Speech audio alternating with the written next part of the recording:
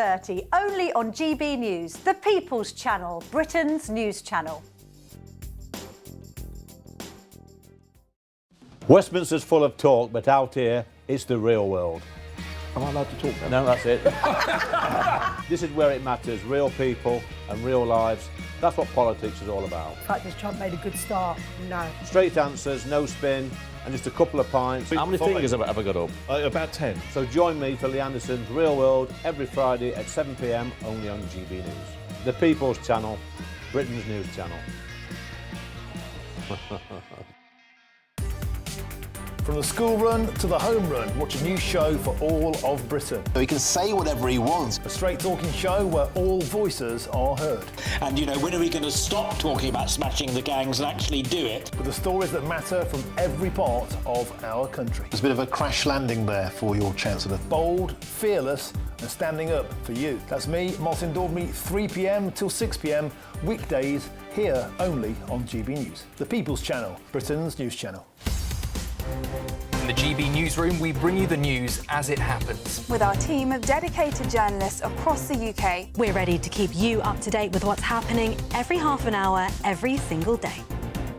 Bulletins here on GB News. The People's Channel. Britain's news channel. I'm Bev Turner. Thank you for joining us on GB News, the People's Channel, Britain's news channel.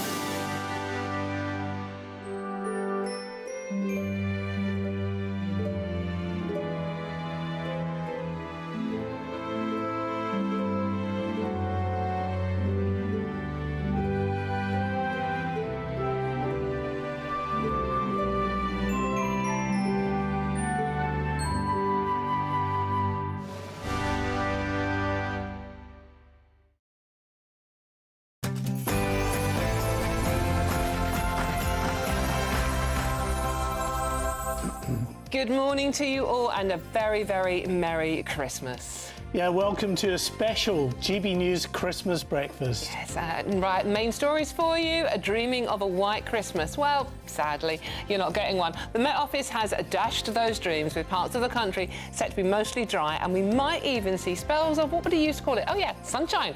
But we're not giving up hope for a Christmas miracle. Yes, 1 billion presents already delivered and thousands of miles travelled. We'll be tracking the rest of Father Christmas's journey as he finishes delivering presents across the world. And thousands of people have gathered in Bethlehem for the first public celebrations in 2 years due to the war in Gaza. The King will make his Christmas speech from Westminster Abbey, where he's expected to talk about the pilgrimage of life and the lessons it can teach us about today's issues.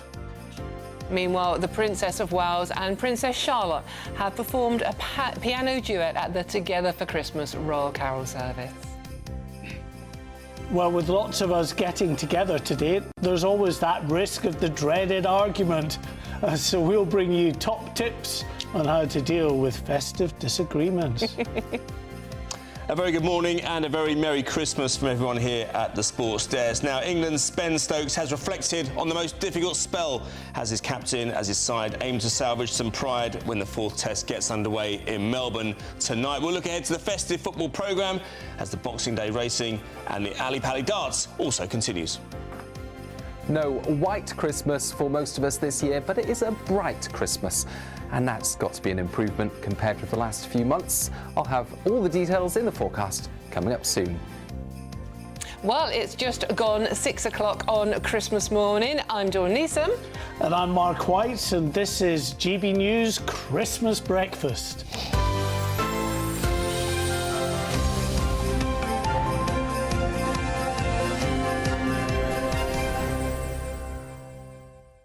So a very, very Merry Christmas yes, to you the bestest, all. the bestest, merriest Christmas imaginable. Thank you. You almost sounded like you meant that, Mark. We are going to demonstrate with Aidan in the studio today. Merry Christmas. Merry Christmas to you. Good to see you. Dobney handshake. Yeah, it is. Oh, right, OK, I can't reach. But we're going to demonstrate how not to fall out on Christmas Day. So you just follow our tips to avoid, you know, festive fracas over the dinner table. Festive fracas. We won't fall out. As long as the champagne is flowing, we'll be fine.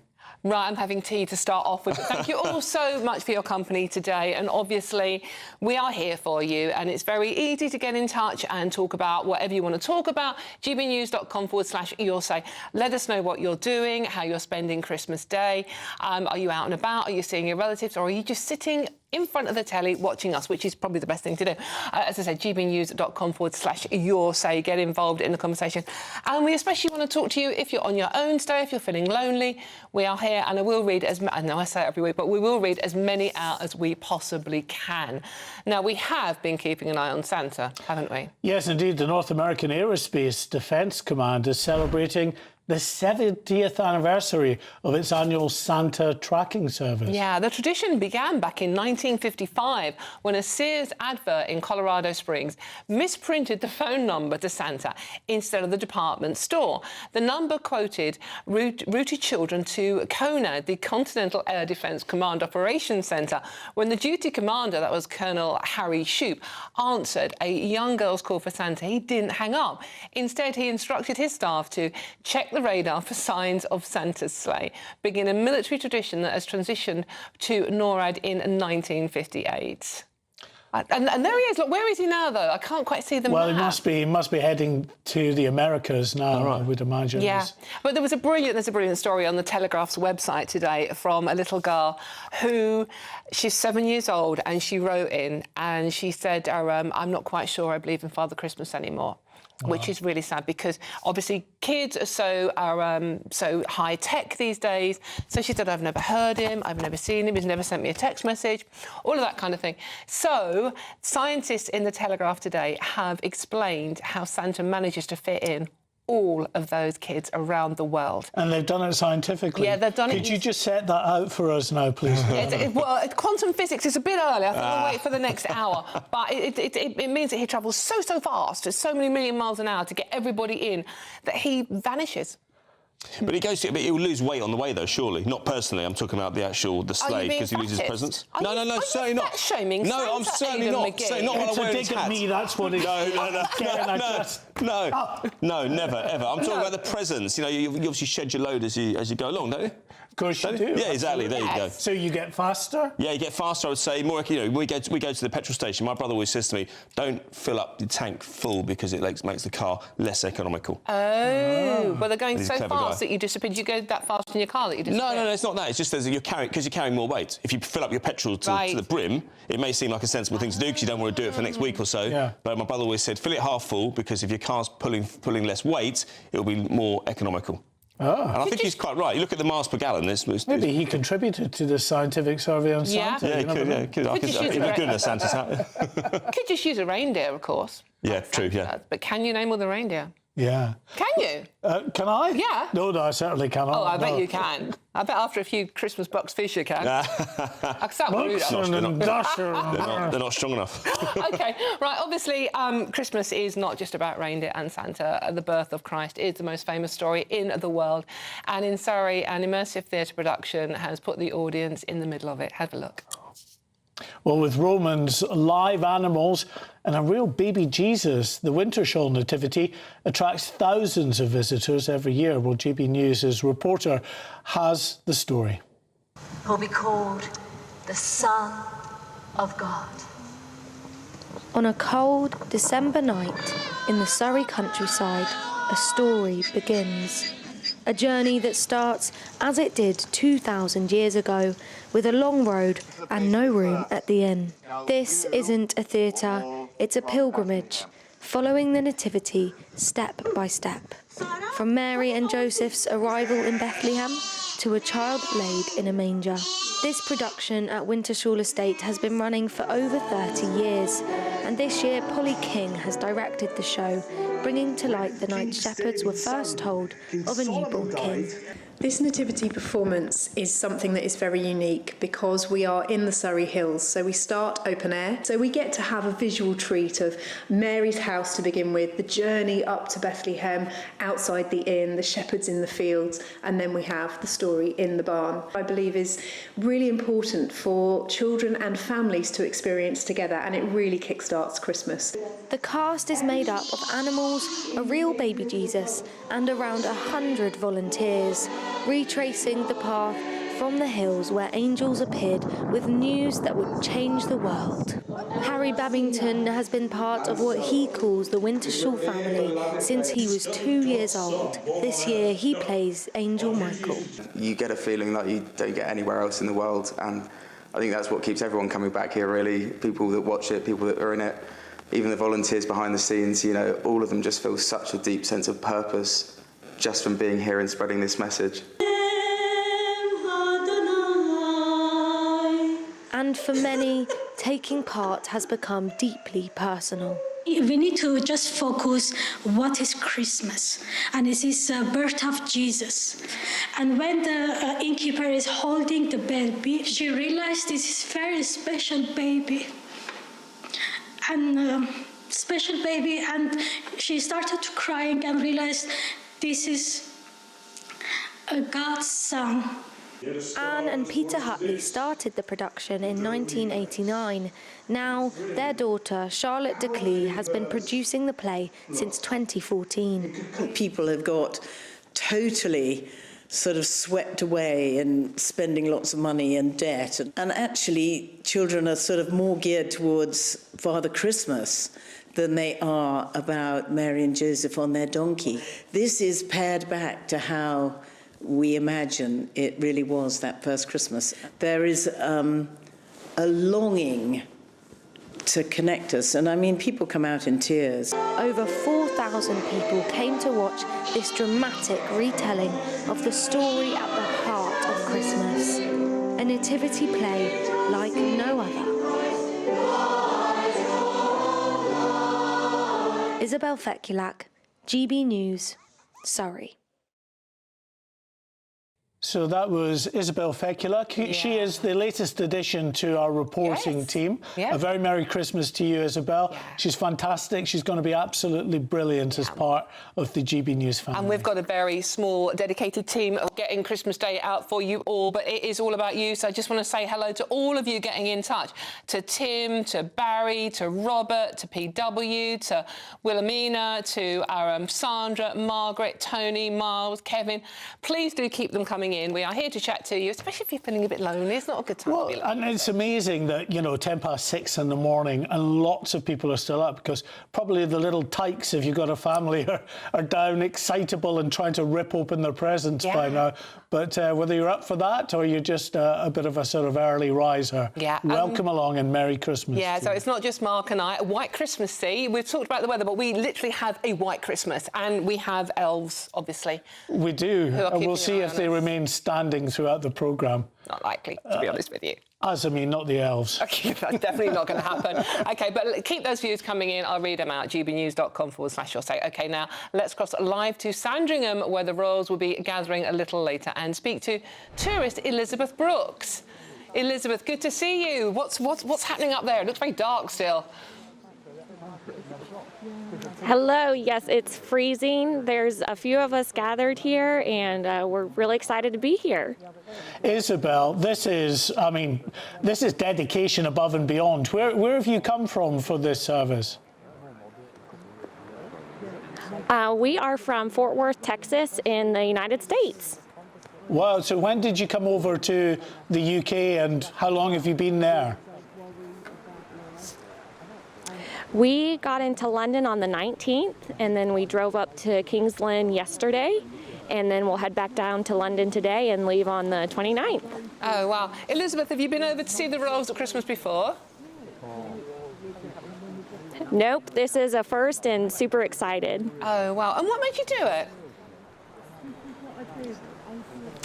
I've long adored your British royal family and the Queen and Will and Kate, and it's a once-in-a-lifetime opportunity, and you get to get close and just wish them well and adore everything they do and their service to the world. And what else are you going to be doing when you're in London? And we've seen a few West End shows, some shopping at Liberty, and sleep, lots of sleep for vacation. Elizabeth, tell us, obviously, as you say, you're from the United States. And many people in this country, obviously, they love the royal family, but it might be a surprise to them just how popular the royals are in the US. Just, you know, just set out for us how they are loved across in the States. Yes, I think we don't have anything like it, and I think especially having representatives separate just from politicians is something very unique and special and glamorous, and ultimately the history is something that I love. There's just nothing quite like it, and like I said, the service, you're born into it, so there's not really a choice, and so to do it with such grace and grace really is wonderful and inspirational. I'm going to put you on the spot now and ask you who your favourite royal is. Kate. Catherine. Yeah. No, she's done For sure. Yeah, she's done a wonderful carol service where she duets with her daughter Charlotte. That's going to be lovely, isn't it? Yes, I saw that. I haven't seen it yet, but I was scrolling the media this morning and saw it posted, so I want to go back and watch that. Oh, that's lovely. Elizabeth Brooks, thank you very much for joining us, and a very Merry Christmas to you and your family, and enjoy your stay in the UK. Thank you so much for joining us live from Sandringham. Merry Christmas to you, Elizabeth. Well, the royals are going to be going to church later on, and we will be covering that live for you. So Kate's her favourite royal. That could have been awkward. Phew. Well, I know, yeah, well, I didn't think she was going to say that one, to be honest with you. OK, well, I mean, we are having a white Christmas here in the studio, obviously, with the lovely Mark White. But... And the lovely Don French. Thank you. Don French. I can speak French, I can do whatever you want, to be honest with you. It's Christmas Day. But what is the weather actually looking like for the rest of the country? Let's have a look with Aidan McGivern.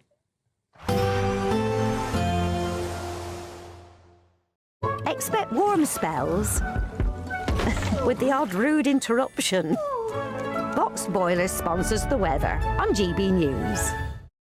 Hello and a very Merry Christmas to you. I hope you're having a peaceful day so far. It is not a white Christmas, but a bright Christmas out there for many of us. However, a strong easterly wind is blowing and that's going to make it feel cold. The wind strong enough that it could cause some impacts across parts of Wales and the southwest. 55-mile-per-hour gusts, large waves near coast. Bear that in mind if you are jumping in the sea, as many people do on Christmas Day. Perhaps the odd sleety shower in the far southwest of Cornwall. Otherwise, for the vast majority, it's simply a dry and bright Christmas day. Plenty of sunshine away from the northeast.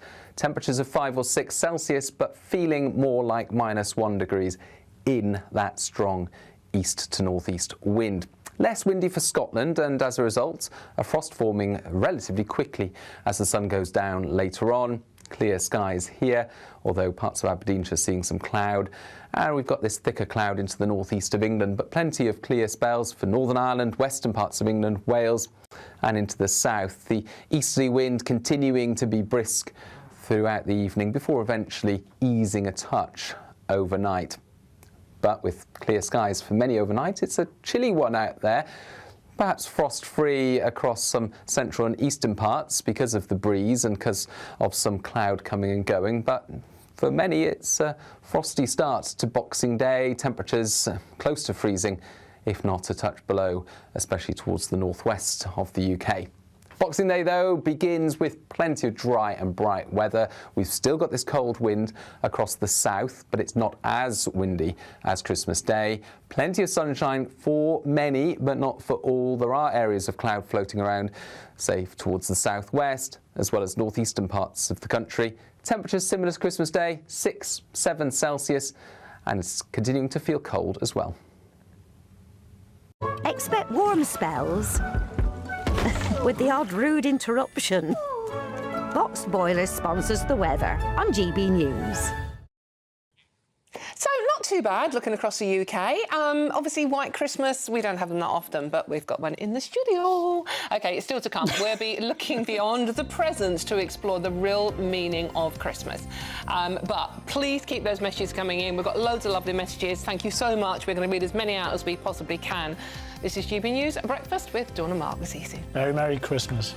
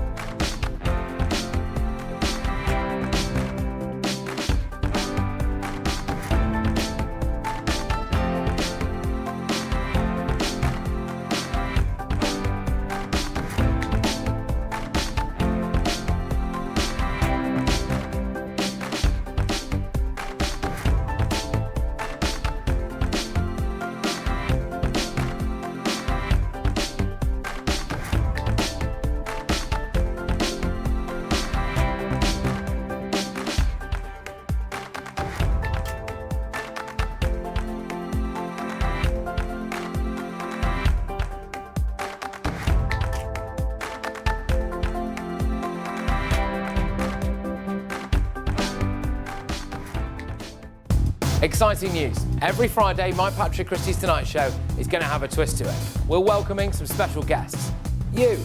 That's right, on Fridays I'm going to be doing my show in front of a live studio audience because this show is about you and what you have to say. It's going to be the same big debates, same big topics, same big opinions, but every Friday night at 9 p.m. you are invited to come on down to Patrick Christie's Tonight to be a part of the action. Only on GB News, the People's Channel, Britain's news channel.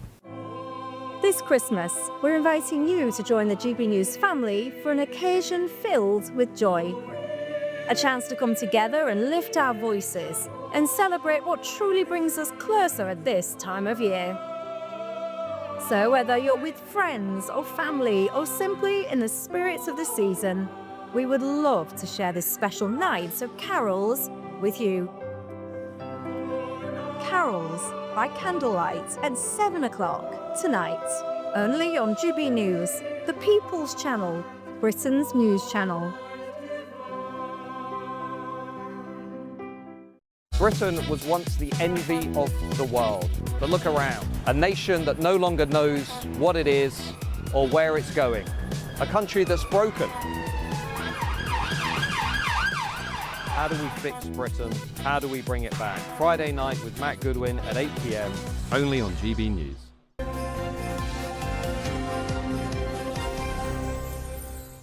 Welcome back and a very, very Merry Christmas to all of you from everybody here at GB News. Thank you for joining us today.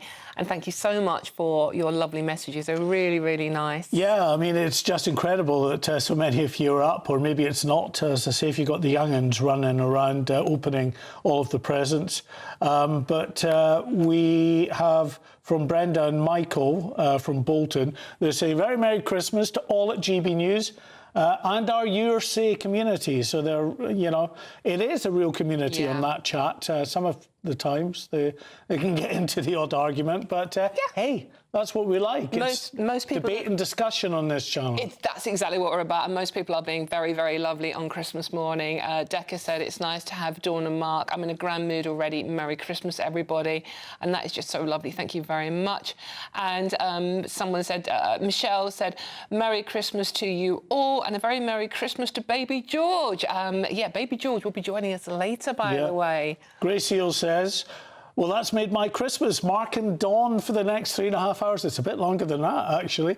We're on until 11 o'clock this morning. Yeah. But, yeah. Well, if we last that long. We will last. We will be fueled by mince pies, strong cups of tea, and maybe a cheeky box fizz or two.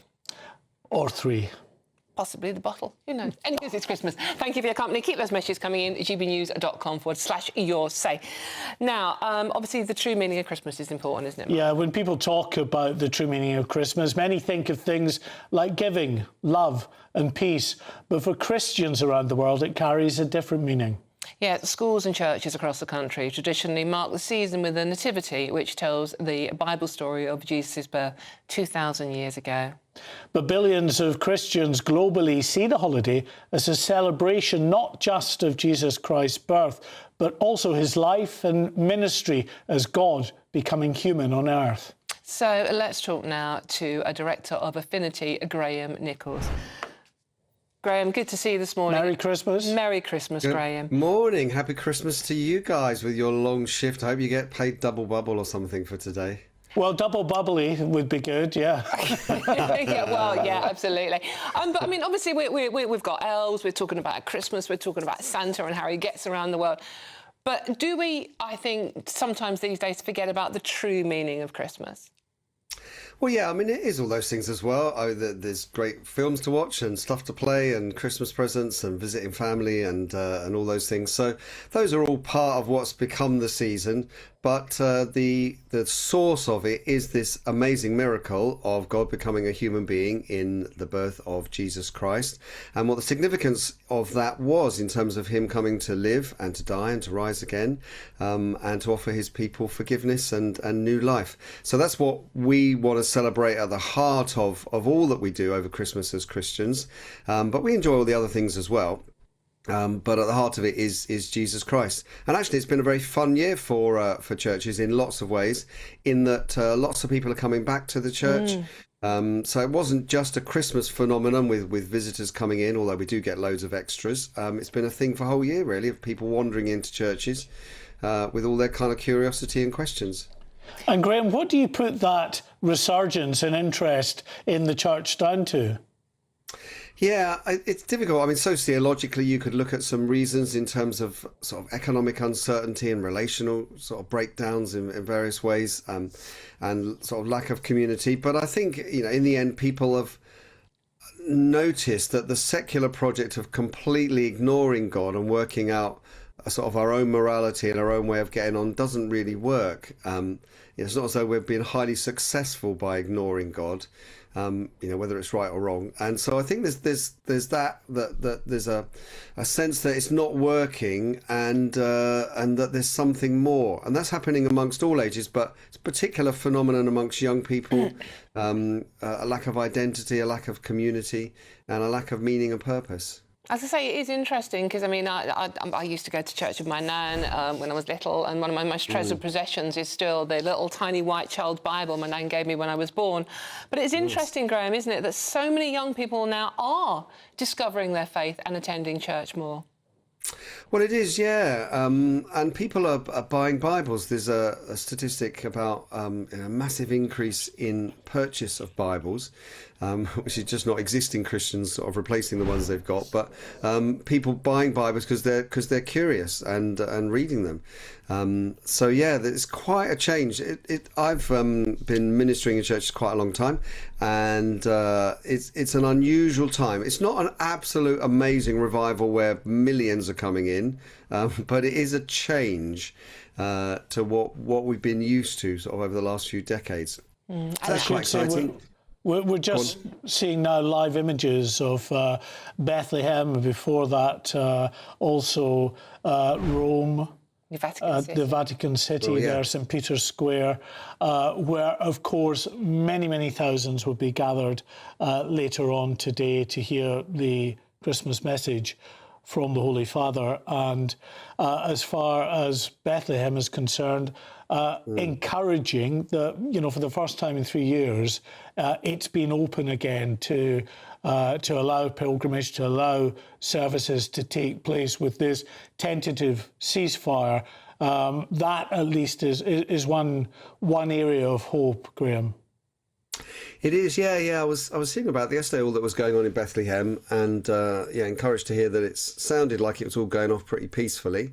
So that was a good thing. We're not particularly into sort of pilgrimages as our kind of set of churches that I'm involved in, but I would like to go to Bethlehem. I haven't actually been.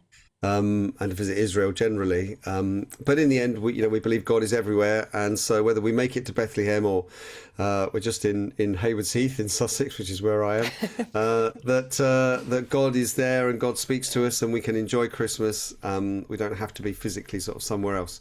But yeah, we're praying for a peaceful year ahead as well. There's obviously still lots of conflicts going on in the world and lots of persecuted Christians as well across the world, which doesn't get much publicity most of the time. Yeah, I think that's a very important point. We have covered the story here on GB News about Christians, certainly in Africa, being persecuted for their beliefs and some of the horrors inflicted on them there. Graham, what would be your message to everyone watching and listening today on Christmas Day? What message would you like to give people? Yeah, that's a great question. Thank you. I do wish everyone a peaceful and a joyful Christmas, but I would love everyone to take a look at what the Bible says about the birth of Jesus, about the life of Jesus, about the death of Jesus, about the resurrection of Jesus, and what that means to you. Start in the Gospels, Matthew, Mark, Luke or John, and have a read through and look at this person, Jesus. And I think people will say, not only is there this novel, interesting birth, but this is really fascinating life story, and this person that you'll grow to admire and want to worship as you read through. He's an amazing character, Jesus Christ, and we want to celebrate his birth today, and we'd love other people to join us in that. What a wonderful message. Thank you so much. That's Graham Nichols, Director of Affinity, and a very Merry Christmas to you and yours, Graham. Merry Christmas, Graham. Thank you.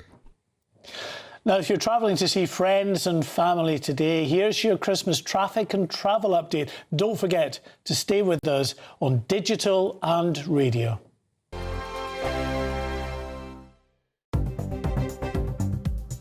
Good morning, this is the latest AI travel news from gbnews.com. The A83 is restricted at Locknell Street, Loch Gilphead due to roadworks. Traffic on the A55 must adhere to a 30 miles per hour speed limit on Britannia Bridge. In Birmingham, all lanes on the M6 northbound exit slip at junction 6 for the A38M south are closed. In Wokingham, the M4 westbound has a collision between junctions 10 and 11, closing 2 of 4 lanes. Surrey's M3 eastbound has a lane closed between junctions 4 and 3 due to a broken down vehicle. And on the trains, both the Avanti West Coast and Caledonian Sleeper report no service. For more travel news, go to gbnews.com.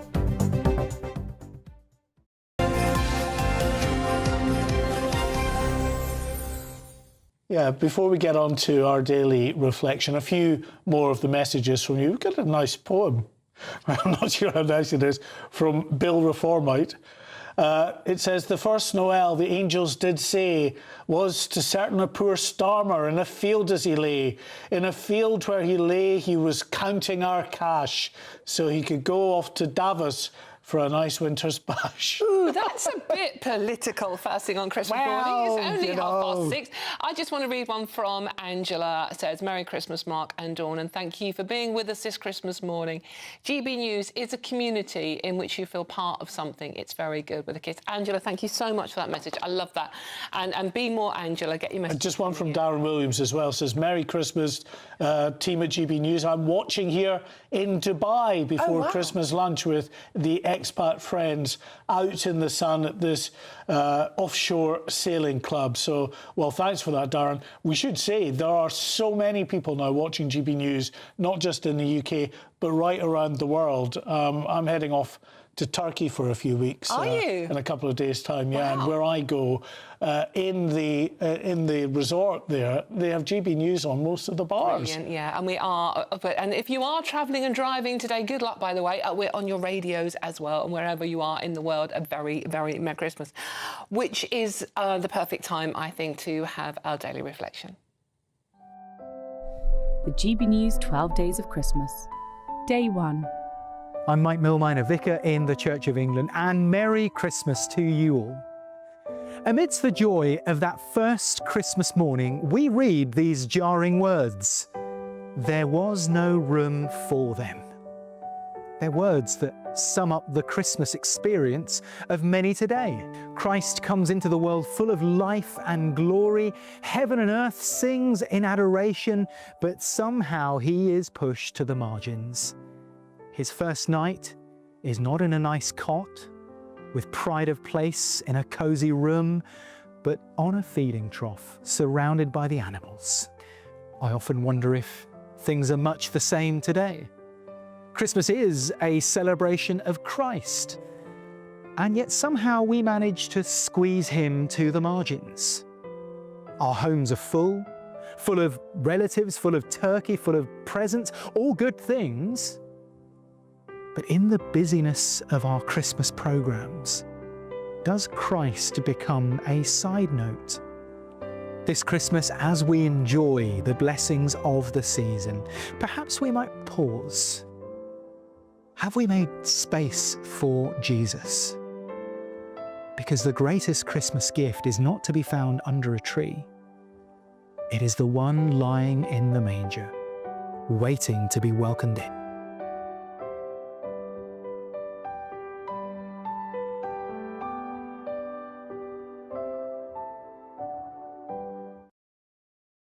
They really are beautiful, these reflections. really I'm so glad that this channel does that, because I think it just offers something new and you know, very fulfilling to You know many what I people. like about it, Mark, is even if you don't have faith, you don't have a faith, it's just about the meaning of being a good person. Yeah. You don't have to. You don't have to have a.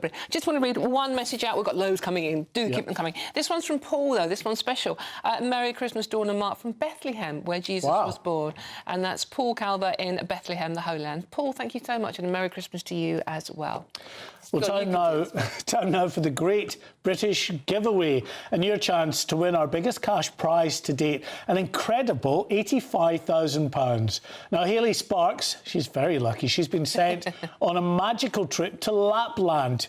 Here's her report.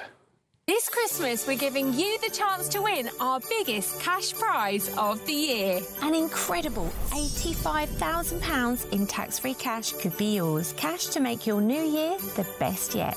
And we've come to the fabulously festive Aurora Collection Resort here in Lapland to celebrate. Imagine what next year could look like for you with a whopping £85,000 in the bank. You could find yourself on the adventure of a lifetime, or just safe in the knowledge that next year is on us. £85,000 of tax-free cash really could be yours.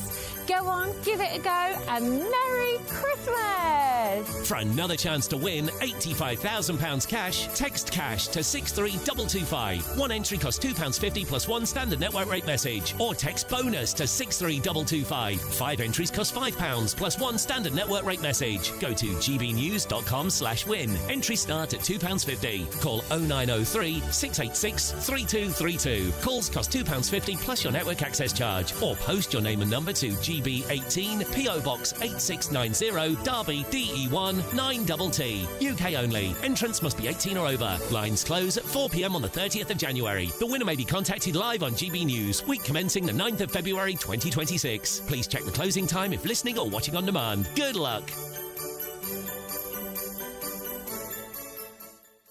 Good luck indeed. Right, just quickly, Michelle's got in touch. Michelle, sorry, forgot to mention Mark's jumper. Very nice. I love Mark. What a compassionate man. Oh, it is a very nice jumper. OK, now I'm being ready. Oh, my God, we're only half an hour in. Still to come, our sports presenter, Aidan McGee, is bringing us the latest. What on earth is he doing? Not just in sports, but on his cooking endeavours too. He's a top chef. This is GB News Christmas Breakfast with Dawn and Mark. See you soon. I'm Michelle Dewberry, this is Jubes & Co with you. Hello everyone, Patrick Christie is here to GB News, Britain's news channel. Access the stories that matter to you. Take the GB News family with you on any device, and as long as you have an internet connection. Tune in to GB News, anywhere on the planet or beyond. GB News, the People's Channel, Britain's news channel. From the school run to the home run, watch a new show for all of Britain. So he can say whatever he wants. A straight talking show where all voices are heard. And, you know, when are we going to stop talking about smashing the gangs and actually do it? With the stories that matter from every part of our country. There's a bit of a crash landing there for your Chancellor. Bold, fearless and standing up for you. That's me, Martin Daubney, 3 p.m. till 6 p.m, weekdays, here only on GB News. The People's Channel, Britain's news channel. Westminster's full of talk, but out here, it's the real world. Am I allowed to talk No, now? that's it. This is where it matters, real people and real lives. That's what politics is all about. In fact, has Trump made a good start? No. Straight answers, no spin, and just a couple of pints. How many fingers have I got up? About 10. So join me for Lee Anderson's Real World every Friday at 7 p.m, only on GB News. The People's Channel, Britain's news channel. You want to know what's really going on in the corridors of power? Labour don't know what to do with you half the time, and that makes you quite lethal in the chamber. Get behind the headlines with Chopper's Political Podcast. Join me, Christopher Hope, as I sit down with the great and the good of British politics. We'll see where this ruling takes us. These are the stories shaping our nation. Chopper's Political Podcast, available now on all platforms. Listen in and stay ahead. Decisions made in Washington aren't just shaping America, they're shaping Britain too. From migration to global security, from crime to health. Whatever happens in the White House today will be felt in your town or city tomorrow. That's why The Late Show is live from Washington, D.C. Cutting through the politics to show you what it all means for Britain. The Late Show live every night at midnight. Only on GB News, Britain's news channel. Bold. They are under no illusion. Ray. Are you a human trafficker? Boundless. I've had enough of the nonsense, and I'm not afraid to say it. Don't get this on the BBC. Every weeknight, I tear through the headlines. The smell of gasoline. Should we be worried about it? From Westminster madness to cultural war chaos. I'm going to do now, they are throwing things out the car as we speak. Get ready, Britain. Here we go. Patrick Christie's tonight, weeknights from 9 p.m, only on GB News, Britain's news channel.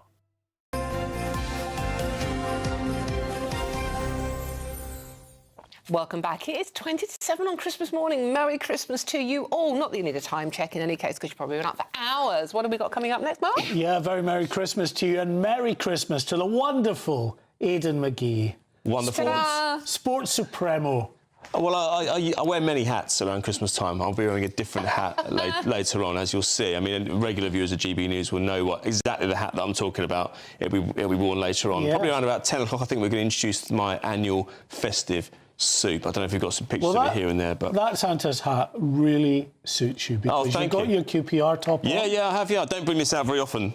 I was going to wear it yesterday, but I thought, no, save it for Christmas Day. There we go. There's the soup there. We saw it going into the teas. This is me trying it last night for the first time. As you can see, my face animations are completely natural. I'm looking forward to it, Aidan, because you put a little bit more cayenne pepper in than normal. Yeah, I know. I love it spicy. I did. I had to rename it. It was going to be called celery and sweet potato soup. Right, but I had to rename it as spicy celery and sweet potato soup. Excellent. But don't worry, you can try it later on and let me know what you think. Be as honest as you possibly can. I tried to do it with budget in mind because I want people to look at it and think, actually, I'll give that a go either later today or even next year or any time, because it's not necessarily a festive one, but I think the starter is somewhere where you can be a little bit creative. We kind of know what we're going to get, don't we, on the main course. We know it's going to be turkey. We know it's going to be sage and onion stuffing. We know it's going to be sprouts. We know it's going to be gravy. We kind of know what we're going to have for dessert as well. But on the starter, show your creativity. Get those big, bold, rambunctious flavours onto your plate. Passionate chef, and that's what we like. Without doubt.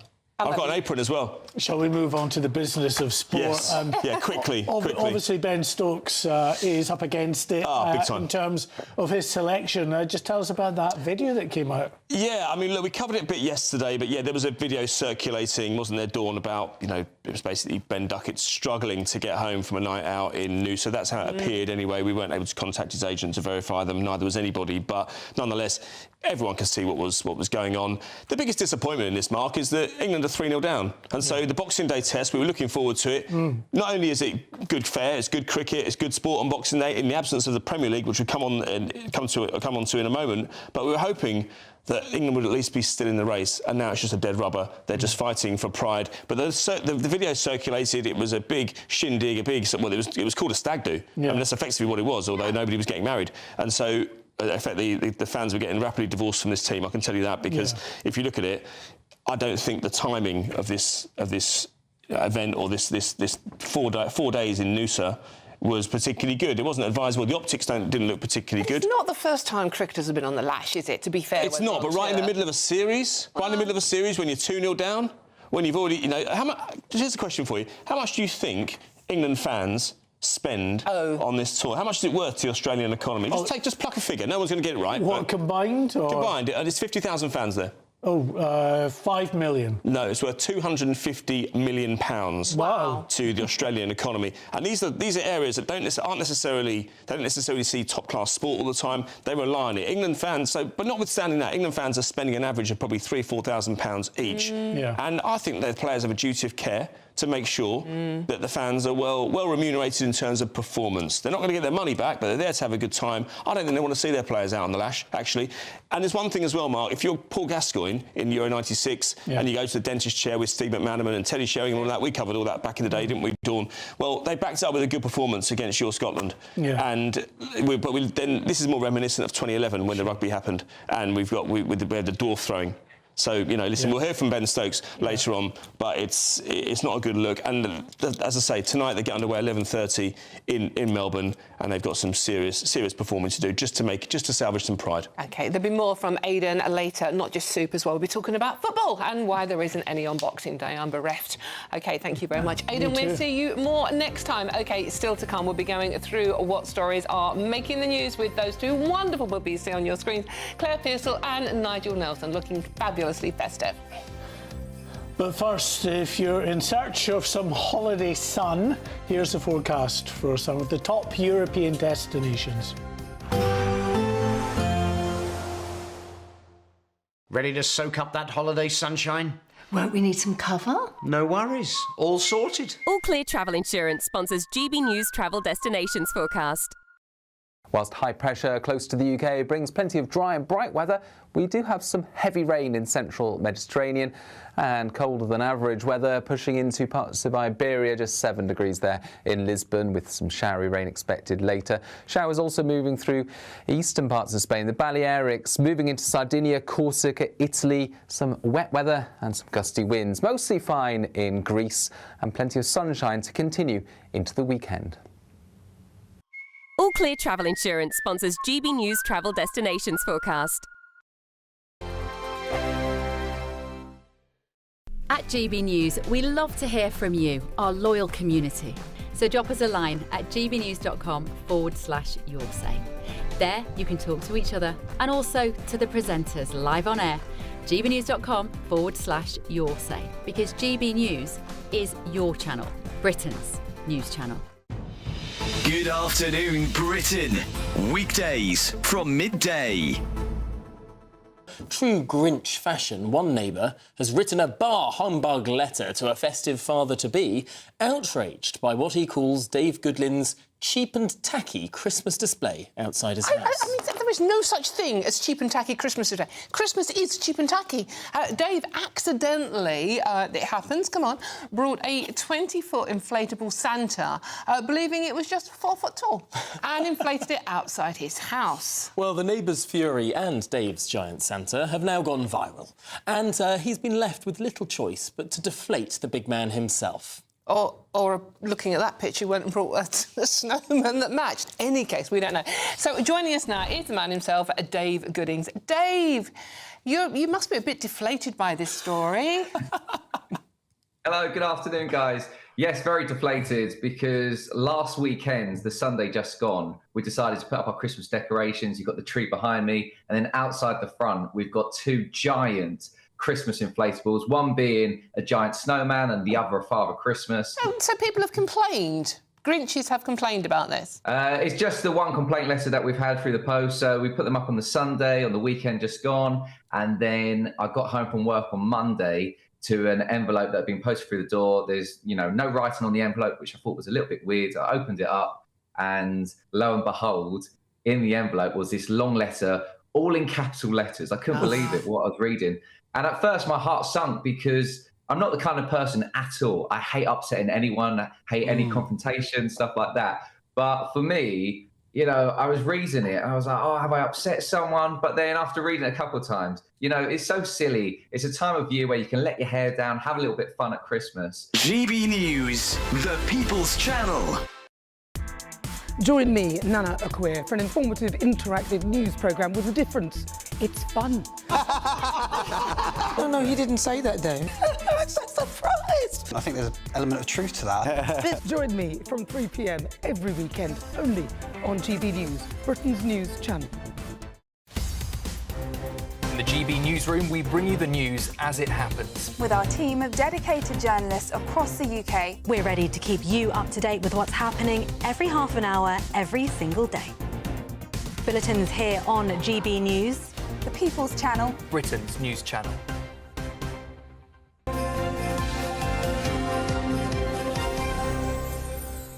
Welcome back and Merry Christmas to all of you. Now we've got a real treat for you. Joining us is the wonderful, very happily married at Christmas, obviously, Nigel Nelson and Claire Pearsall, to go through all the stories that are making the news in their lovely festive Santa hats, which Nigel absolutely adores wearing. He refuses to take it off, if I'm completely honest, doesn't he, Claire? He does, yeah, that's it. He's worn it in the car, he's worn it last night to a party, that will be on all afternoon now. It does suit you, you've got a little, say that. a little ear of Father Christmas about. We just need the beard. I'd have to wear it all year round. And obviously Labour red for Nigel and Conservative blue for the gorgeous Claire. See, got it the right way around. Claire, so we're going to start with one of your stories, are we?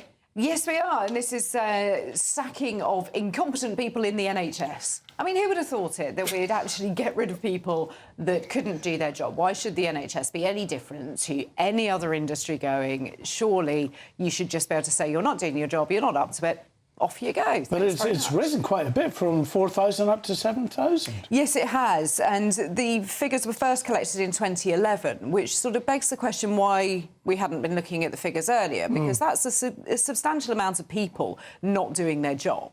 So I think the NHS... They always sort of say that there's so much pressure and they can't get staff, but seemingly they have an awful lot of them just not being able to do the job that they're employed to do. And it's very, very costly to get rid of them. But I don't think that should be any excuse. We have to stop that. The NHS, you're there to look after people. You need to be able to do it competently. I suppose, though, Nigel, that those sort of come to the defence of the NHS will argue that it's such a massive employer. Is it over 1 million? Or It's 1.5 million. Yeah. So, in fact, 7,000 is a very tiny proportion of the people who actually work there. So the majority of people in the NHS are obviously doing a good job. And I think, Claire is right on this one. There's not one we're going to Steady actually... on, Nigel. We're not going to fall out over this one. That, if you can't do your job, of course you should be sacked. Wes Streeting, the Health Secretary, has made it absolutely clear that managers who don't meet their targets are going to have to go. And I think if you're going to try and get the NHS back on track again, anybody who's not pulling their weight should disappear. Yeah.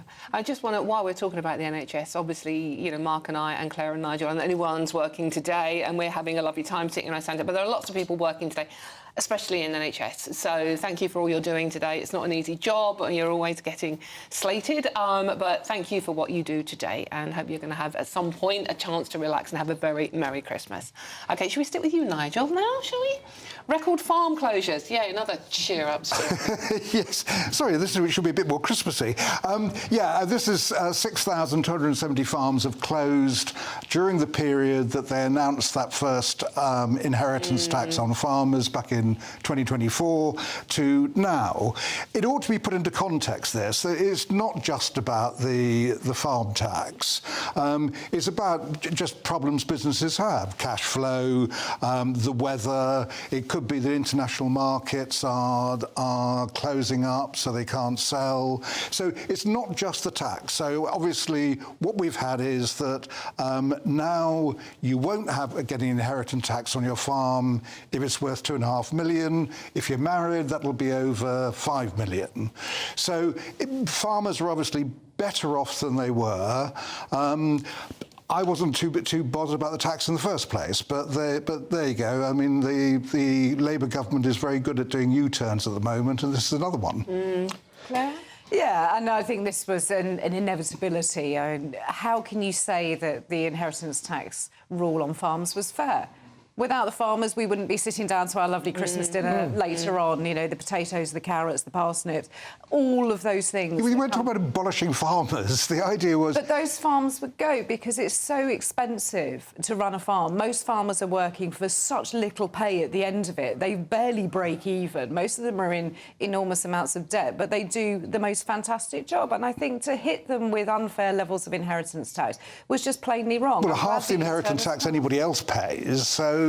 But it's not like a house, it's not an asset, this is a working farm, and it's not something that you think, oh, I'm going to go into farming and I'm going to be loaded. People work extremely hard all of the year in all weathers, and they're going to get hit really hard. These are not rich landowners. These are not the people you should be going No, after. but now, at least for the way they've changed it, that the landowners are more likely to get hit. I mean, there is a figure out there that only 44% of people who claimed agricultural relief, which was the alternative to not paying inheritance tax, actually did any farming in the previous 5 years.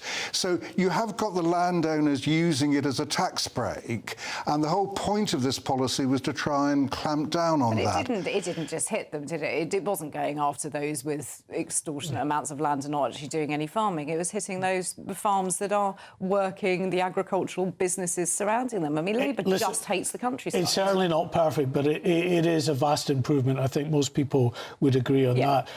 Final one for this hour. To me, this just strikes me as a complete and utter nonsense. In the Times, reporting that these super drones could be helping prison escapes. I must admit, when I read the story, it felt like it was the new Christmas movie that was going to come out. It was the new sort of Die Hard coming in with drone picking up people. Apparently, there are the sort of military-grade drones that can pick up a human person of quite substantial weight of the average man and take them out of a prison. So somebody would fly them over and, you know, the wrong one would be standing there with his arms up, waiting to be lifted up and taken off to freedom. I mean, it's quite hysterical. I'm sure it could happen. There are some industrious people out there. I like the one line here is that not only do they take drugs in to prisons or these drones, they're taking Ozempic in now.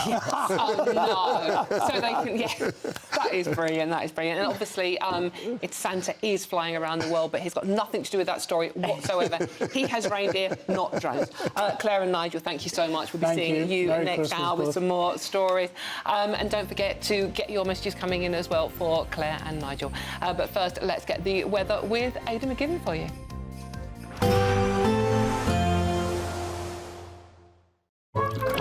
Warm and cosy, with a chance of zero visibility. Boxed Boilers sponsors the weather on GB News. Hello and a very Merry Christmas to you. I hope you're having a peaceful day so far. It is not a white Christmas, but a bright Christmas out there for many of us. However, a strong easterly wind is blowing and that's going to make it feel cold. The wind strong enough that it could cause some impacts across parts of Wales and the southwest. 55-mile-per-hour gusts, large waves near coast. Bear that in mind if you are jumping in the sea, as many people do on Christmas Day. Perhaps the odd sleety shower in the far southwest of Cornwall. Otherwise, for the vast majority, it's simply a dry and bright Christmas day. Plenty of sunshine away from the northeast. Temperatures of 5 or 6 Celsius, but feeling more like -1 degrees in that strong east to northeast wind. Less windy for Scotland, and as a result, a frost forming relatively quickly as the sun goes down later on. clear skies here, although parts of Aberdeenshire seeing some cloud. And we've got this thicker cloud into the northeast of England, but plenty of clear spells for Northern Ireland, western parts of England, Wales, and into the south. The easterly wind continuing to be brisk throughout the evening before eventually easing a touch overnight. But with clear skies for many overnight, it's a chilly one out there. Perhaps frost-free across some central and eastern parts because of the breeze and because of some cloud coming and going. But for many, it's a frosty start to Boxing Day. Temperatures close to freezing, if not a touch below, especially towards the northwest of the UK. Boxing Day, though, begins with plenty of dry and bright weather. We've still got this cold wind across the south, but it's not as windy as Christmas Day. Plenty of sunshine for many, but not for all. There are areas of cloud floating around, say, towards the southwest, as well as northeastern parts of the country. Temperatures similar to Christmas Day, 6-7 Celsius, and it's continuing to feel cold as well. Warm and cosy, with a chance of zero visibility. Boxed Boilers sponsors the weather on GB News. Merry Christmas from my family to yours. A very, very happy Christmas. Merry Christmas. Merry Christmas. Merry Christmas from GB News.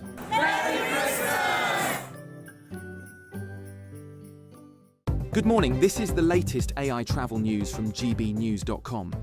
The A38 in Loch Gilphead is currently restricted in both directions at Lochnell Street due to emergency roadworks, which are anticipated to cause significant delays for motorists. Similarly, a strict speed limit of 30 miles per hour is imposed on the A55 in both directions at the Britannia Bridge due to essential ongoing maintenance work, which will remain in effect until further notice. Furthermore, train services face considerable disruption. Avanti West Coast and Caledonian sleeper trains are currently not in operation, causing widespread impact on travel schedules.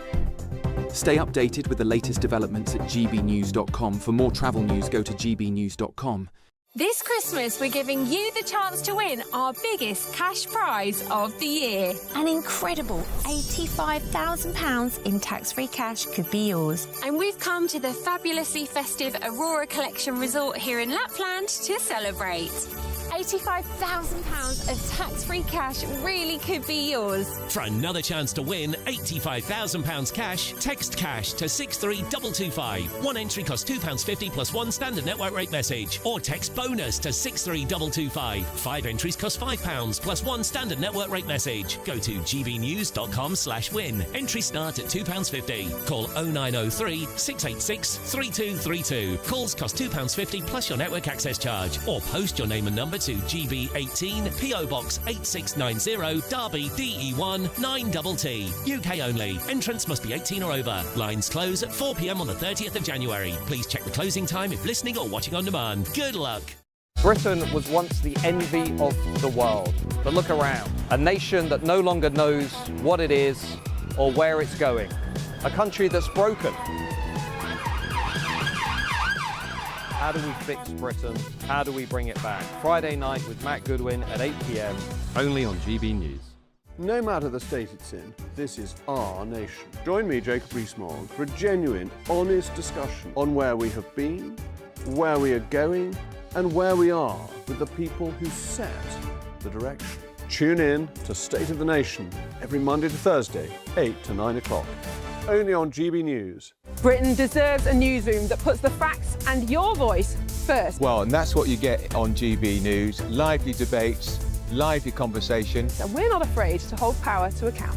And each other. So join me, Andrew Pierce. And me, Miriam Gates, for Britain's Newsroom, weekdays from 9:30 on GB News.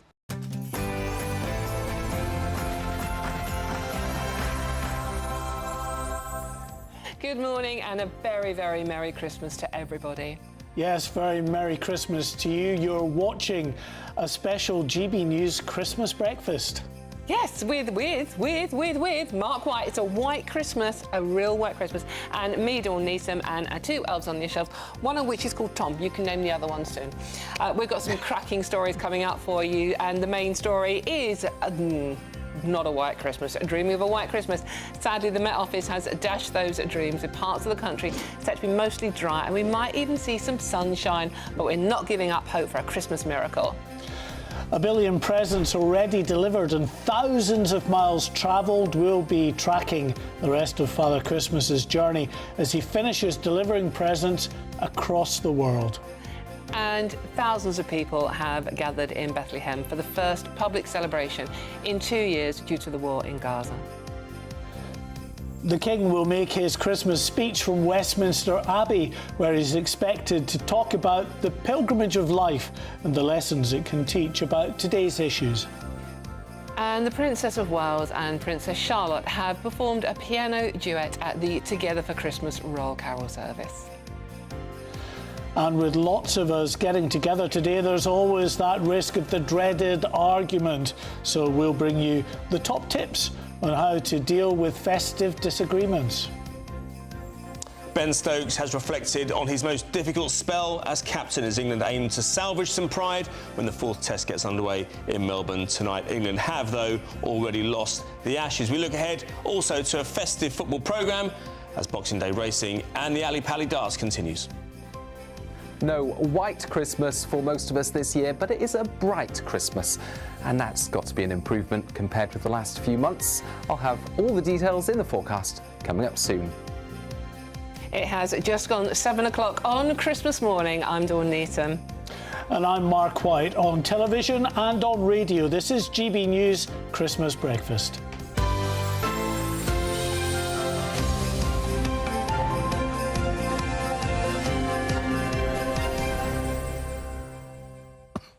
So thank you so much for your company this Christmas morning. We love being here, don't we? Oh, we do. Genuinely. Merry Christmas to you. Yeah, very Merry. We genuinely like Aidan's with us. Well, 25th in a row. 25th Christmas Day in a row, I've got. Wow. I just enjoy it. I think if you're a sports reporter, you should be Yes. available around this time. Yeah. No Boxing Day football tomorrow, of course, but usually that's different. So. Yeah. Yeah, we'll talk about that later. That's a scandal. I know, it's a little bit, yeah. But this show, as always with GB News, is all about you and what you're doing on Christmas Day. We're here to keep you company if you're feeling lonely as well. We are here to have a chat, so get in touch, gbnews.com/your say. And we also want to see what you're doing as well, not just talk to you. Yeah, so send us photographs, video, anything that you're up to, you know, preparing your Christmas feast. You're probably having a little sort of pre-Christmas food this morning. Cracking open the booze this early in the morning. If you're like me, that's exactly what you'd be doing. The thing is, right, if you behaved on Christmas Day at any other time of year like you behave on Christmas Day, like, you know, you've got alcohol open at sort of 7 o'clock in the morning, you're probably having a breakfast of, unless you're Aidan McGee, who is the top chef, you're probably having a breakfast, if you're me, of, like, Quality Street. Other chocolates are available, obviously, and you've probably got sellotape in unmentionable places by now already. Any other day of the year, that just makes you sound completely mad. Yes, indeed. Shall we have a look at where Santa is at the moment? We can bring you the latest tracker now that gives us an indication of where he is. He's past Alberta in Canada and heading to Yellowknife. Yes, again, obviously that's going to be good for the reindeer because it's been very cold and snowy up there. But do you know how all this started? Absolutely fascinating story. The North American Aerospace Defense Command celebrating the 70th anniversary of its annual Santa tracking service. And this year is no different. Father Christmas is currently over Yellowknife in Canada, we've just mentioned. And it's been going for a long time, this now. Yeah, it was, and it was born of a mistake. A young girl that had called, she was expecting to call a sort of a department store. They'd misprinted the number on some advertising, and she ended up calling CONAD, which is the sort of North American at that time tracking service. Yeah. At that time, of course, in the 50s, it was Cold War, and it was all about tracking nuclear missiles. Well, yeah, there'll be no fly zones for Santa, won't there? Yeah, absolutely. But the man in the operations centre that was in charge took the call from the young girl, didn't want to disappoint her, so he put all of his staff on tracking Santa, and it's become a tradition ever since. It's beautiful. OK, and I think we've got some of your pictures coming in as well. gbviews@gbnews.com is the way to get the pictures in. Now, lots of you have been getting in touch, and a message from a viewer, Roy, in Perthshire, has got in touch to say, good morning, Dawn and Mark. 25 years ago today, my wife, Sarah, and I got married in Hawaii on Christmas Day. Oh, and we celebrate not only Christmas today, but also our wedding today, our wedding anniversary, and today is our silver wedding anniversary. Wonderful, wonderful. Congratulations, you two. That's absolutely lovely. That's Roy and Sarah. Thank you. Well, that's some wedding, Hawaii. Wow. Yeah, definitely, yeah. Fantastic. Hawaii Five-0. Did you just watch Hawaii Five-0? We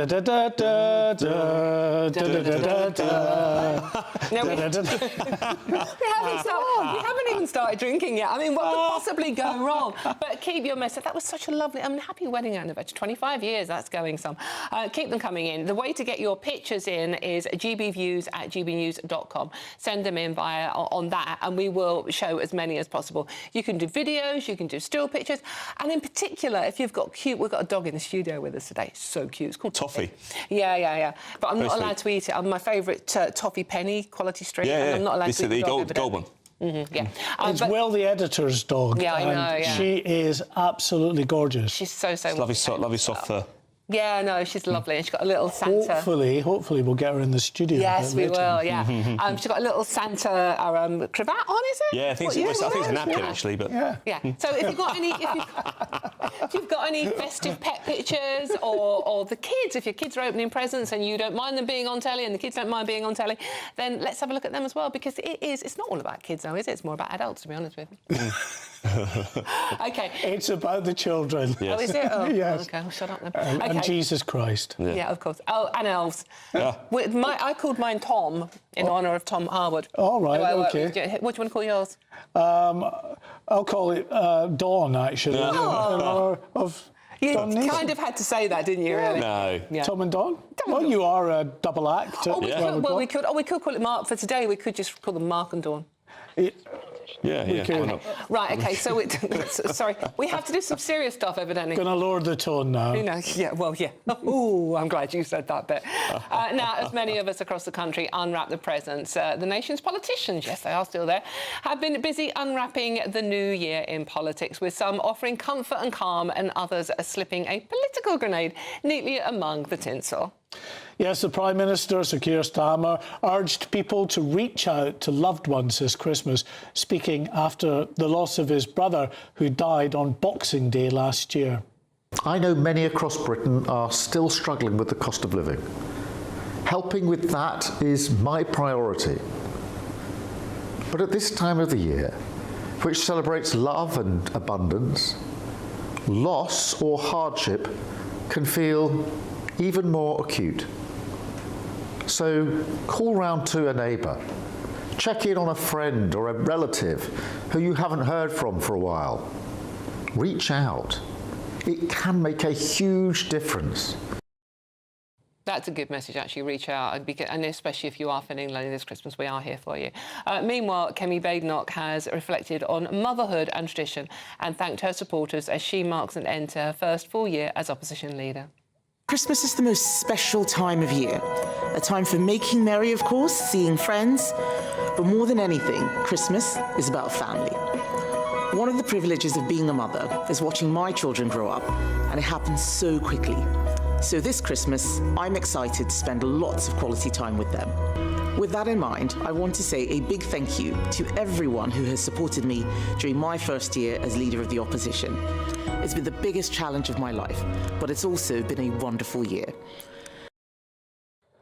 Well, the Liberal Democrats struck a sharper note with Sir Ed Davey using his festive message to warn about right-wing conspiracy theories, even dragging the Trafalgar Square Christmas tree into the argument. Now, this Christmas tree behind me gets a lot of abuse every year.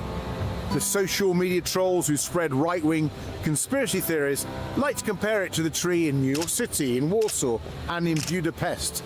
They say it is an example of our country's decline. And I have to admit, on the surface, it does look a little underwhelming, but it's also my favourite Christmas tree. Well, no words. In any case, meanwhile, over in Clacton, Reform UK leader Nigel Farage delivered a more hands-on Christmas message, dropping off presents to young people and local workers in his constituency. Here in the Clacton constituency, delivering gifts to kids in the homes, and oh boy, you know, if you've got problems in your life, think about some of these youngsters and what they've gone through. Then, of course, we've been out and collecting gifts from the butcher so the ambulance crews can have a really good meal on Christmas Day, and just going out around the community and feeling very much they were actually pleased for the local MP to make the effort to come to see them. And to FC Clacton, where lots and lots of screaming kids were looking forward to a really big sit-down meal. A lot of those kids, foster kids, etc., and for them to all be together, and wasn't it joyous? And that's what Christmas really, I think for many of us, is about. Oh. And whilst we eagerly await to hear what the Green Party leader Zach Polanski's message will entail, it's expected that he'll call for £100 million to be spent on kindness to Channel migrants in pre-recorded message set to be delivered at 3 p.m. The same time, of course, as the King's speech. I know which one I'll be watching. It's not all about you, Zach, by the way. Any case, former political advisor James Price joins us now to delve in the real message behind the messages. James, what did you make of that lot? Well, good morning, everybody. Merry Christmas. Thank you for having me, especially to Aidan's purple Christmas jumper. Blimey, that is fabulous. It was a real mixed bag, wasn't it? I mean, let's start with the Prime Minister. It's obviously a very sad message about his poor brother that he lost this time last year. And it's also, I think, very nice of him to make this point about wanting to reach out to people. But even when Starmer talks about things that he genuinely cares about, we know, for example, he really loves football, but when he talks about it, it sounds so insincere. I don't understand how the guy has been in frontline politics for a decade now and yet still manages to come across as so wooden, bless him. And I think it was GB News' Patrick Christys who tweeted out a day or two ago that when the Prime Minister went to do that trip to go and see members of the armed forces, which is always a wonderful tradition, he sits there and they're all having their full English breakfast and he's just got a plate of beans in front of him. And as Patrick Christys asks, why is he always so weird with these things? So I give him a 4 or 5 out of 10 on the Prime Minister's message. What about Ed Davey, though? He going overtly political, standing next to that scrawny old Christmas tree in Trafalgar Square and telling us we should love it. Well, if I had to give him a rating, it's maybe a 0.5 out of 10 because he doesn't, fall over and his trousers don't fall off. The story of that Christmas tree is actually wonderful. It is a gift every year from Norway because we took the Norwegian royal family in during the Second World War. So it is a nice story. But Davey manages to politicise it and go on about, what was it, right-wing trolls and conspiracy theories. I mean, look, I know we're up early talking politics on Christmas Day, but there's a better time and place to do it. And Ed Davey, of all people, who during the last election campaign was off debasing himself, playing on log flumes and messing around with stunts, you'd have thought he could have come up with something a bit more full of Christmas cheer, couldn't you?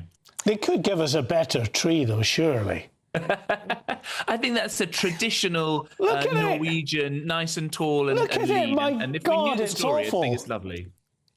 It's tradition. I mean, it's what most of the trees look like in the forest. I mean, they don't all look like that, unfortunately. Certainly don't look like that. Yeah, I mean, that one in New York City, maybe the last time they see something quite as fancy in New York, given the new mayor they've got coming in is going to bankrupt the city in record time. But we've managed to avoid that, and despite Sadiq Khan's tenure in London. And I think it's a lovely symbol because it's Britain at its best. Even I think the Swedes refused to take in the Norwegian royal family. A Swedish chap who works for me was telling me the story. It's a low moment in Sweden's history and a great moment for Britain that we took the Norwegian royals in, and there's a lovely Christmas message in there, I'm sure, as well. OK, and let's just mention Kemi. It's her first year as leader of the opposition. I mean, she seems to be finishing the year on a bit of a personal high in the polls.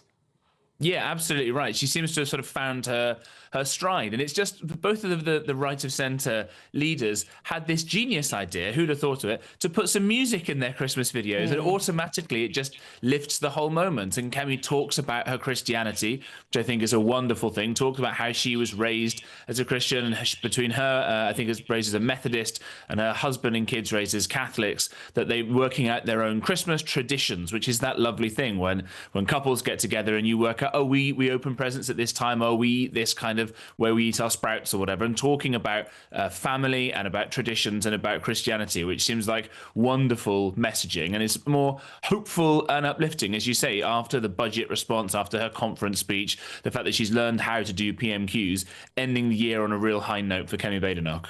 Okay, James, and just quickly, and finally, what are you up to today? What's your Christmas day looking like? I'm back in my mum and dad's family village, and I wouldn't normally compare myself to Jesus. There's no room at the inn because of so many other family members staying at mum and dad. So we're in the local hotel around the corner, and we'll be popping around to mum and dad's after this. Oh, brilliant. Well, have a wonderful day with your family. Merry Christmas, James. That's our political advisor, James Price there. Thank you very much.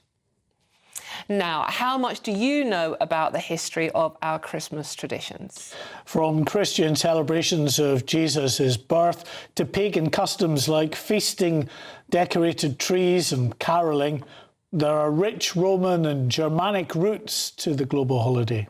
So now let's talk to historian Martin Whittock. I'm fascinated by this. Martin, OK, Santa hat, fairly obvious, I would have thought, where Santa's hat comes from. Well, yes and no, because before the 1870s, you'd have said, what's with the red and white gear? Because Father Christmas, who's well known in this country since the 15th century, tended to wear green clothing, green in the time of winter. And then in the 1850s, 1860s, Santa Claus, who'd been taken to America by Dutch settlers, that then began to cross the Atlantic again, and the two kind of fused. Till by the 1870s, Father Christmas and Santa Claus were kind of thought of as being names of the same person, two names for the same person, and the fuse has continued. People still sometimes drift from Father Christmas to Santa Claus, but actually Father Christmas is the embodiment of Christmas celebration in this country since the 15th century, and he wouldn't have worn red and white like I'm doing now. So that's part of a basically 2,000-year growth of tradition that's changed and created our traditional Christmas of today. Wow. And we've been talking about trees already this morning, with some people being a bit grinchy about the one in Trafalgar Square. What's with Christmas trees? Why do we decorate them? Well, that's a very good question. The first thing to say is the Bible doesn't say when Jesus was born, OK? So this midwinter festivity was first fixed in about 354 by the church, and it kind of took over pagan celebrations that were happening at the time. And then from 567, it started a 12-day celebration of Christmas, the 12 days of Christmas. And then Christmas, this amazing celebration. I'm a Christian, and it's this central feature that Jesus became, God became a real person in Jesus, and brought us back to himself. It's absolutely central. That became the beginning of this great festivity time of 12 days, not the culmination as it often is now. 12 days of Christmas. And during these 12 days of Christmas, in the medieval period, there were great celebrations. 877, a law code of King Alfred said nobody must work on the 12 days. 1223, we have the very first nativity scene in Italy, set up by Francis of Assisi. That gets people into the season as well. But also at this time of the year, people had often traditionally brought greenery in from outside to celebrate life in the middle of winter. And we know, for example, that right through the Middle Ages, people are bringing greenery, holly, ivy, other evergreens into church and into their homes. And it becomes then part of this Christmas celebration that says, well, you celebrated life continuing in the middle of dark winter. Well, we're going to give you an even bigger reason for doing that, because the light of the world has come in to bring us life from God. So that then continues, and it can be quite a boisterous time. For example, lords of misrule in medieval households, where often the servant was made the lord for the day, or even for the 12 days. It all got really quite boisterous, so much so that in 1645, Puritans banned it. Christmas was banned in 1645 until 1660 in this country. And in fact, in Scotland, it wasn't a public holiday again until the 20th century. 20th century, quite extraordinary. And then Christmas is under more pressure. 1833, the Factory Act says there are only 2 days off work apart from a Sunday. That's Christmas Day and Good Friday. So the 12 days takes an absolute dive. But it fights back in the 1840s. We see the royal Christmas tree being put up by Albert and Victoria. We have the first Christmas card being sent in 1843. We have Dickens writing a Christmas carol and saying, let's fight back and save Christmas. And a lot of what we understand with Christmas now, the Christmas tree, a German tradition, the idea of crackers, they appear as well. Sending Christmas cards, that often appears in the 1840s. Figgy pudding and Christmas mince pies that used to contain meat, they become a Christmas staple, but yeah, exactly, I know. But now they are much more vegetable, of course, so often still made with suet. Then in the 1870s, we get a lot more modern carols being produced, as the church says, this Christmas thing. You know, we've always celebrated it, but there really is an opportunity here to tell people about Jesus and the good news of the gospel. And a lot of our modern Christmas carols come into play then. Although older carols are still celebrated in pubs around Sheffield. And so we have this amazing then recreation of Christmas, and Father Christmas, well, Santa Claus, crosses the Atlantic in the 1850s and 60s and gives us the kind of gear I'm wearing today. Martin, Martin, sorry, my lovely, we're running out of time, sorry, but we'll finish where we started with Santa. Thank you very much. That's historian Martin Whittock. Merry Christmas to you, Martin. Merry Christmas, Martin. Thank you very much. God bless. Now, a big moment of Christmas Day is seeing the royals as they head to church. So let's cross live to Sandringham and speak to royal enthusiast John Laurie. Is it Laurie? Is that right? John Lockery. Lockery, I do apologise. John Lockery. John, a very good morning and a Merry Christmas to you. Wrapped up warm there. I guess it's cold. And you too. Yes, you've gone over and above to get there to see the Royals later today. Where have you come from, and why did you want to be there today? Well, I've come from London. Well, it's a very special day today at Sandringham. Well, it's more special because we're going to share Christmas Day with the royal family, and we've seen them go to church and also greeting people and having flowers for Catherine, Princess of Wales, and talking to the family as well. That's very moving, and it's great to have it to be here. Also for the King's speech at Westminster Abbey for the first time. A monarch's ever done a Christmas speech to the United Kingdom, the Commonwealth, and the world, and talking about the year. That's what a way to spend Christmas at Sandringham, where all the royal family will be, and we're with them as well, sharing Christmas with them. In a way, we're sharing dinner with them in a way, lunch, Christmas lunch, because we're there with them. And it's very moving. And we greet each other for Christmas and talk about what we've been doing in the year. Oh, that's lovely. What's special for me. John, have a wonderful, wonderful time and enjoy your day. That is royal enthusiast John Lockery there at Sandringham, live for us. Sharing Christmas dinner with the royals. Maybe they'll give them some pigs and blankets or something like that. It looks a bit nippy there, it has to be said. So let's find out what the weather is going to be like today around the country with Aidan McGibbon.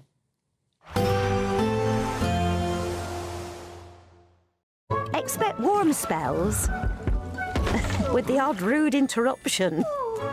Boxed Boilers sponsors the weather on GB News. Hello and a very Merry Christmas to you. I hope you're having a peaceful day so far. It is not a white Christmas, but a bright Christmas out there for many of us. However, a strong easterly wind is blowing and that's going to make it feel cold. The wind strong enough that it could cause some impacts across parts of Wales and the southwest. 55-mile-per-hour gusts, large waves near coast. Bear that in mind if you are jumping in the sea, as many people do on Christmas Day. Perhaps the odd sleety shower in the far southwest of Cornwall. Otherwise, for the vast majority, it's simply a dry and bright Christmas day. Plenty of sunshine away from the northeast. Temperatures of 5 or 6 Celsius, but feeling more like -1 degrees in that strong east to northeast wind. Less windy for Scotland, and as a result, a frost forming relatively quickly as the sun goes down later on. clear skies here, although parts of Aberdeenshire seeing some cloud. And we've got this thicker cloud into the northeast of England, but plenty of clear spells for Northern Ireland, western parts of England, Wales, and into the south. The easterly wind continuing to be brisk throughout the evening before eventually easing a touch overnight. But with clear skies for many overnight, it's a chilly one out there. Perhaps frost-free across some central and eastern parts because of the breeze and because of some cloud coming and going. But for many, it's a frosty start to Boxing Day. Temperatures close to freezing, if not a touch below, especially towards the northwest of the UK. Boxing Day, though, begins with plenty of dry and bright weather. We've still got this cold wind across the south, but it's not as windy as Christmas Day. Plenty of sunshine for many, but not for all. There are areas of cloud floating around, say, towards the southwest, as well as northeastern parts of the country. Temperatures similar to Christmas Day, 6-7 Celsius, and it's continuing to feel cold as well.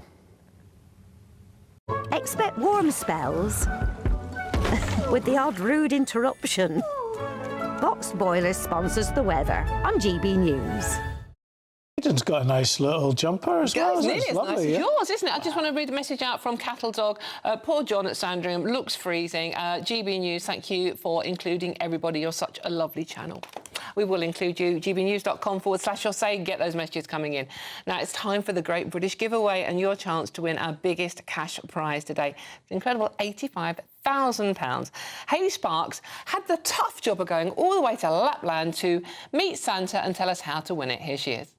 This Christmas, we're giving you the chance to win our biggest cash prize of the year. An incredible £85,000 in tax-free cash could be yours. Cash to make your new year the best yet. And we've come to the fabulously festive Aurora Collection Resort here in Lapland to celebrate. Imagine what next year could look like for you with a whopping £85,000 in the bank. You could find yourself on the adventure of a lifetime or just safe in the knowledge that next year is on us. £85,000 of tax-free cash really could be yours. Go on, give it a go, and Merry Christmas! For another chance to win £85,000 cash, text cash to 63225. One entry costs £2.50 plus one standard network rate message. Or text bonus to 63225. 5 entries cost £5 plus one standard network rate message. Go to gbnews.com/win. Entries start at £2.50. Call 0903 686 3232. Calls cost £2.50 plus your network access charge. Or post your name and number to GB18 PO Box 8690 Derby DE1 9TT. UK only. Entrance must be 18 or over. Lines close at 4 p.m. on the 30th of January. The winner may be contacted live on GB News, week commencing the 9th of February 2026. Please check the closing time if listening or watching on demand. Good luck.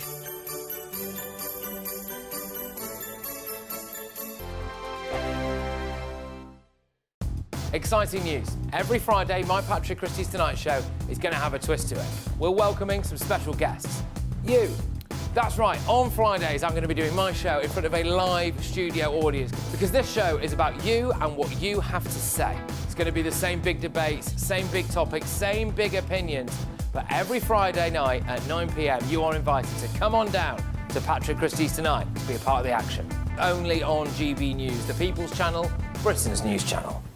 Hi, I'm Michelle Dewberry and my show is your opportunity to cut through all the noise and dive in headfirst to some robust debates. Ideas clash. Situation, isn't it? Because the failure is... You're deliberately avoiding my point. Nothing's held back. And if you think this is the end of it, wait for more. And we do not shy away from the difficult stuff. Sometimes I want to shake people and say, if only you understood.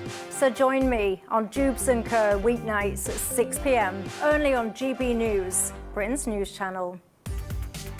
From the school run to the home run, watch a new show for all of Britain. So he can say whatever he wants. A straight talking show where all voices are heard. And, you know, when are we going to stop talking about smashing the gangs and actually do it? With the stories that matter from every part of our country. There's a bit of a crash landing there for your Chancellor. Bold, fearless and standing up for you. That's me, Martin Daubney, 3 p.m. till 6 p.m, weekdays, here only on GB News. The People's Channel, Britain's news channel. Britain was once the envy of the world. But look around. A nation that no longer knows what it is or where it's going. A country that's broken. How do we fix Britain? How do we bring it back? Friday night with Matt Goodwin at 8 p.m, only on GB News. Westminster's full of talk, but out here, it's the real world. Am I allowed to talk then? No, that's it. This is where it matters, real people and real lives. That's what politics is all about. The fact has Trump made a good start? No. Straight answers, no spin, and just a couple of pints. How many fingers have I got up? About 10. So join me for Lee Anderson's Real World every Friday at 7 p.m, only on GB News. The People's Channel, Britain's news channel. No matter the state it's in, this is our nation. Join me, Jacob Rees-Mogg, for a genuine, honest discussion on where we have been, where we are going, and where we are with the people who set the direction. Tune in to State of the Nation every Monday to Thursday, 8 to 9 o'clock. Only on GB News. Britain deserves a newsroom that puts the facts and your voice first. Well, and that's what you get on GB News. Lively debates, lively conversations. And we're not afraid to hold power to account. And each other. So join me, Andrew Pierce. And me, Miriam Gates, for Britain's Newsroom, weekdays from 9:30 on GB News.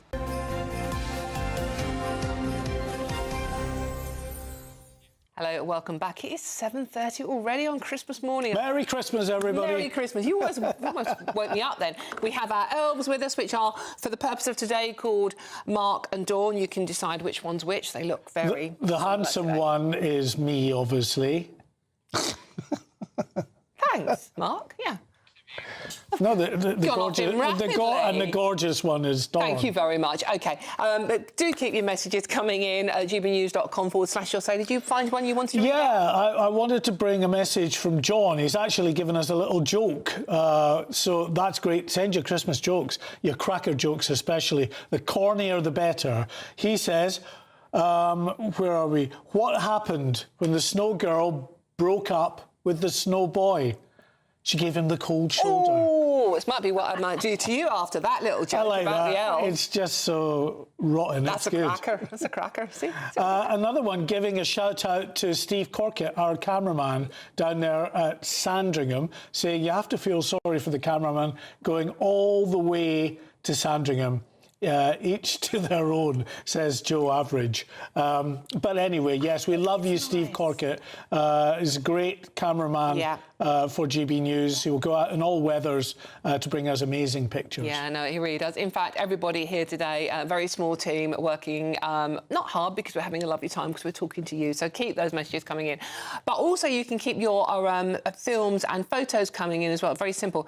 gbviews@gbnews.com. So any pictures you're doing, how you're celebrating today, opening presents, cooking dinner, drinking already. We're not fussy, are we, Mark? So lots of you are sending them in. That's how you do it. gbviews@gbnews.com. Now, Alan sent one in there as well, hasn't he? Yes, and he is, and remember I said we've got lots of viewers all around the world now and listeners all around the world. He's in Ho Chi Minh City in Vietnam. Look at the celebrations there. Beautiful. That's lovely. And he says, all the best, you two. No snow here, watching you live on YouTube every day.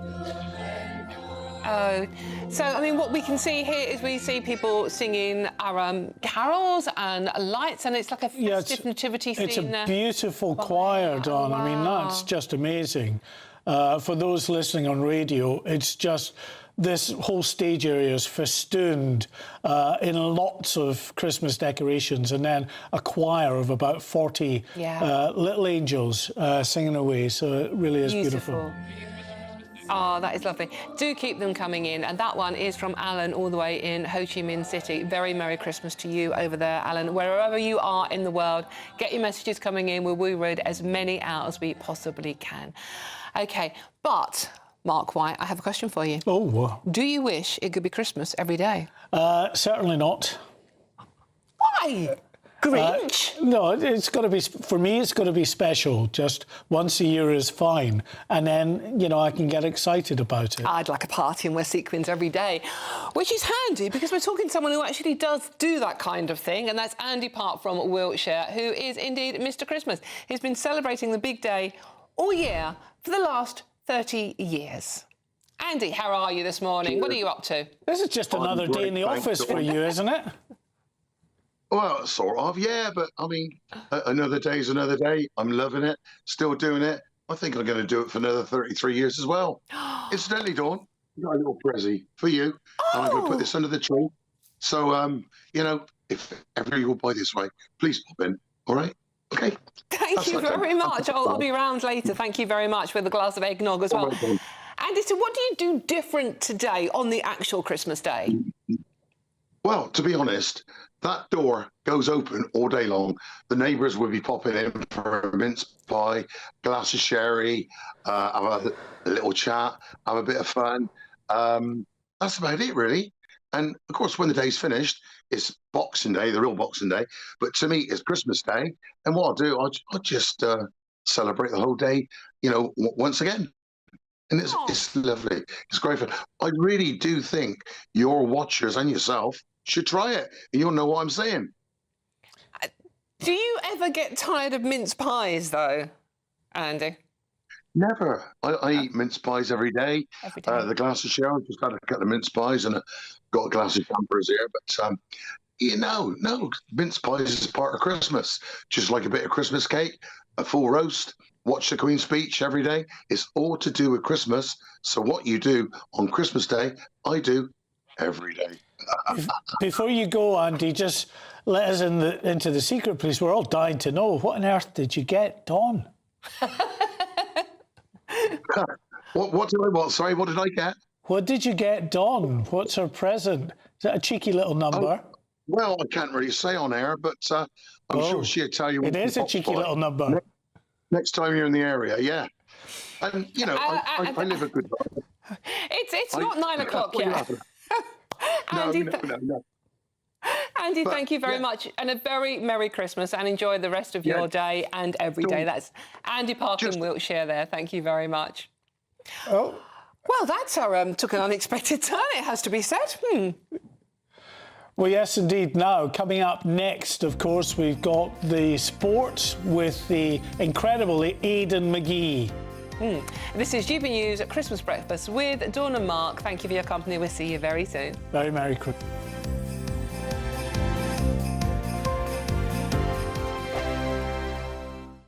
From all of us here at the GB News family, I wish you a very, very Merry Christmas, full of comfort and joy, and a glorious and prosperous New Year. Merry Christmas to everyone watching and listening to GB News.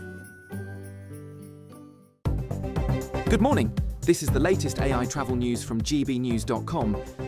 Currently, the A83 is restricted in both directions at Locknell Street, Loch Gilphead due to emergency roadworks, which are causing significant traffic delays. Additionally, motorists travelling on the A55 will encounter a speed limit of 30 miles per hour at Britannia Bridge, and this restriction is expected to remain in place until further notice, affecting journey times. Meanwhile, on the rail front, Avanti West Coast and the Caledonian Sleeper services are experiencing severe disruptions, with no service available at this time due to ongoing issues. Stay up to date at gbnews.com. For more travel news, go to gbnews.com. Bold. They are under no illusion. Ray. Are you a human trafficker? Boundless. I've had enough of the nonsense, and I'm not afraid to say it. Don't get us on the BBC. Every weeknight, I tear through the headlines. The smell of gasoline. Should we be worried about it? From Westminster madness to cultural war chaos. What I'm going to do now, they are throwing things out the car as we speak. Get ready, Britain. Here we go. Patrick Christie's tonight, weeknights from 9 p.m, only on GB News, Britain's news channel. Hi, I'm Michelle Dewberry, and my show is your opportunity to cut through all the noise and dive in headfirst to some robust debates. Ideas clash. Situation, no, isn't it? No, Because the failure is you're deliberately avoiding my point. Nothing's held back. And if you think this is the end of it, wait for more. And we do not shy away from the difficult stuff. Sometimes I want to shake people and say, if only you understood. So join me on Jubes and Kerr weeknights at 6 p.m, only on GB News, Britain's news channel. This Christmas, we're inviting you to join the GB News family for an occasion filled with joy. A chance to come together and lift our voices and celebrate what truly brings us closer at this time of year. So whether you're with friends or family or simply in the spirits of the season, we would love to share this special night of carols with you. carols by candlelight at 7 o'clock tonight. Only on GB News, the People's Channel, Britain's news channel.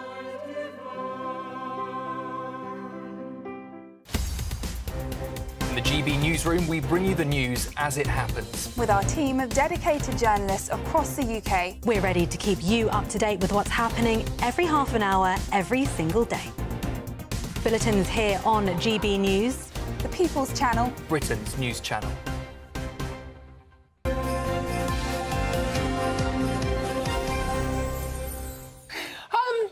Hold on. We're just doing Christmas jokes here. Sorry, you're interrupting our Christmas jokes here. OK, this is one for you, Mark. What did Santa say to the smoker? I don't know. What did he say to the smoker? Please don't smoke. It's bad for my elf. And who did that come from then? Oh, sorry, that came from... Where did that one come in from? Don't give them a credit. That came from John. I'm going to borrow that. From John. Thank you very much. Another one. What do you call a snowman with a six-pack? I don't know, Mark. Abdominal snowman. Abdominal snowman. Oh, yeah, I get it. Oh, my God. Keep them coming in. gbnews.com/say. And as you can see, we have Aidan McGee. Who's the legendary Aidan McGee. Good to see you both. Good to see you both. Look, you're probably wondering why there's no... Well, there's one Premier League match tomorrow. That is shocking. I mean, I love my Boxing Day football. Yeah, well, it's part of not just the tradition. There's a commercial element to it as well. We want to get out of the house. Even back in the day when football wasn't as popular. I mean, there was a time in the 60s where there was football played on Christmas Day. Yeah.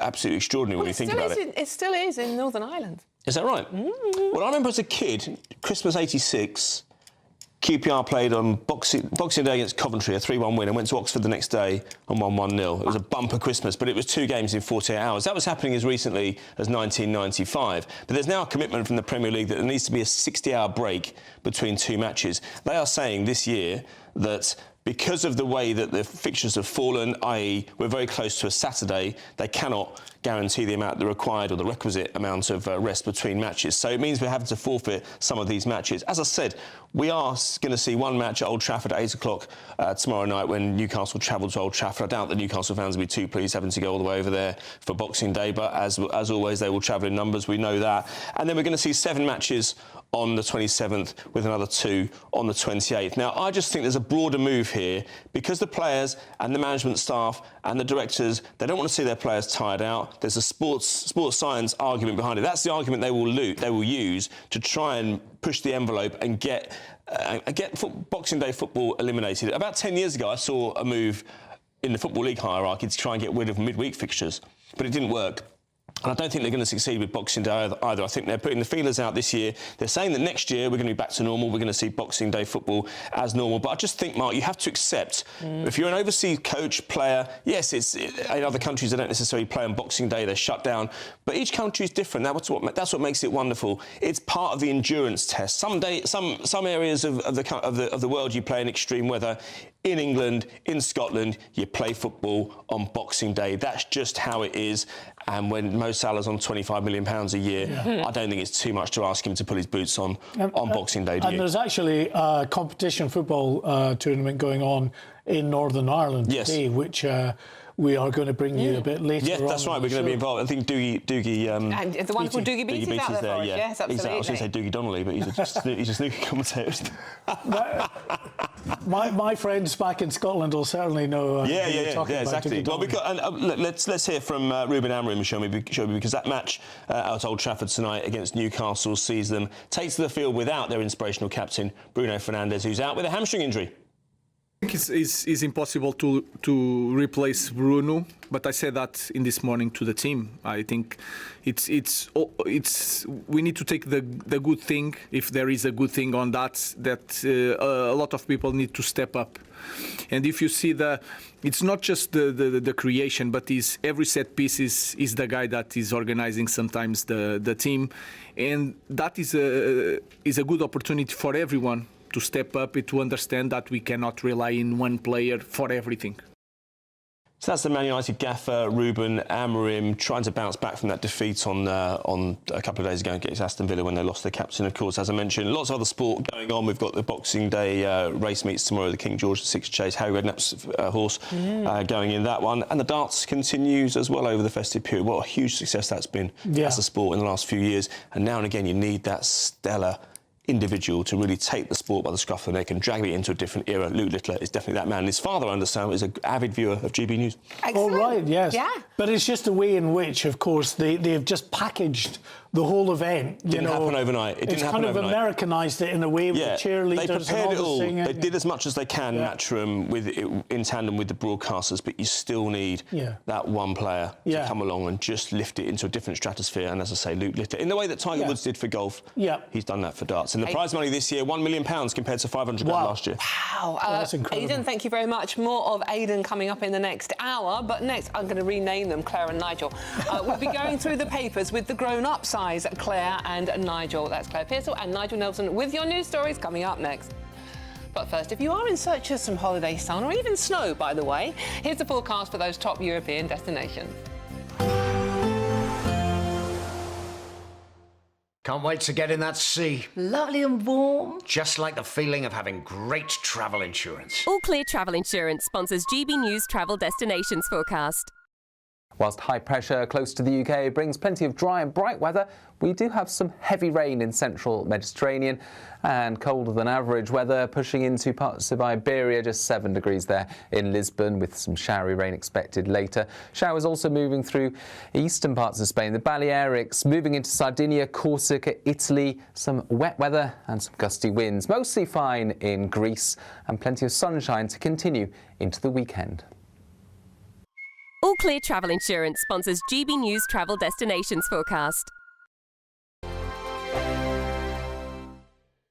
Britain was once the envy of the world. But look around. A nation that no longer knows what it is or where it's going. A country that's broken. How do we fix Britain? How do we bring it back? Friday night with Matt Goodwin at 8 p.m. only on GB News. Good afternoon, Britain. Weekdays from midday. I think a lot of you at home are going to be quite annoyed with this. Now, Tesco, the big supermarket chain, appears to have got rid of the famous Christmas trees, instead renaming them Evergreen trees.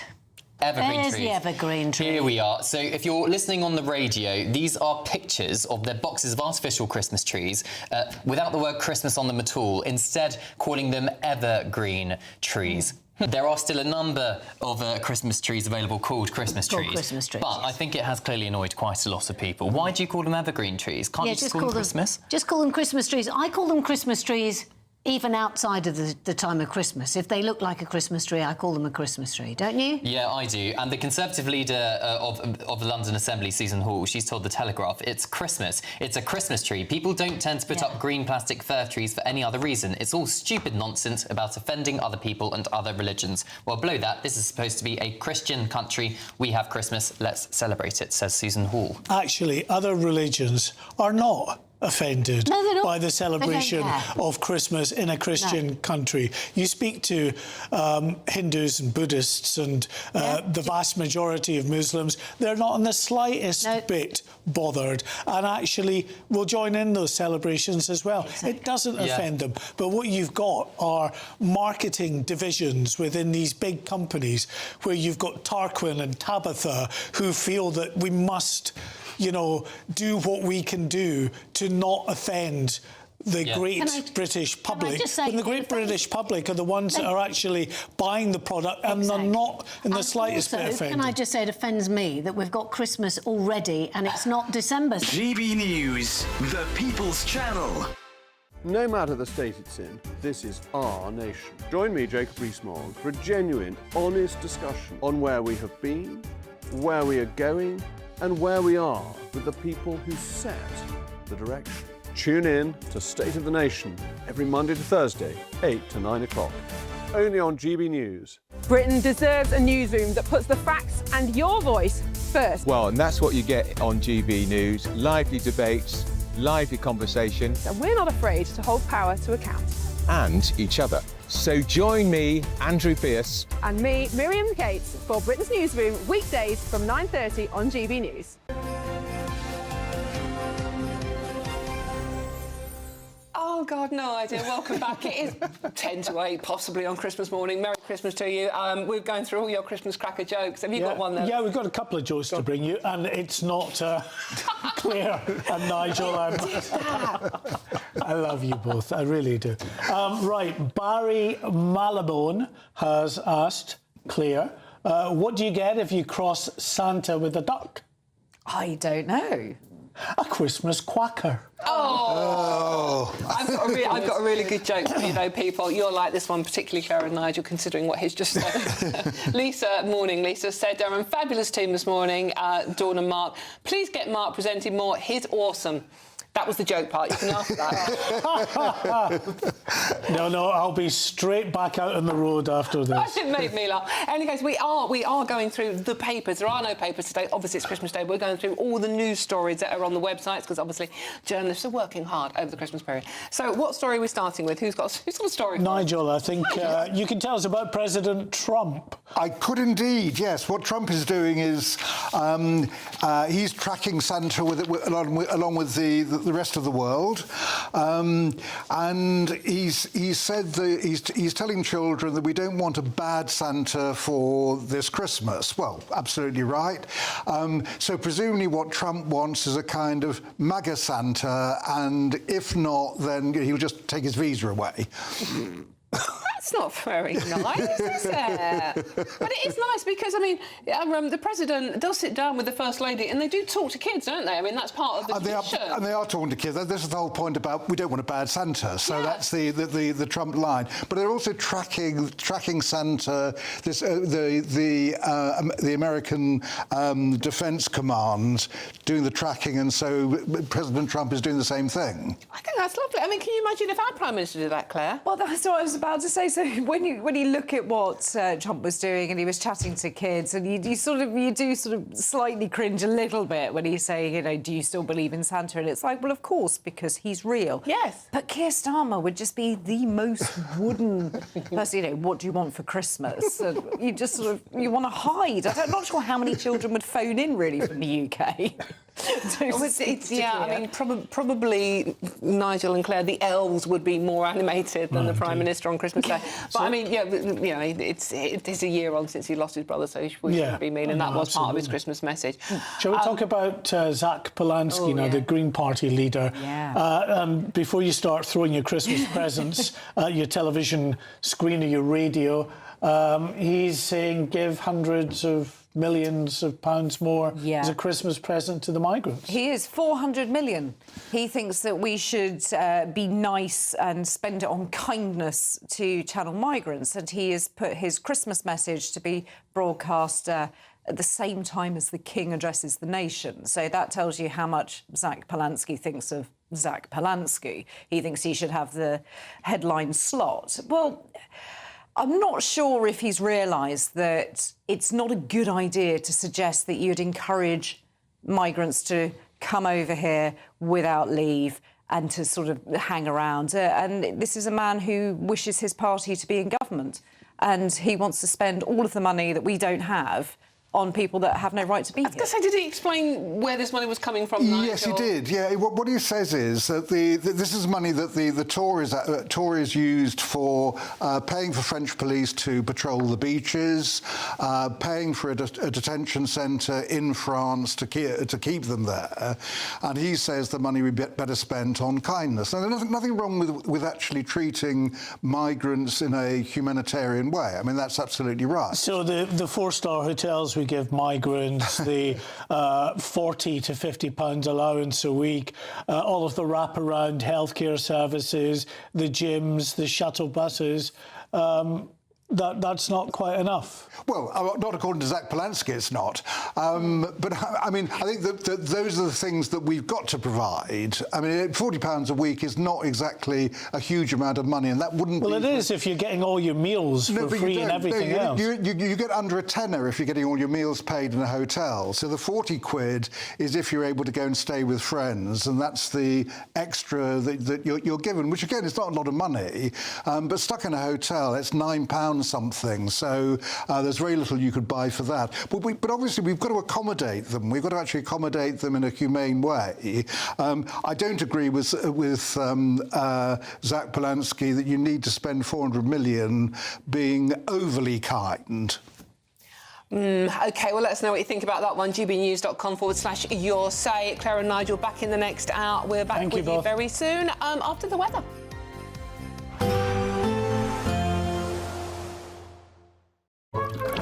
Warm and cosy, with a chance of zero visibility.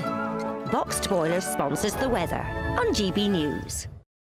Hello and a very Merry Christmas to you. I hope you're having a peaceful day so far. It is not a white Christmas, but a bright Christmas out there for many of us. However, a strong easterly wind is blowing and that's going to make it feel cold. The wind strong enough that it could cause some impacts across parts of Wales and the southwest. 55-mile-per-hour gusts, large waves near coast. Bear that in mind if you are jumping in the sea, as many people do on Christmas Day. Perhaps the odd sleety shower in the far southwest of Cornwall. Otherwise, for the vast majority, it's simply a dry and bright Christmas day. Plenty of sunshine away from the northeast. Temperatures of 5 or 6 Celsius, but feeling more like -1 degrees in that strong east to northeast wind. Less windy for Scotland, and as a result, a frost forming relatively quickly as the sun goes down later on. Clear skies here, although parts of Aberdeenshire seeing some cloud. And we've got this thicker cloud into the northeast of England, but plenty of clear spells for Northern Ireland, western parts of England, Wales, and into the south. The easterly wind continuing to be brisk throughout the evening before eventually easing a touch overnight. But with clear skies for many overnight, it's a chilly one out there. Perhaps frost-free across some central and eastern parts because of the breeze and because of some cloud coming and going. But for many, it's a frosty start to Boxing Day. Temperatures close to freezing, if not a touch below, especially towards the northwest of the UK. Boxing Day, though, begins with plenty of dry and bright weather. We've still got this cold wind across the south, but it's not as windy as Christmas Day. Plenty of sunshine for many, but not for all. There are areas of cloud floating around, say, towards the southwest, as well as northeastern parts of the country. Temperatures similar to Christmas Day, 6, 7 Celsius, and it's continuing to feel cold as well. Warm and cosy, with a chance of zero visibility. Boxed Boilers sponsors the weather on GB News. Thank you for making us Britain's #1 news channel. Together, we have built something truly extraordinary.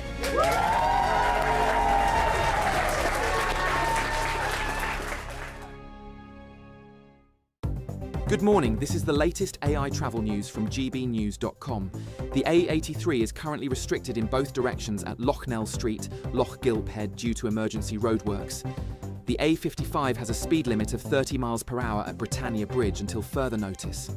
Unfortunately, all lanes of the M48 eastbound between Junction 2 and Junction 1 in South Gloucestershire are closed for road management. For drivers on the M4 eastbound exit slip at Junction 12 in West Berkshire, anticipate congestion with delays of 10 minutes against expected traffic. Normal conditions are expected to resume shortly. On the trains, Avanti West Coast and Caledonian Sleeper currently have no service. Stay up to date at gbnews.com. A very Merry Christmas to you all from the Aurora Collection Resort in Lapland. We're on an amazing Arctic adventure to celebrate our greatest cash giveaway, a simply stunning £85,000. And this Christmas, we're giving you the chance to win it all. So don't miss out this Christmas. For another chance to win £85,000 cash, text cash to 63225. One entry costs £2.50 plus one standard network rate message. Or text bonus to 63225. 5 entries cost £5 plus one standard network rate message. Go to gbnews.com/bonus gbnews.com/win. Entry start at £2.50. Call 0903 686 3232. Calls cost £2.50 plus your network access charge. Or post your name and number to GB18 PO Box 8690 Derby DE1 9TT. UK only. Entrance must be 18 or over. Lines close at 4 p.m. on the 30th of January. Please check the closing time if listening or watching on demand. Good luck. At GB News, we love to hear from you, our loyal community. So drop us a line at gbnews.com/yoursay. There you can talk to each other and also to the presenters live on air. gbnews.com/yoursay, because GB News is your channel, Britain's news channel. Join me, Nana Akwe, for an informative, interactive news programme with a difference. It's fun. No, he didn't say that, Dave. I'm so surprised. I think there's an element of truth to that. Join me from 3 p.m. every weekend, only on GB News, Britain's news channel. In the GB Newsroom, we bring you the news as it happens. With our team of dedicated journalists across the UK, we're ready to keep you up to date with what's happening every half an hour, every single day. Bulletins here on GB News, the People's Channel, Britain's news channel.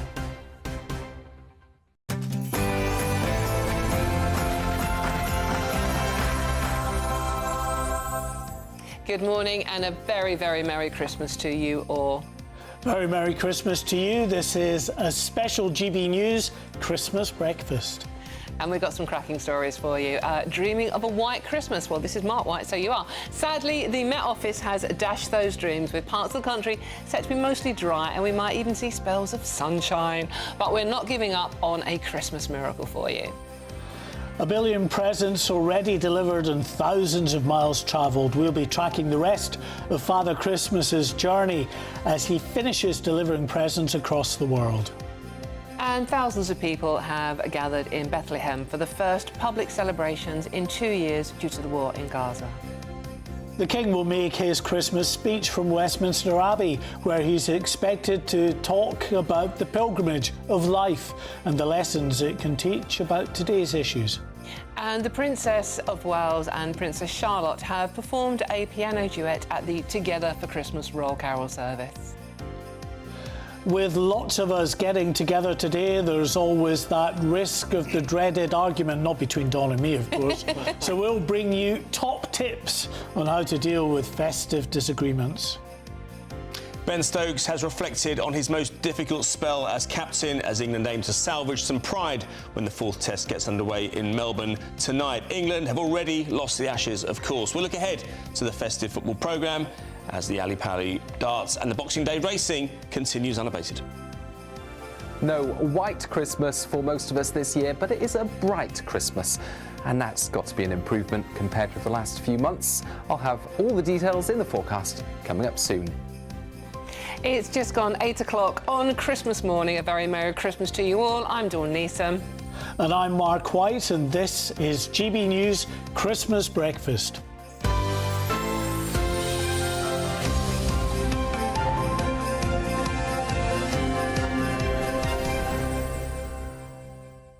So a very Merry Christmas to you all this morning. Thank you so much for joining us on this very, very special day. We hope you're having an absolutely wonderful time out there.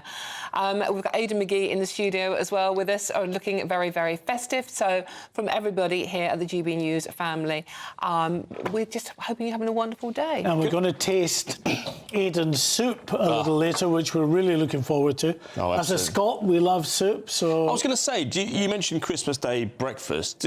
Do you have breakfast at home when you're growing up on Christmas Day? Because it seems like it's quite a lot of food, isn't it, later in the day? I prefer to save space. A few snacks, I think. Yeah. Quality Street. Basically.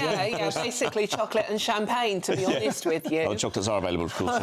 But yeah, absolutely. But I mean, this show is all about you today, so please do get in touch. gbnews.com/yoursay, and we'll read as many messages out as we possibly can. We've got loads coming in, and if you want to send, and we really want you to do so, send your pictures and your videos in in of what you're doing today. Certainly if you've got pets or, you know, you're opening your presents, whatever you're doing, you can send the pictures in at gbviews@gbnews.com and we'll show you as many as we possibly can. Yeah, and lots of you have already been doing that. We love getting the jokes, of course, and the videos and photos. So we got a message from Gary, Stephanie and Harry in Bexley, who sent this picture with GB News on there in the background.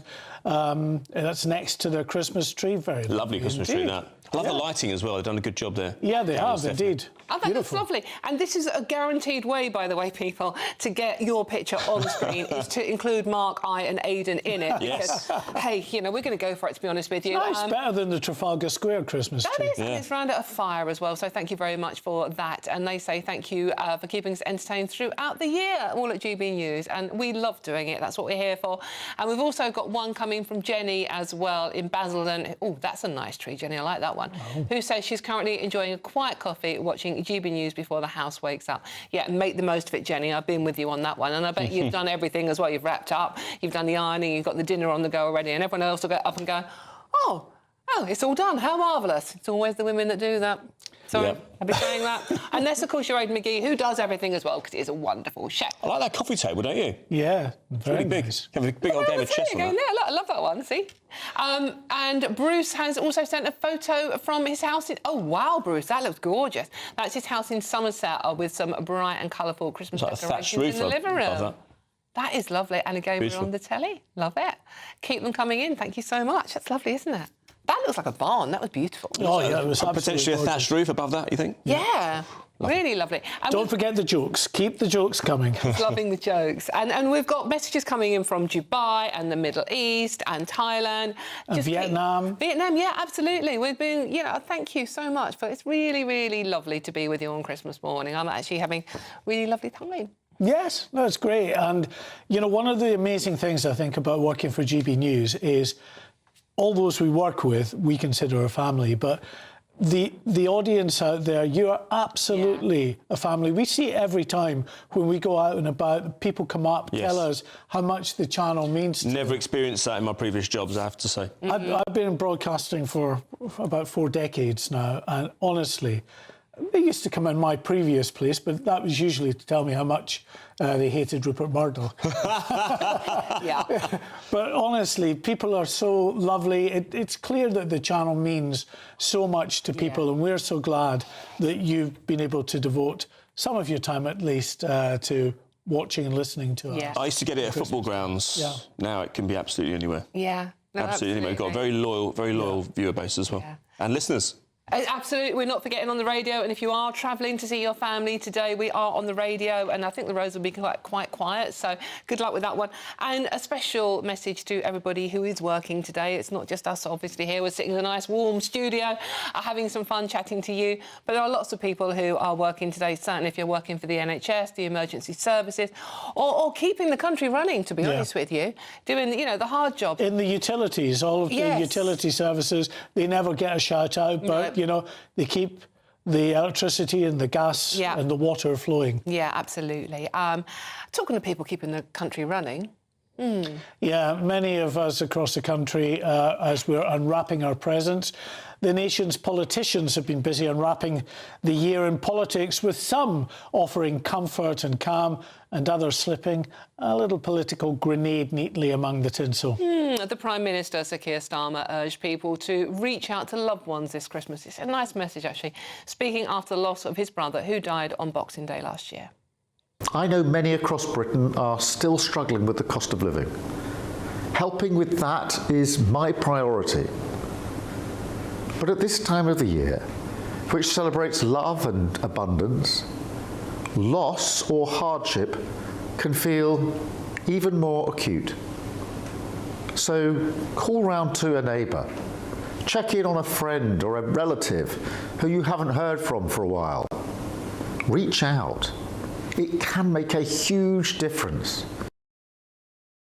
Meanwhile, Kemi Badenoch has reflected on motherhood and tradition and thanked her supporters as she marks an end to her first full year as opposition leader. Christmas is the most special time of year. A time for making merry, of course, seeing friends. But more than anything, Christmas is about family. One of the privileges of being a mother is watching my children grow up, and it happens so quickly. So this Christmas, I'm excited to spend lots of quality time with them. With that in mind, I want to say a big thank you to everyone who has supported me during my first year as Leader of the Opposition. It's been the biggest challenge of my life, but it's also been a wonderful year. Meanwhile, the Liberal Democrats struck a sharper note, I think is a polite way of putting it, with Sir humbug. with Sir Ed Davey using his festive message to warn about right-wing conspiracy theories, even dragging the Trafalgar Square Christmas tree into the argument. Now, this Christmas tree behind me gets a lot of abuse every year. The social media trolls who spread right-wing conspiracy theories like to compare it to the tree in New York City, in Warsaw and in Budapest. They say it is an example of our country's decline. And I have to admit, on the surface, it does look a little underwhelming, but it's also my favourite Christmas tree. Yeah, thanks, Ed. Over in Clacton, Reform UK leader Nigel Farage delivered a more hands-on Christmas message, dropping off presents to young people and local workers in his constituency. Here in the Clacton constituency, delivering gifts to kids in the homes, and oh boy, you know, if you've got problems in your life, think about some of these youngsters and what they've gone through. Then, of course, we've been out and collecting gifts from the butcher so the ambulance crews can have a really good meal on Christmas Day, and just going out around the community and feeling very much they were actually pleased for the local MP to make the effort to come to see them. And to FC Clacton, where lots and lots of screaming kids were looking forward to a really big sit-down meal. A lot of those kids, foster kids, etc. And for them to all be together, and wasn't it joyous? And that's what Christmas really, I think for many of us, is about. That's lovely as well, isn't it? And whilst we eagerly await to hear what the Green Party leader, Zach Valence's message will entail, it's expected he will call for £400 million to be sent on kindness to Channel migrants in a pre-recorded message set to be delivered at 3 o'clock, the same time as the King's speech. Because the billions we're spending on Channel migrants clearly just isn't enough. Well, we're joined by former political advisor James Price. Merry Christmas again, James. Thanks for joining us. Zach Polanski, do you think that's going to be received with glad tidings across the country? Yeah, it's good Merry Christmas, everybody. It's the message that absolutely nobody is clamouring to hear from. I suppose he's the leader of the Green Party and he's acting like the Grinch, and so the kind of green theme works out perfectly. I think we'll be tuning in to listen to what His Majesty has to say, who is himself enough of an environmentalist in His Majesty to make up for the fact that the Green Party leader hasn't talked about environmental issues, I think, at all, really, since he's come in. It's all culture war issues. It's all, as you say, migrant crossings and the rest of it. And look, Adam Smith once said that mercy to the guilty is cruelty to the innocent. And for all the people who are coming over in those boats that we then have to house and all the rest of it, are people around the world who really are in desperate straits, who Britain will not therefore have the resources or the willpower to be able to go and help. And I think that should be a message that we should really be focusing on, actually being kind in our public policy to those who really need it. And I don't think that young men, and it's always men, isn't it, crossing over and breaking into the country are necessarily the people that we should be giving the most of our charity to in this time of year. And James, I noticed on the drive-in this morning, very early, very dark, very cold Christmas morning, and there was a homeless encampment, and sort of like, I looked at them and I thought, there are people we need to be helping on our streets before we encourage more people to come over here and hand the money out to them. I mean, you know, priorities. Yeah, I think that's absolutely right.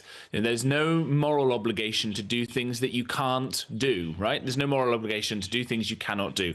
And therefore, we are a country that has been used to being rich for a long time, and not to be too miserable at Christmas. We're not that rich a country anymore. We are absolutely trillions of pounds in debt, which is very, very dangerous, and that gets higher every year. 2026 will be no different, spending more, I think twice as much on just servicing that debt, just to stand still, twice as much on that as we are on our defence spending. So the idea that we can go and do more of these sorts of things, it might be nice, but if we're going to do that, then Zach Polanski needs to radically change his view of economics to get growth going again, which also, by the way, the Labour Party have failed to do, if we want to be charitable. As Mrs Thatcher, devout Conservative and devout Christian, once said, if a good Samaritan needed more than good intentions, he also had to have money to help, and you need both to help people out.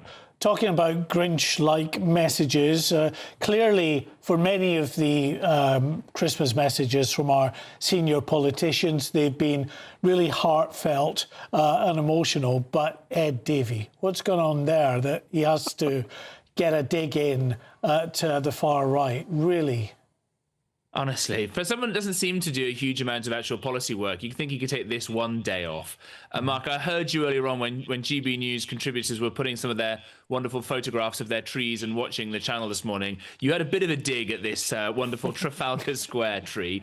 And unfortunately, I'll have to side with Ed Davey in standing up for it, because it is this wonderful symbol of Britain helping Norway out during the Second World War, and it's a gift therefore that gets sent every year. But it's about the only thing I can think that I agree with Ed Davey on. He manages to make Keir Starmer look statesmanlike in Prime Minister's questions every week. And if you think that this is a party that used to be represented by people like William Gladstone and Lord Palmerston and these sort of titanic figures from British history, and now they've got this complete clown spending a Christmas message talking about far-right conspiracy theories, take a day off, watch Nigel Farage's video, watch Kemi Badenoch's video. That's how it's done. Let's have more family cheer and good Christian fellowship rather than Ed Davey's conspiracy theories. Well said, James. James, thank you very much. That's former political advisor James Price. A very Merry Christmas to you and yours, James. Thank you very much for joining us. I just want to read this one message out because I thought it was quite apt after just talking to James just there.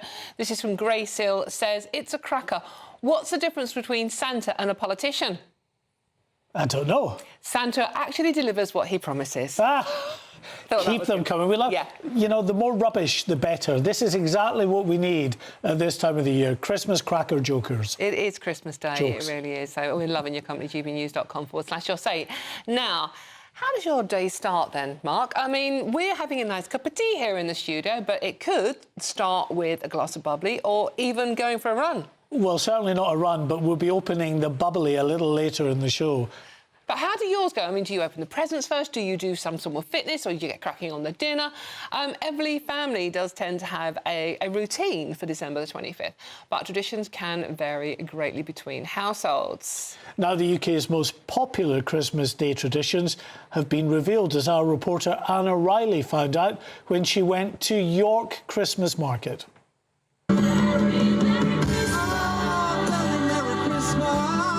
'Tis the season to be jolly. Santa's been, presents are waiting to be unwrapped, and celebrations are underway. A typical Christmas day for us Brits consists of opening presents first, eating dinner at 2 p.m. with lashings of gravy, and watching the King's speech. That's according to research from Thoughtful. But while many follow convention, others resell their gifts online, brave the cold with a wild swim, open their presents on Christmas Eve, or visit their local pub. Here at York Market, people shared their Christmas traditions. It's just presents, presents, presents. Scarlett wakes us up first on the morning and Dad runs down to check that Santa's been. Normally get up early, have some breakfast, open presents while we're eating probably, and then we go and meet some friends lunchtime for a couple of drinks, then back and have Christmas dinner. My parents get us all Christmas pajamas, new ones, and then we wear them down on Christmas Day. I go for my dinner, I have a curry, so I go to an Indian and it's lovely. We open presents first and then we'll go for a walk around our village. Then we'll go to the pub, won't we? I like watching the King's speech when we can, when my wife's not working. It's a good old tradition. Well, my husband's from the Caribbean, so they traditionally have ham, cheese and crackers for breakfast. I can't face it myself, but that's what I have to get in, otherwise divorce proceedings will occur.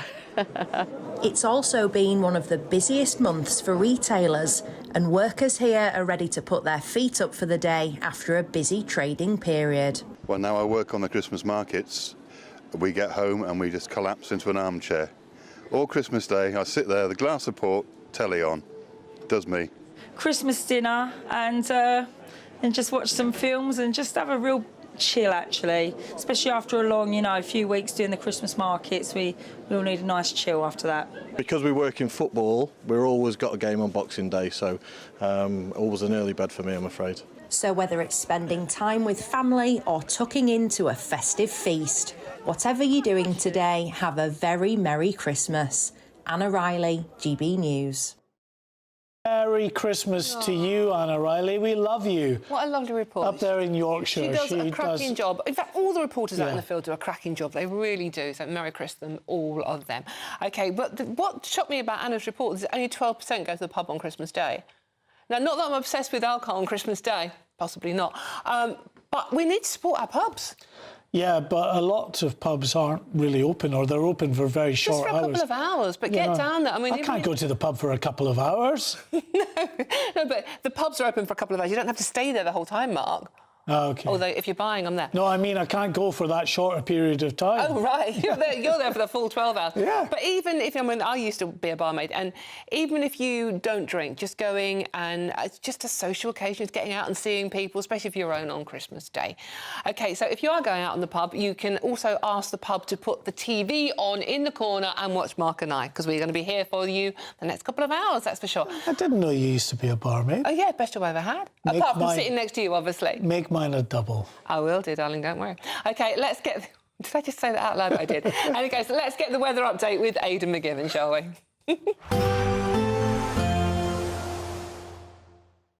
Expect warm spells with the odd rude interruption. Boxed Boilers sponsors the weather on GB News. Hello and a very Merry Christmas to you. I hope you're having a peaceful day so far. It is not a white Christmas, but a bright Christmas out there for many of us. However, a strong easterly wind is blowing and that's going to make it feel cold. The wind strong enough that it could cause some impacts across parts of Wales and the southwest. 55-mile-per-hour gusts, large waves near coast. Bear that in mind if you are jumping in the sea, as many people do on Christmas Day. Perhaps the odd sleety shower in the far southwest of Cornwall. Otherwise, for the vast majority, it's simply a dry and bright Christmas day. Plenty of sunshine away from the northeast. Temperatures of 5 or 6 Celsius, but feeling more like -1 degrees in that strong east to northeast wind. Less windy for Scotland, and as a result, a frost forming relatively quickly as the sun goes down later on. Clear skies here, although parts of Aberdeenshire seeing some cloud. And we've got this thicker cloud into the northeast of England, but plenty of clear spells for Northern Ireland, western parts of England, Wales, and into the south. The easterly wind continuing to be brisk throughout the evening before eventually easing a touch overnight. But with clear skies for many overnight, it's a chilly one out there.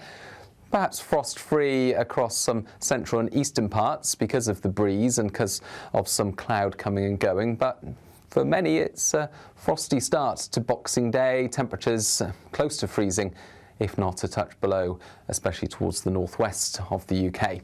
Boxing Day, though, begins with plenty of dry and bright weather. We've still got this cold wind across the south, but it's not as windy as Christmas Day. Plenty of sunshine for many, but not for all. There are areas of cloud floating around, say, towards the southwest, as well as northeastern parts of the country. Temperatures similar to Christmas Day, 6, 7 Celsius, and it's continuing to feel cold as well.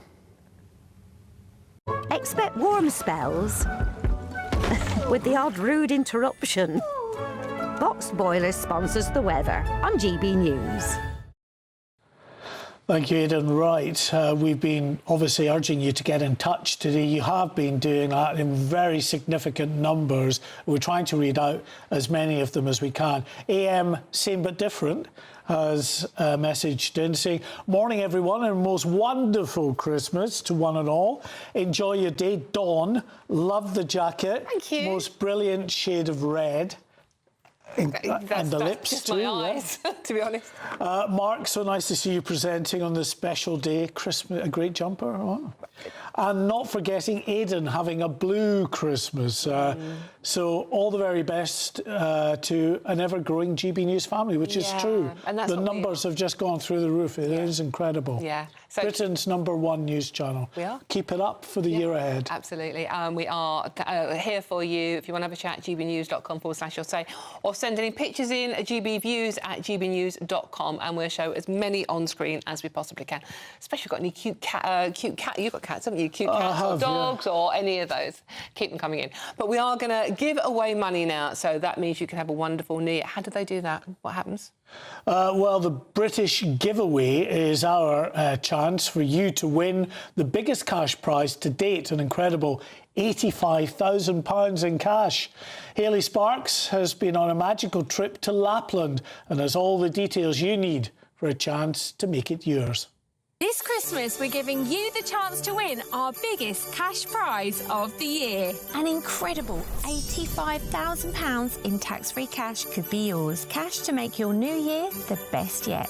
And we've come to the fabulously festive Aurora Collection Resort here in Lapland to celebrate. Imagine what next year could look like for you with a whopping £85,000 in the bank. You could find yourself on the adventure of a lifetime, or just safe in the knowledge that next year is on us. £85,000 of tax-free cash really could be yours. Go on, give it a go, and Merry Christmas! For another chance to win £85,000 cash, text cash to 63225. One entry costs £2.50 plus one standard network rate message. Or text bonus to 63225. 5 entries cost £5 plus one standard network rate message. Go to gbnews.com/win. Entries start at £2.50. Call 0903 686 3232. Calls cost £2.50 plus your network access charge. Or post your name and number to GB18 PO Box 8690 Derby DE1 9TT. UK only. Entrance must be 18 or over. Lines close at 4 p.m. on the 30th of January. The winner may be contacted live on GB News, week commencing the 9th of February 2026. Please check the closing time if listening or watching on demand. Good luck.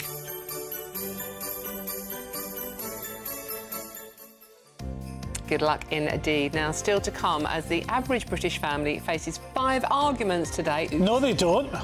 Yes, they do. They absolutely no, do they not. Don't. Honestly, how very dare you interrupt me when I'm trying to read something out. Anyway, we're going to find out why Christmas sparks sort of family feuds and what you can do about it. This is GB News Christmas Breakfast with Dawn and Mark. Very Merry Christmas.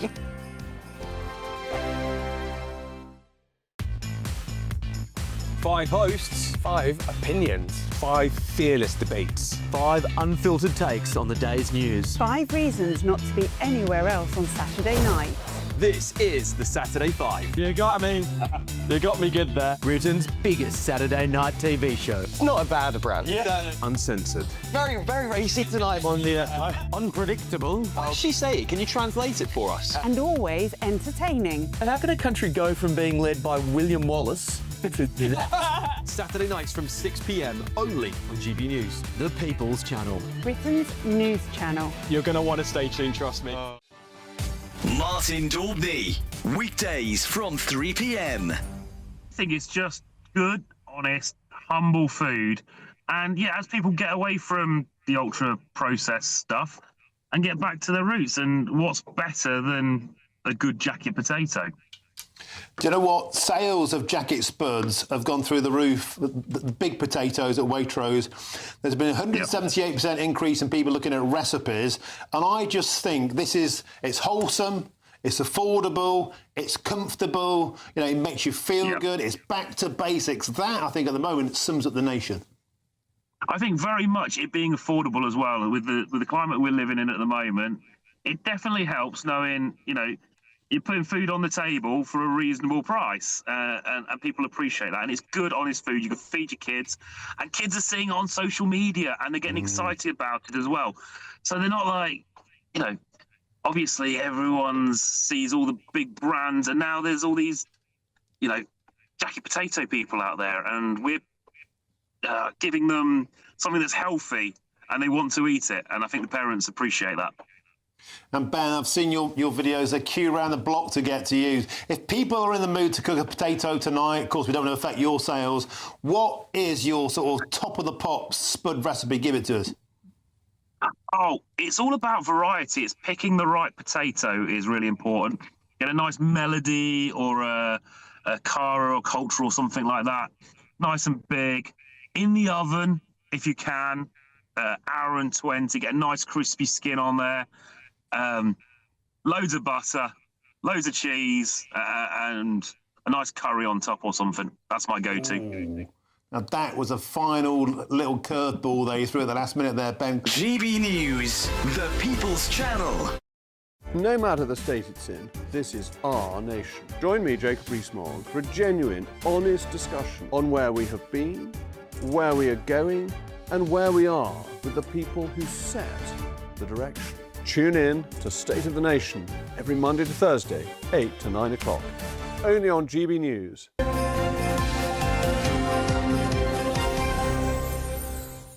Welcome back and a very, very Merry Christmas to all of you now. Now, lots of you have been getting in touch because that's what we want. This show is all about you.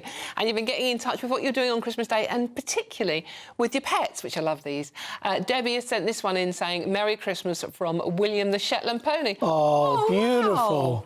That is, and what's he got his little Santa hat on, has he? I can't quite see that. The screen's very small, but that is very, very cute. Thank you very much for that one. And Julie in Hoddesdon and in Hertfordshire has sent this adorable picture of, oh, look, oh, and that's a little terrier, is it? Oh, it's called Elvis. You are soppy with your animals. Well, I am. I love and them. that's if you watch on screen, it's a little, I think it's a little terrier called Elvis, a little Santa hat on, a little warm outfit.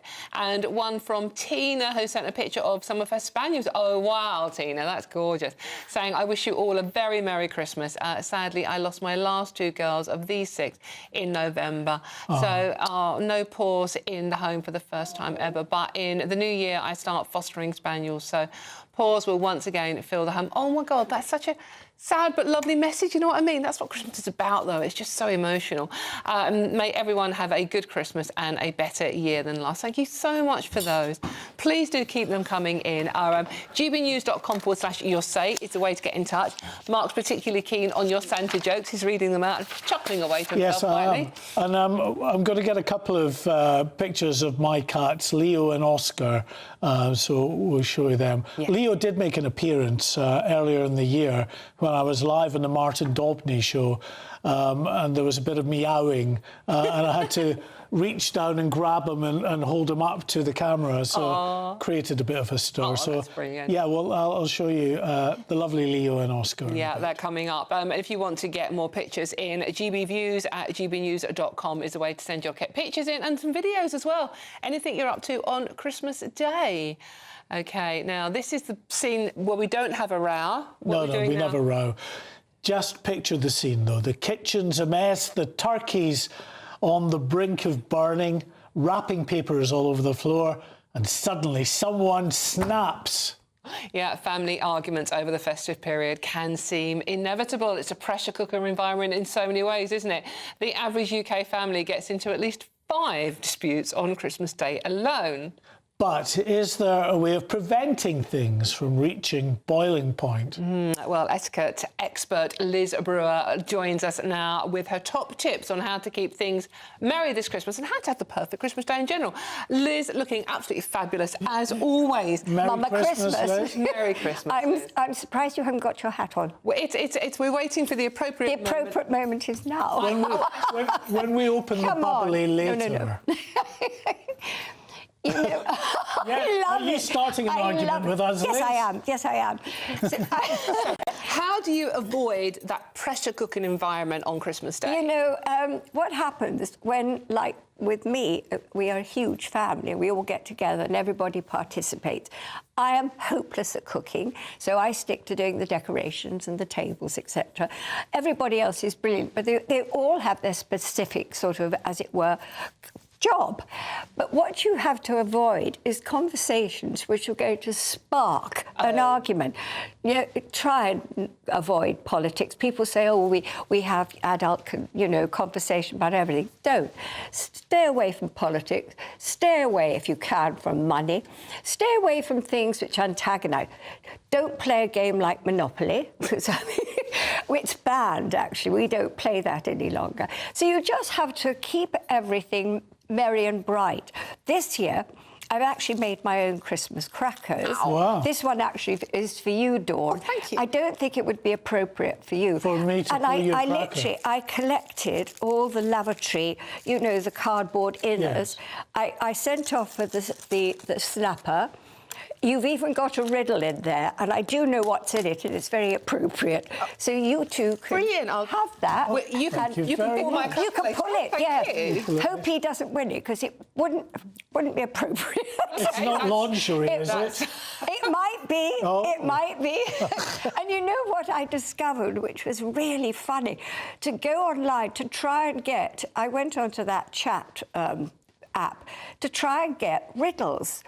And you realise how really ridiculous they are. But that's what it's all about. Because you've got a gathering of people, whether they're 4 or 12 or 20 of you, you want to keep it humorous. And those riddles are so ridiculous and absurd that it sort of... It equalises everybody. Yeah. So you participate and you don't feel stupid if you don't know the answer. No. I'm hopeless at those games where you've got to think quickly. Oh, yeah. I'm not my strong hopeless point. at that, really hopeless. I couldn't do a pub quiz, for example. But Liz, talk to me about the actual etiquette of Christmas Day. When, the constant argument, when are you meant to have your lunch? Is it before the King's Speech, after the King's Speech, during the King's Speech? When are you meant to open your presents? Well, you want to be able to concentrate. So if you've got the King's Speech, it depends where you are. It depends who you're with. You want to watch it. I do remember last year, I think we had to do catch-up because in our family, after we've opened stockings, believe it or not, wherever we are in the world, and here we've got the Serpentine. My brother-in-law, my niece, my daughter Tallulah, various friends meet at the Serpentine. Oh, wow. And they swim in that filthy water, but they swim. Then we go back, and then we have panettone, then we open presents, then we have champagne. By the time the Christmas turkey's ready, it's usually past 3 o'clock. So normally you can do that. It all depends on who you're with, what your programme is, but watch it. I think this year it's going to be very different, and I think it's going to be worth watching. We're in such a state politically at the moment, worldwide, that it's something you want to sort of watch it and feel reassured that things might become better. Can I just introduce a note of difference here? Yes, Mark. I like a good Christmas argument. I don't think there's anything wrong with it. Well, there is if you end in tears, and you end up not speaking to one another. Yes, well, exactly. And you end up going to, I'm leaving, or I'm, Well, indeed. So you don't want that. You do that another occasion. Yeah, or just invite people that actually know how to be able to debate and argue. No, you can't do that. You have to invite. Normally, it's family and close friends, or occasionally it's people who, for whatever reason, are going to, and they're good friends, happen to be in a situation where they need comfort and be within a family environment. It's the one time of the year when everybody should try and reach out to those who are not so fortunate. And I mean, even coming here, I drove, takes me 15 minutes, and you see people in the street walking, and you wonder, where are they going? And you feel like sort of opening the window and saying... Very good point, and that Merry echoes Christmas. the Prime Minister's message this year as well. Liz, thank you so much for coming in. Not at all, Donna. Good to meet you, I shall Mark. try not to be too contrary. No, and well, you certainly work with me this time, won't you? And we'll pull the cracker later. Oh, yes, do. Thank you very much. And I will watch that. Etiquette expert Liz Brewer. Thank Merry you very Christmas much. to you, Liz. Merry Christmas to you and yours, Liz. Now, if you are indeed travelling to friends and family today, we're on the radio as well, remember. Here is the Christmas traffic and travel update. And don't forget, as I said, to stay with us on the radio.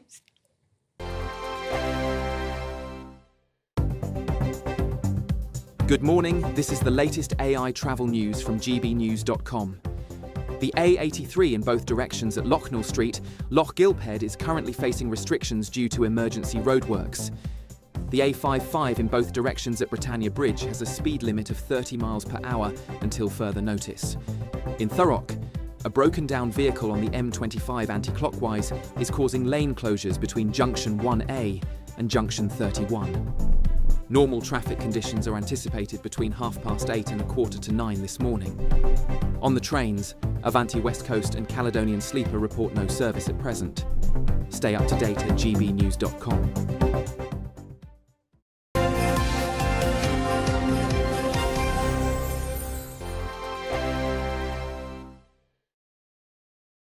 Westminster's full of talk, but out here, it's the real world.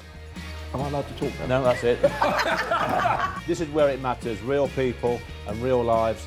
That's what politics is all about. The fact is Trump made a good start. No. Straight answers, no spin, and just a couple of pints. How many fingers have I got up? About 10. So join me for Lee Anderson's Real World every Friday at 7 p.m. only on GB News. The People's Channel, Britain's news channel. You want to know what's really going on in the corridors of power? Labour don't know what to do with you half the time, and that makes you quite lethal in the chamber. Get behind the headlines with Chopper's Political Podcast. Join me, Christopher Hope, as I sit down with the great and the good of British politics. We'll see where this ruling takes us. These are the stories shaping our nation. Chopper's Political Podcast, available now on all platforms. Listen in and stay ahead. Decisions made in Washington aren't just shaping America, they're shaping Britain too. From migration to global security, from crime to health. Whatever happens in the White House today will be felt in your town or city tomorrow. That's why The Late Show is live from Washington, D.C. Cutting through the politics to show you what it all means for Britain. The Late Show live every night at midnight. Only on GB News, Britain's news channel. Exciting news. Every Friday, my Patrick Christie's Tonight Show is going to have a twist to it. We're welcoming some special guests. You. That's right, on Fridays I'm going to be doing my show in front of a live studio audience because this show is about you and what you have to say. It's going to be the same big debates, same big topics, same big opinions. But every Friday night at 9 p.m, you are invited to come on down to Patrick Christie's Tonight to be a part of the action. Only on GB News, the People's Channel, Britain's news channel. At GB News, we love to hear from you, our loyal community. So drop us a line at gbnews.com/your say. There you can talk to each other and also to the presenters live on air. gbnews.com/your say, because GB News is your channel, Britain's news channel. Join me, Nana Akwe, for an informative, interactive news programme with a difference. It's fun. No, he didn't say that, Dave. I'm so surprised. I think there's an element of truth to that. Join me from 3 p.m. every weekend, only on GB News, Britain's news channel. In the GB Newsroom, we bring you the news as it happens. With our team of dedicated journalists across the UK, we're ready to keep you up to date with what's happening every half an hour, every single day. Bulletins here on GB News, the People's Channel, Britain's news channel.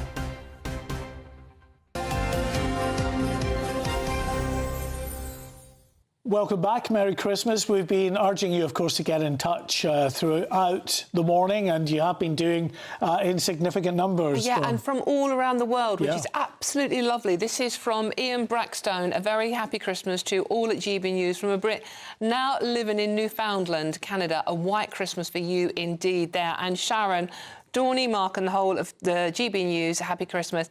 It's the best news programme in the world. One very serious question.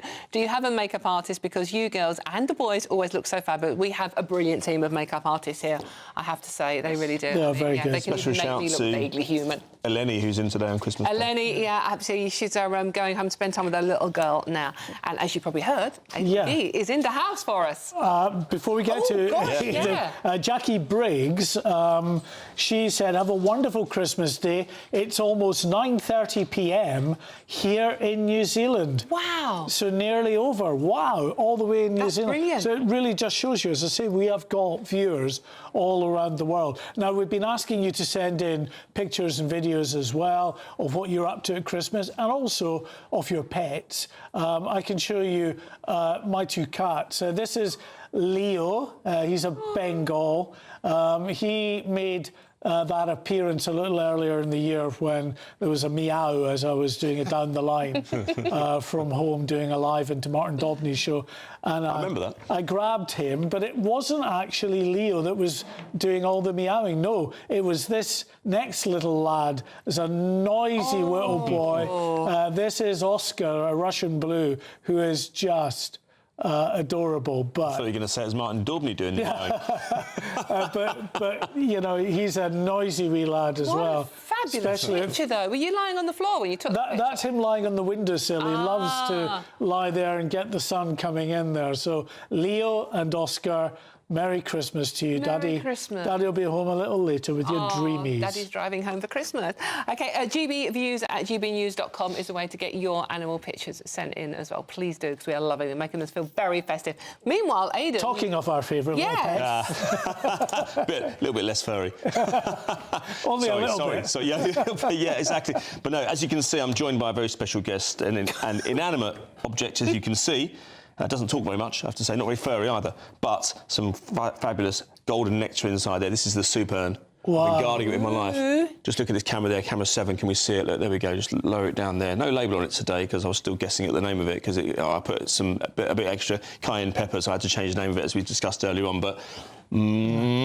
Super spicy, isn't it? I mean, we need a bit of spice on Christmas morning, don't we? do. When are we getting to try it? About 10:30. Oh God, you keep talking about it. I know, I'm teasing at the moment, but at 10:30 at the moment it stays right in there. Yeah, don't you worry about that. Wait. It's going to go back into the fridge. We'll have had a couple of glasses of bubbly before then. Yes, exactly. We'll just be in need of something to kind of grab the taste buds. Well, it's sober us up. 4 years in a row we've had it. It's a Christmas tradition, just like the King George VI chase at Kempton Park. 8 races in total tomorrow, Mark. We've got meetings at Aintree, Fontwell Park, Kempton, as we mentioned, Market Raisins, Sedgefield, former constituency of our former Prime Minister Tony Blair, Wetherby, Wincanton and Wolverhampton. Now, and a good old friend of yours, Harry Redknapp. Harry Redknapp's going to have a horse running. Yeah, the jukebox man. He said it would be a dream to win this this race, and it really does have some pedigree, this place. I mean, it was run previously by Best Mate, Desert Orchid, Corto Star, of course, probably about 10-15 years ago, was run it more than once. 3 miles, 18 fences,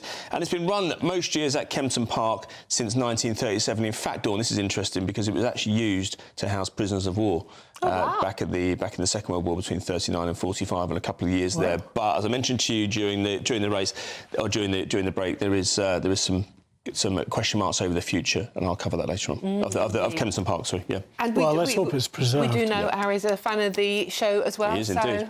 Merry Christmas. We love you, Harry. We do love you indeed. OK, thank you very much, Aidan. Aidan's back with his soup later, because we'd be starving by then. But joining us next to go through all the papers is the wonderful Claire Pearsall and Nigel Nelson, and there they are.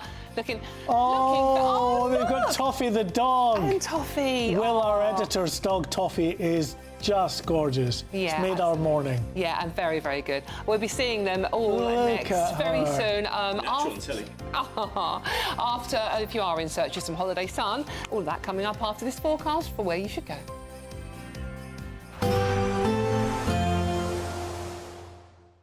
Dinner under the stars tonight? That reminds me of our travel insurance. You mean All Clear Skies? All Clear Travel Insurance sponsors GB News Travel Destinations forecast.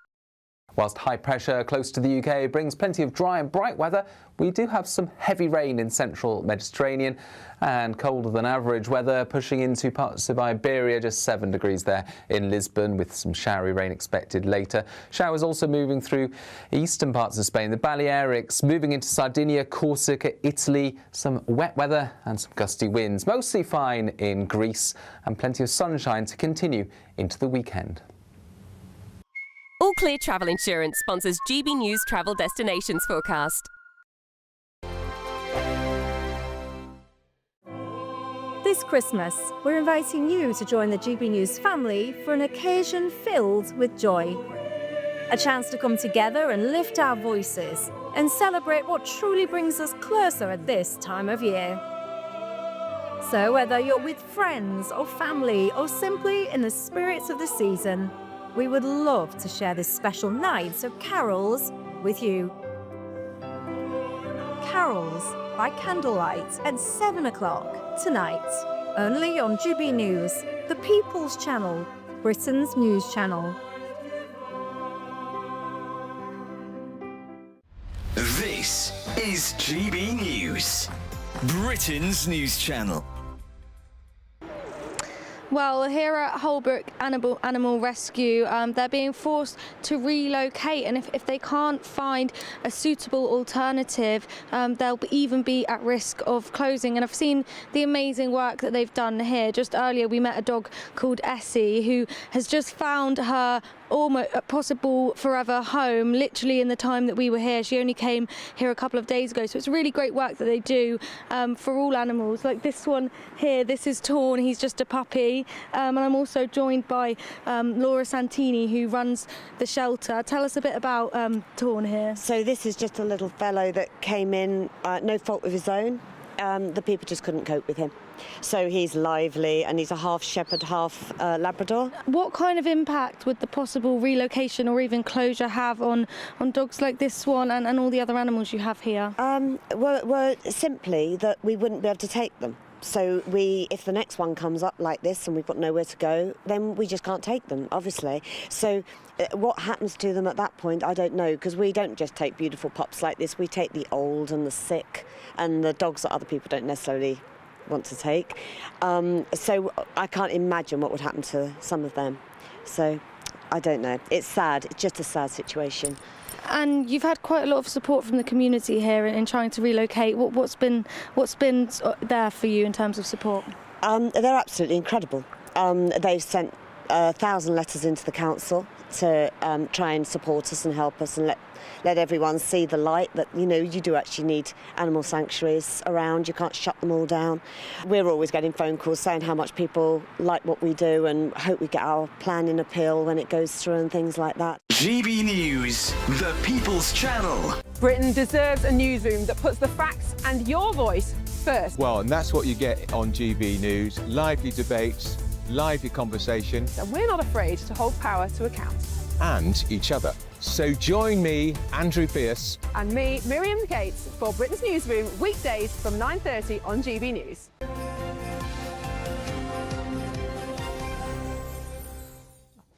Go on.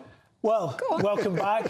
Thank you very much. Had a couple of lovely messages just saying that they love Leo and Oscar, my two cats. There's Leo. Is looking very proud, and then Oscar just chilling out on the windowsill there. So if you got any pet photographs, and Claire Pearsall and Nigel Nelson, who are joining us now, they have a couple of cats, so you're going to get their cat pictures for us to see as well. We love all that. Yeah, we do. We're loving it. GB Views at gbnews.com is the way to get those pictures coming in. But we're running out of time, and we love spending time with Claire and Nigel. So, Nigel, what story do you want to start with? The EU and the Telegraph. We ought to do that. But first of all, Happy Christmas. Oh, Claire, you shouldn't have. Is it booze? I'm afraid not. No. It's the next best thing. Chocolate. Thank you so Lovely. Thank you very much. They actually look like us as well. Yeah, they're lovely. And now we'll do something serious. Yeah, go on. Let's talk about the EU. Yeah, this is Brexiteers won't like this, but this is that the idea that we're going to join the EU energy grid. So we would join 27 other nations and Norway. And what the Telegraph is saying is that this could result in fines if we don't match up to what they're after. So obviously Brexiteers absolutely hate this.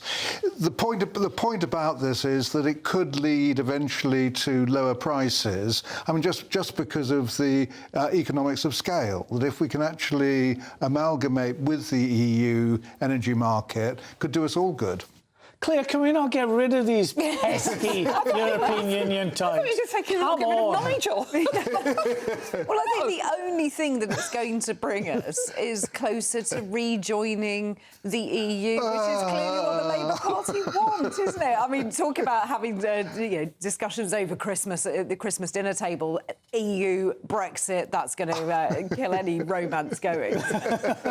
But I do think that it's absolutely ridiculous. The net zero targets for the EU is 42.5% of its energy to come from renewables by 2030. I mean, currently we're doing 22% in this country, and it's costing us an absolute fortune. Yeah. So you can see this is only going to get worse, and we're still being controlled by Europe. There talks a Brexiteer who's also against Clearly. net zero. Who was right.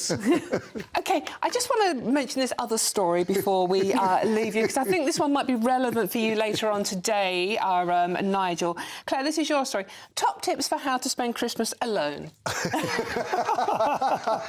I mean, it's one of those things. There are a lot of people who spend their time on their own at Christmas. Sometimes this is through choice. So let's deal with that cohort. There's obviously a very sad story for a lot of people around Christmas. It's a very difficult time. But some people actually just are happy in their own company. They can do what they like. There is no pressure to conform to what we think of as a family Christmas or things that you should do.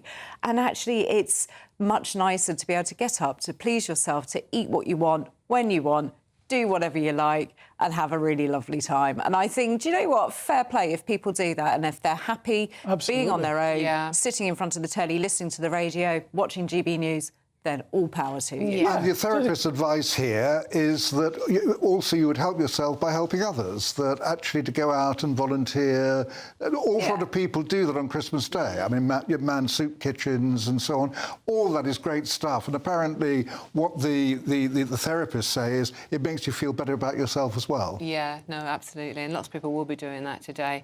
And including Darren from England, who's just viewed in, who's just messaged us, I should say, saying Happy Christmas to all on GB News, and to the viewers, I'm also working today. Doesn't say what he's doing, but having a lovely time, just a short break to speak to us. keep them coming in, gbnews.com/your say. Nigel and Claire will be with us if they haven't got divorced in the next ad break. Anything's possible. Just avoid Brexit, used to. But keep messages coming. We'll see you very soon after this short break for the weather with Aidan McGivern.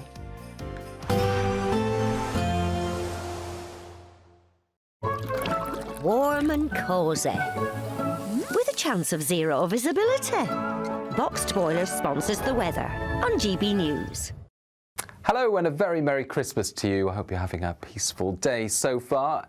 It is not a white Christmas, but a bright Christmas out there for many of us. However, a strong easterly wind is blowing, and that's going to make it feel cold. The wind strong enough that it could cause some impacts across parts of Wales and the southwest. 55-mile-per-hour gusts, large waves near coast. Bear that in mind if you are jumping in the sea, as many people do on Christmas Day. Perhaps the odd sleety shower in the far southwest of Cornwall. Otherwise, for the vast majority, it's simply a dry and bright Christmas day. Plenty of sunshine away from the northeast. Temperatures of 5 or 6 Celsius, but feeling more like -1 degrees in that strong east to northeast wind. Less windy for Scotland, and as a result, a frost forming relatively quickly as the sun goes down later on. Clear skies here, although parts of Aberdeenshire seeing some cloud. And we've got this thicker cloud into the northeast of England, but plenty of clear spells for Northern Ireland, western parts of England, Wales, and into the south. The easterly wind continuing to be brisk throughout the evening before eventually easing a touch overnight. But with clear skies for many overnight, it's a chilly one out there. Perhaps frost-free across some central and eastern parts because of the breeze and because of some cloud coming and going. But for many, it's a frosty start to Boxing Day. Temperatures close to freezing, if not a touch below, especially towards the northwest of the UK. Boxing Day, though, begins with plenty of dry and bright weather. We've still got this cold wind across the south, but it's not as windy as Christmas Day. Plenty of sunshine for many, but not for all. There are areas of cloud floating around, say, towards the southwest, as well as northeastern parts of the country. Temperatures similar to Christmas Day, 6, 7 Celsius, and it's continuing to feel cold as well. warm and cosy, with a chance of zero visibility. Boxed Boilers sponsors the weather on GB News. Thank you for making us Britain's #1 news channel. Together, we have built something truly extraordinary.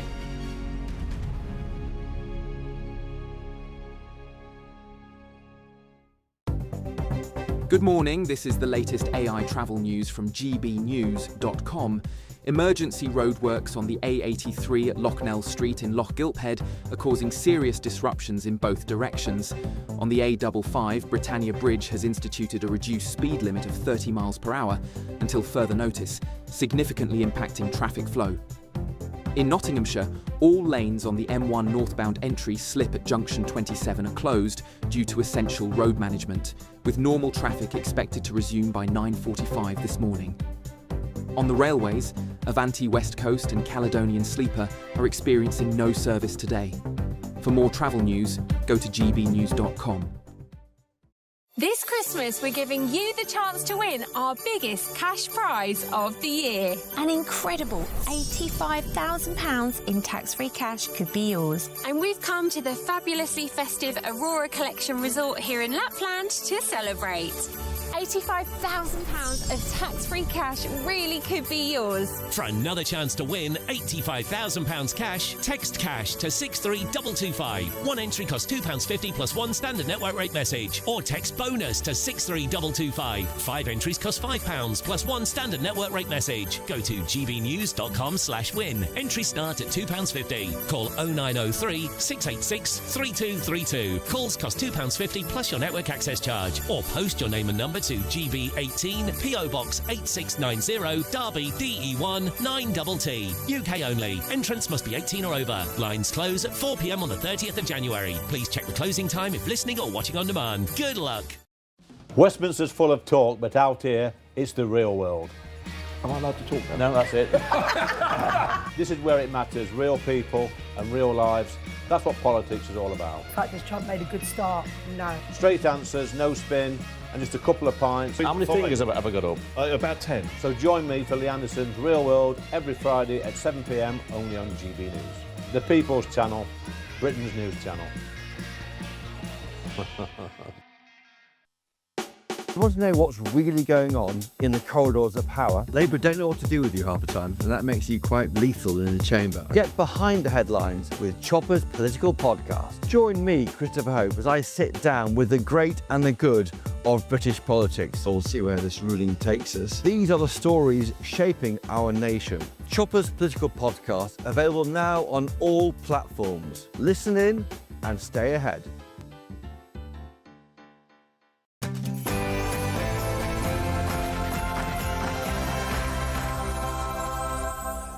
Good morning and a very, very Merry Christmas to you all. Yes, very Merry Christmas. This is a GB News Christmas breakfast. Yes, and we have a cracking show for you. Dreaming of a white Christmas. Sadly, the Met Office has dashed those dreams, with parts of the country set to be mostly dry, and we might even see some occasional spells of sunshine, but we're not giving up on hope of a Christmas miracle. 1 billion presents already delivered and thousands of miles travelled. We'll be tracking the rest of Father Christmas's journey as he finishes delivering presents across the world. And thousands of people have gathered in Bethlehem for the first public celebrations in 2 years due to the war in Gaza. The King will make his Christmas speech from Westminster Abbey, where he's expected to talk about the pilgrimage of life and the lessons it can teach us about today's issues. And in other royal news, the Princess of Wales and Princess Charlotte have performed a piano duet at the Together for Christmas Royal Carol service. With lots of us getting together today, there's always that risk of the dreaded argument, so we'll bring you some top tips on how to deal with festive disagreements. I've got all the Christmas sport as Ben Stokes reflects on his most difficult spell as captain as England aims to salvage some pride when the 4th Test gets underway in Melbourne tonight. England, of course, have already lost the Ashes. We'll also look ahead to the festive football programme, as well as the Boxing Day racing and the Ali Pali Darts. No white Christmas for most of us this year, but it is a bright Christmas. And that's got to be an improvement compared with the last few months. I'll have all the details in the forecast coming up soon. It's just gone 9 o'clock on Christmas morning. A very Merry Christmas. I'm Dawn Neeson. And I'm Mark White. This is GB News Christmas Breakfast.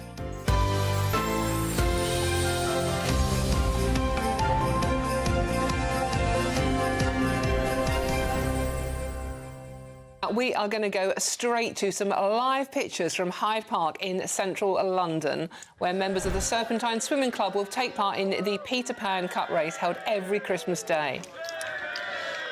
Yeah, so this is just an incredible endeavour. You wouldn't get me anywhere near that.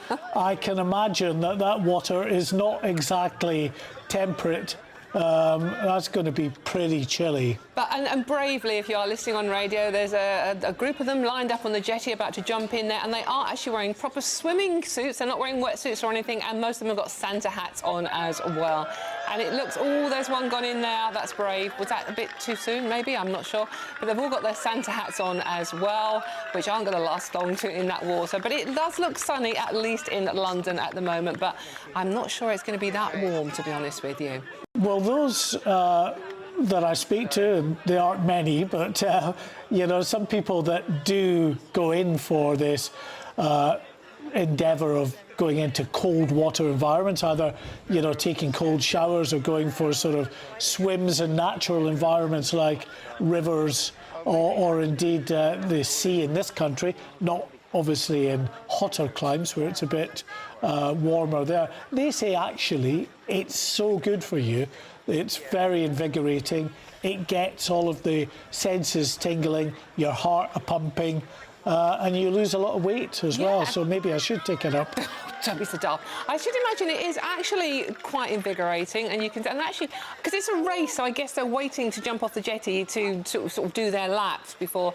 That means they're standing around in the cold as well, in their swimming costumes before they actually get in the water. But yeah, I mean, that's a bit chilly. You need some of Aidan McGee's soup, I think, just to warm you up while you're waiting. He does keep mentioning that too. But, I mean, let us know if you're going for a swim this morning. I mean, my sister is very much into her... what they call wild water swimming now. We used to call swimming in the sea when we were kids, but now it's wild water swimming. I've got no idea. But she's very much into it. She'll be going for a dip today before we have Christmas lunch together, which I'm thrilled about, because we don't often see each other. Well, what are you up to today at gbnews.com/your say? Let us know what you're up to. And also send your pictures in as well at gbviews@gbnews.com. If you're going swimming, as long as you're, you know, not going sort of in the buff, you know, please send your pictures in. Yeah, keep it clean. Well, it's just gone 9 o'clock now, and it is Christmas Day, so why not? OK, so we'll leave them there, shall we, looking like they're all enjoying themselves. And let's cross live to the Vatican, where Pope Leo is leading Mass and delivering a Christmas message. OK, you can see now the Pope in the Vatican leading the choir to start the service. Obviously, it's such an important service for many, many Christians around the world who will be watching this and actually thinking about the true meaning of Christmas. It is obviously something that's very easy to forget, isn't it, Mark? Because we're sitting here laughing and joking and having chocolate and champagne, and we're lucky enough to be doing so. But obviously, the true meaning of Christmas is about thinking about those less fortunate than ourselves. Yes, and of course, the millions of Catholics around the world. This is a major event in Catholicism. You'll find that many Catholics will travel to Rome just to be part of that celebration, to listen to the words from the Pope. Pope Leo this morning will be delivering his message, and we await to hear what he has to say. He always touches on the turmoil, of course, that we see in the world. We've seen so much of that over this last year with the continuation of that dreadful war in Ukraine. Thankfully, a pause, at least for the moment, of the conflict in Gaza, but many other areas of unrest and hardship being faced by people right around the globe. So we await the words from Pope Leo this morning in his Celebrating his first Christmas as Pope, isn't it, as well? Yeah. Yeah. And obviously, we don't talk about it enough on the news, I don't feel, but the persecution of Christians in Africa in particular. So if you are celebrating today, a very Merry Christmas to you all, and sending all our love from GB News to you all out there. So thank you very much for your company. We appreciate it. It's a very, very important day. So, OK, we'll come back to that if we have any more. And but this Christmas, Pop Choir is spreading festive cheer with their unique take on classic Christmas songs. Yes, founded by performer Helen Hampton, the choir was created to give everyone a chance to sing, no auditions required. And with a fifth of Brits naming films and music as their favourite parts of Christmas, a group of their top singers has a very special treat for you. We wish you a Merry Christmas, we wish you a Merry Christmas, we wish you a Merry Christmas and a Happy New Year. Good tidings we bring to you and your kin. We wish you a Merry Christmas and a Happy New Year. Sleigh bells ring, are you listening? In the lane, snow is glistening. A beautiful sight, we're happy tonight, walking in a winter wonderland. Gone away is the bluebird, here to stay is the new bird. We'll sing a love song as we go along, walking in a winter wonderland. In the meadow we can build a snowman and pretend that he is Parson Brown. He'll say, are you married? We'll say, no, man, but you can do the job when you're in town. Later on we'll conspire as we dream by the fire to face unafraid the plans that we made, walking in a winter wonderland. Silent night, holy night, all is calm, all is bright, round young virgin mother and child, holy infant so tender and mild, sleep in heavenly peace, sleep in heavenly peace. Welcome to my Christmas song. I'd like to thank you for the year, so I'm sending you this Christmas card to say it's nice to have you here. I'd like to sing about all the things your eyes and mine can see. So hop aboard your turntable, oh, step into Christmas with me, yeah. Step, let's join together. We can watch the snow fall forever and ever. Yeah, come along with me. Step into Christmas, the admission's free. Oh, oh, oh, step into Christmas. Oh, ever and ever. Yeah, come along with me.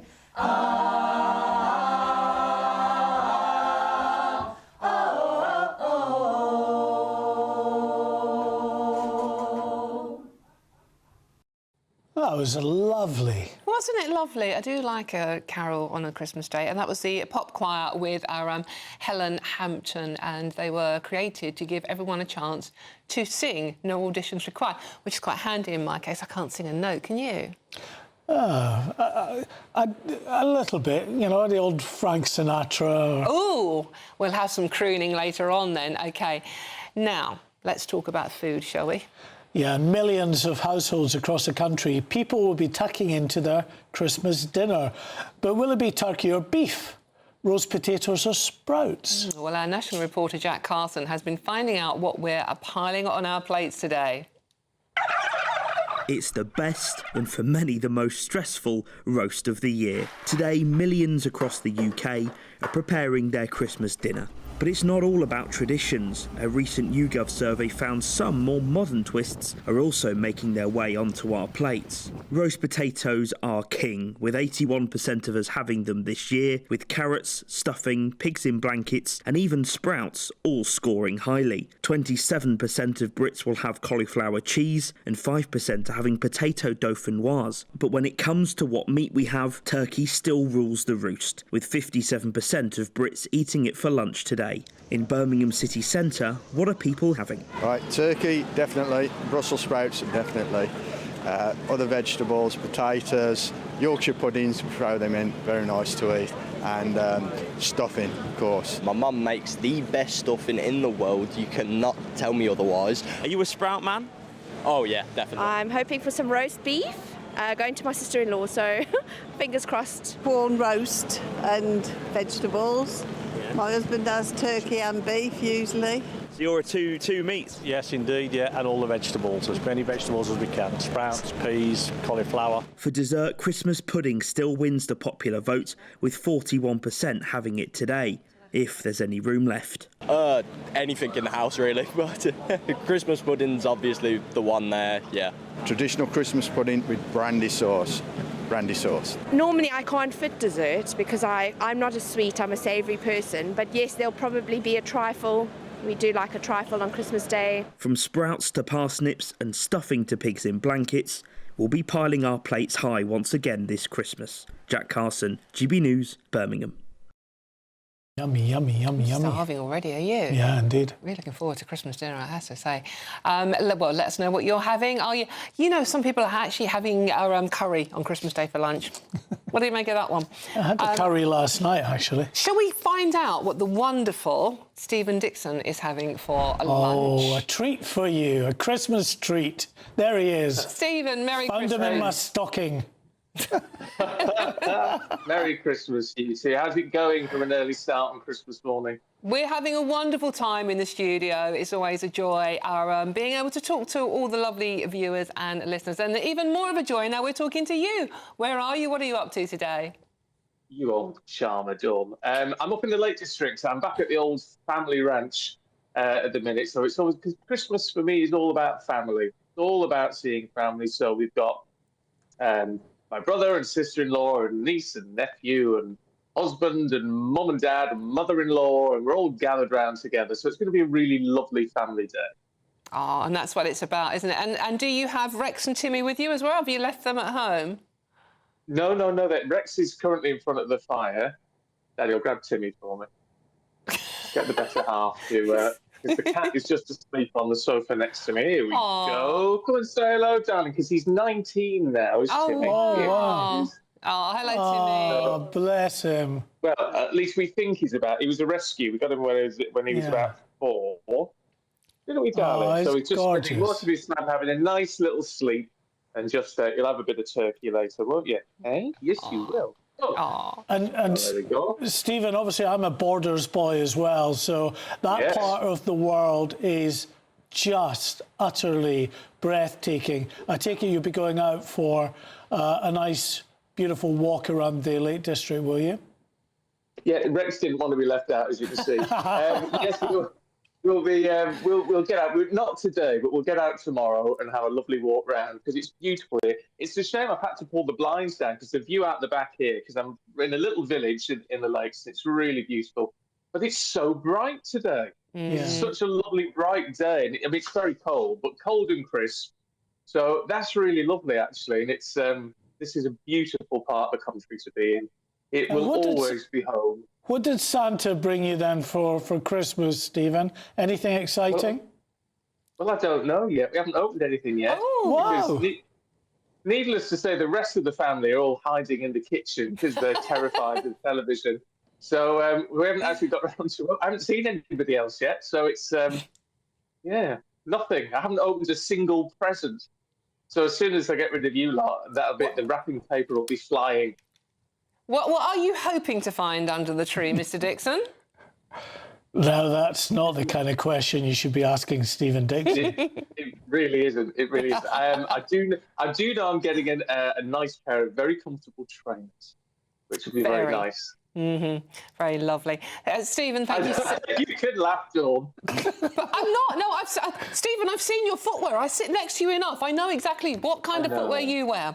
It's just the stilettos at weekends, I think. Just at the weekends. Stephen, thank you so much for joining. Put up with Mark. Terrible. I feel for you, my friend. I feel for you. I think you're ganging up on me now, gentlemen. Stephen, thank you so much for joining. A very, very Merry Christmas to you and your lovely Daniel as well, and to all the rest of your family. Thank you so much. Enjoy the rest of your day. Lovely to see you. And Della, see you and your shoes in the new year then. Lots of love, Stephen. Oh, that's lovely. OK, now, it looks lovely there. It's quite lovely in London at the moment, but what's the weather like where you are? Here's the details with Aidan McGibbon.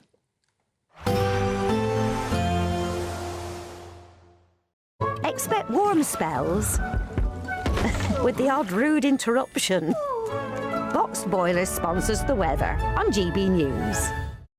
Hello and a very Merry Christmas to you. I hope you're having a peaceful day so far. It is not a white Christmas, but a bright Christmas out there for many of us. However, a strong easterly wind is blowing and that's going to make it feel cold.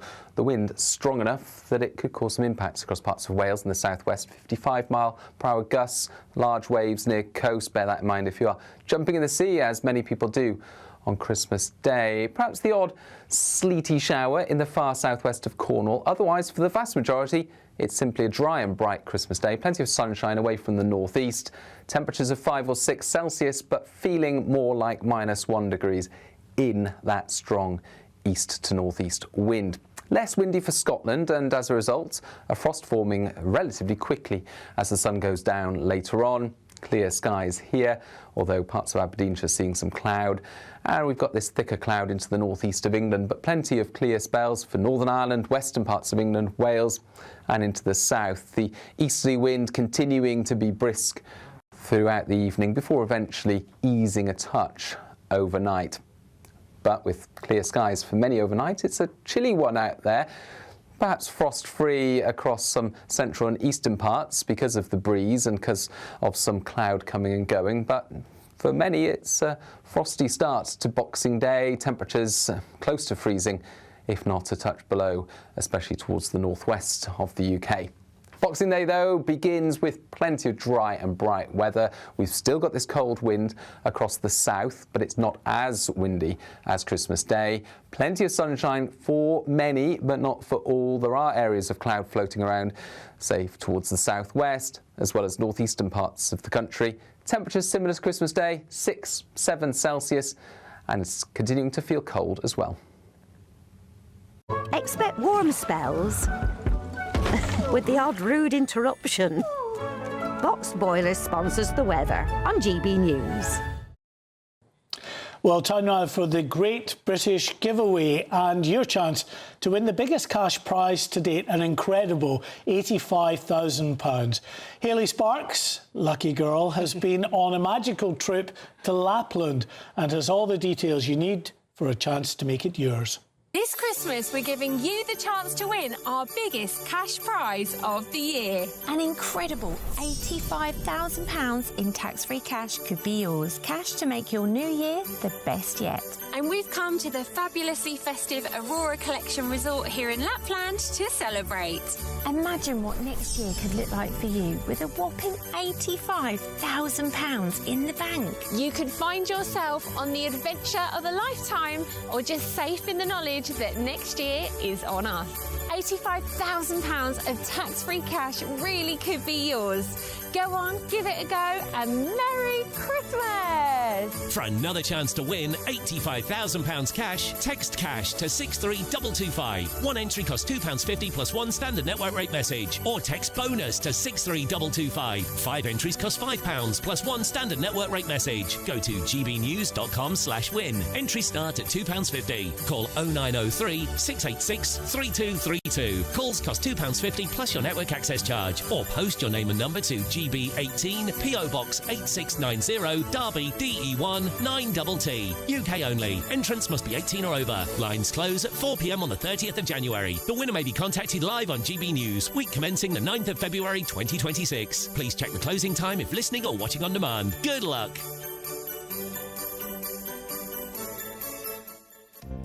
Good luck indeed, and keep those messages coming in as well. A message from Harv, enjoying the show, Mark and Dawn. You always look so smart, and please could you stand up and give us a twirl? Maybe even show us when you have a dance with Mark the next time the music plays. Oh, my Merry God. Christmas indeed, and a Merry Christmas to you and yours, Harv. Thank you very much for that lovely I wouldn't message. inflict that on the nation. Well, who knows, maybe after a cocktail, because we have got Christmas cocktails coming up, a masterclass on what maybe you could be drinking. Well, maybe go with breakfast. This is GB News Christmas at Breakfast with Dawn and Mark. We'll see you soon.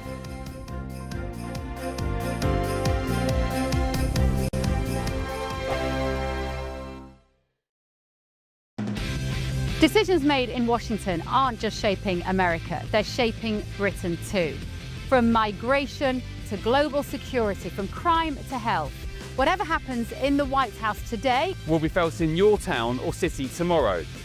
That's why The Late Show is live from Washington, D.C. Cutting through the politics to show you what it all means for Britain. The Late Show live every night at midnight. Only on GB News, Britain's news channel. Bold. They are under no illusion. Ray. Are you a human trafficker? Boundless. I've had enough of the nonsense, and I'm not afraid to say it. Don't get this on the BBC. Every weeknight, I tear through the headlines. The smell of gasoline. Should we be worried about it? From Westminster madness to cultural war chaos. What I'm going to do now, they are throwing things out the car as we speak. Get ready, Britain. Here we go. Patrick Christie tonight, weeknights from 9 p.m, only on GB News, Britain's news channel. Hi, I'm Michelle Dewberry, and my show is your opportunity to cut through all the noise and dive in headfirst to some robust debates. Ideas clash. Situation, No, isn't it? no, Because the because failure is... you're the failure is... deliberately avoiding my point. Nothing's held back, And if you think this is the end of it, wait for more. and we do not shy away from the difficult stuff. Sometimes I want to shake people and say, if only you understood. So join me on Jubes and Co. weeknights at 6 p.m, only on GB News, Britain's news channel. From the school run to the home run, watch a new show for all of Britain. He can say whatever he wants. A straight talking show where all voices are heard. And, you know, when are we going to stop talking about smashing the gangs and actually do it? With the stories that matter from every part of our country. There's a bit of a crash landing there for your Chancellor. Bold, fearless, and standing up for you. That's me, Martin Daubney, 3 p.m. till 6 p.m, weekdays, here only on GB News. The People's Channel, Britain's news channel. Britain was once the envy of the world. But look around. A nation that no longer knows what it is or where it's going. A country that's broken. How do we fix Britain? How do we bring it back? Friday night with Matt Goodwin at 8 p.m, only on GB News. No matter the state it's in, this is our nation. Join me, Jacob Rees-Mogg, for a genuine, honest discussion on where we have been, where we are going, and where we are with the people who set the direction. Tune in to State of the Nation every Monday to Thursday, 8 to 9 o'clock. Only on GB News. Britain deserves a newsroom that puts the facts and your voice first. Well, and that's what you get on GB News. Lively debates, lively conversation. And we're not afraid to hold power to account. And each other. So join me, Andrew Pierce. And me, Miriam Gates, for Britain's Newsroom, weekdays from 9:30 on GB News. Very Merry Christmas. Welcome back to GB News Breakfast. We've been asking you all morning, of course, to send your jokes in. We love the jokes, but also your Christmas pictures, your pet pictures. You've been doing just that.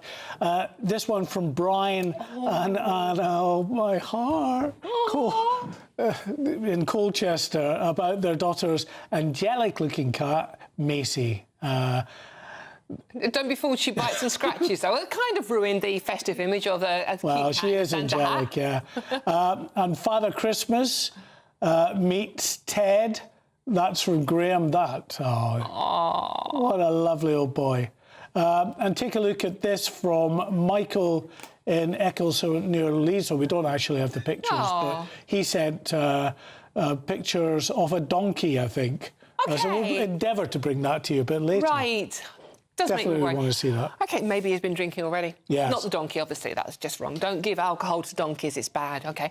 Now, Merry Christmas, everybody. Thank you so much for your company. And there is no better way to celebrate, obviously, than mixing up some cocktails. And who better than the wonderful Shaker-in-Chief, Simeon Gunn. I worked with Simeon last year. I staggered out the studio. It was marvellous, to be honest with you. Simeon, tell us about your Christmas to you, Simeon. Merry Christmas to you. Thank you very much for having me. Coming all the way from Brighton, just to feed me with drink. Nice, easy drive on this Christmas day, actually, to be fair. What are you going to make for us first? So, I've based everything on classics. So the first two we're going to make a version of an Aperol Spritz with a bit of ginger, make it a bit Christmassy. Then we'll move on to an Amaretto Sour with a red wine float. We'll see how that goes live on TV, but it should be OK. OK, let's crack on with the first one. Perfect. So your Aperol Spritz, generally you do a double shot of Aperol, Prosecco and soda water, but we're going to spice it up with a bit of ginger ale today. OK. So this one's going to be built straight into my glass. Yeah. So first thing I'm going to do is fill my glass with ice. Always important to get ice in. 100%. And a lot of people say I'll stop putting ice in my drink, but it actually keeps the drink colder for longer. Yeah. If you think you put an ice cube in a bucket of water, it melts faster than if you put loads of ice in there. So always ask for more ice because it will keep your drink colder. This will work with any bitter spirit. You can use Aperol, you can use Campari, you can use anything in the spritz, anything you've got in the cupboard on Christmas Day. We're going to do a double, obviously. Into my glass. Obviously. Very obvious. Then we're going to go Prosecco. Oh, well, there you go. Equal parts Prosecco and ginger ale. If you're feeling more indulgent, can you do champagne? Or? Of course you can. Oh, right. I'm not that rich, though, unfortunately. So, that is as easy as it is. 3 ingredients. Wow, that's really nice, easy Christmas cocktail. Line up a load of them for your family, and you can make them as and when you need them. I wish they were all as quick and easy as that when I'm lining up at the bar and half a dozen people are getting the most 100%. Detailed cocktails. It takes just absolutely ages. Well, when we go into this one, it gets a little bit more labour intensive. So, but Simeon, that sounds like the perfect cocktail for this time of day on a Christmas. Exactly. Yeah. Aperitif before Christmas dinner. Sort of wakes up the palate for you. And you don't need to shake this one? You don't need to shake it. Straight into the glass, please. Straight into the glass. Well, madam, I shall allow you to drink first. Gentlemen. And as you're drinking that, I'll go through my Amaretto Sour. With a sour, generally you go sugar and lime with whatever spirit you're using. Works really well with liqueurs. However, you can use things like vodka, tequila if you really want to. Whiskey is a good one, obviously, to use, anything dark. First thing we're going to do you like my shaker, by the way? I love your shaker. Amazing. Hand-painted these bad boys. Wow. First time I've used it, so lucky you. I'm going to go double Disaronno or whatever liqueur you want to use into my tin. What you do, I'm just going to take a sip now. Dawn's already had a couple of big gulps out. There's hardly any left for me now. From that side. Dawn! So I've got my Amaretto, my sugar and my lime. That's very nice, actually, I have to say. Very Are you just saying that? No, it's very refreshing. It's genuinely refreshing. Yeah, well, I find the soda takes a little bit of the hit out of it. Yeah. Ginger ale brings it alive a little bit for the palate, I think. Then, with your sour as well, I think we used egg white last time, and I was saying don't be afraid of egg white. This is a foaming bitters, which is vegan. It's basically aquafaba, which is chickpea water. Oh, yeah. And it gives the same texture as egg white, basically. Right. So we're going to pop a pipette of that in, just to give it a little bit more texture.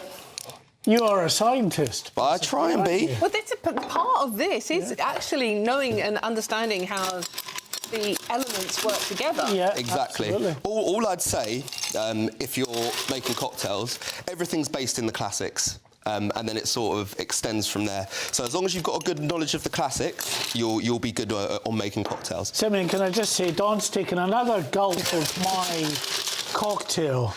You have to spend the day with her. Ridiculous. So in there, I have my Amaretto, my lime, my sugar, and my bitters. Then I'm going to shake. Oh, wow. Oh, here we go, the shaker. Shake it nice and hard. Wow. I'm going to strain it into my glass. Wow, that looks amazing. And then usually at this point, when you're making a sour, you pop bitters on there. Yeah. Make it a little bit more Christmassy. I've got mulled wine here. Oh, right. Okay. So, again, we'll see how this goes, but I've got my spoon, which has a twist in it. So, basically, what will happen is the liquid will stick to the spoon, hit the disc at the bottom, and it should... Wow. Layer-ish, a bit shaky today, on the top. Oh, my God. Lovely. How...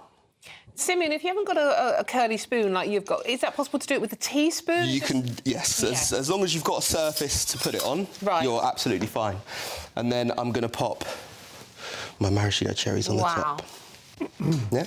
Oh, that looks fantastic. That one. And this is the one with whiskey in it, did you say? Amaretto. Amaretto. However, you can use whiskey or any other dark spirit. I suppose I better give this to Dawn. She's finished the last one. Thank you.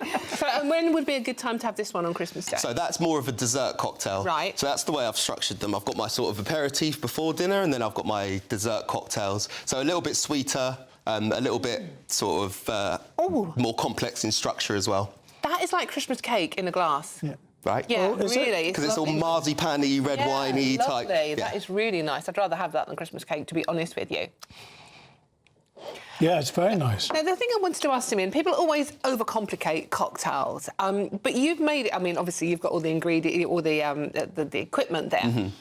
But you can do it very simply at home as well, using most ingredients that people have got at home. 100%. I follow a rhyme, so if anyone's listening, just follow this. If you've forgotten everything, which everyone probably has, just follow this rhyme. That's something strong, something weak, something sour, and something sweet.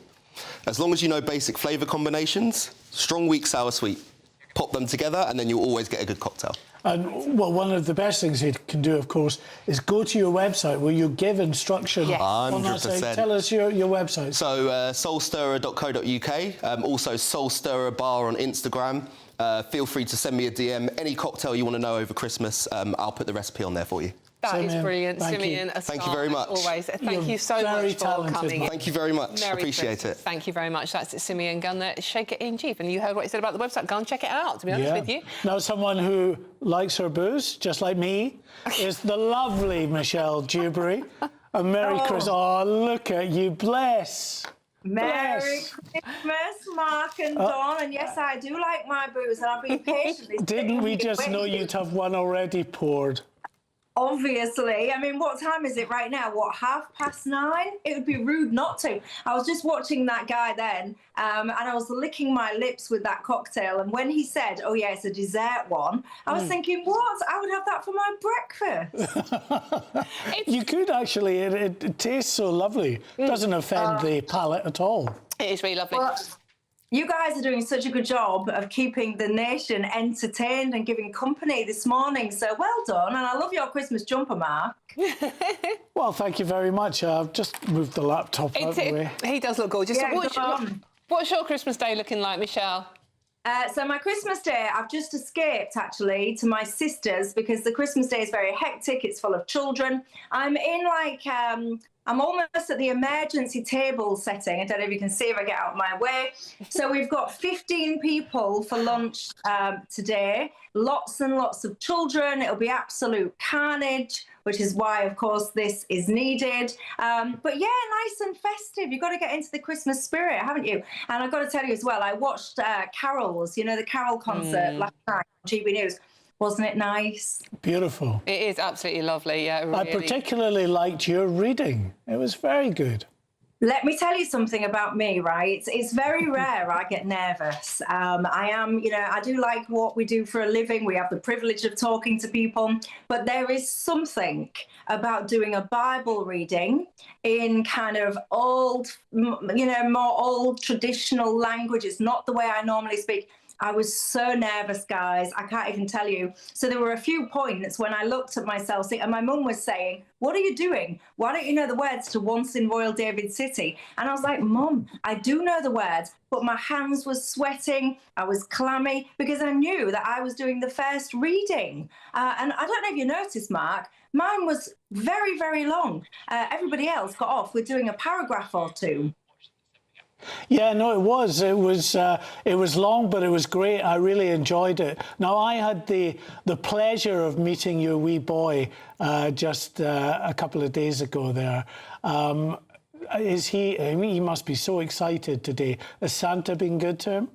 Well, I'll tell you, he's very excited. So last year, anyone that was watching GB News on Christmas Day last year will remember that my little boy got multiple empty boxes with letters in there explaining that he's lost these presents because he's been naughty. Well, dear GB News viewers, you will be delighted to know that this year, my little boy was much better behaved because he only got one empty box. Oh, he's progressing.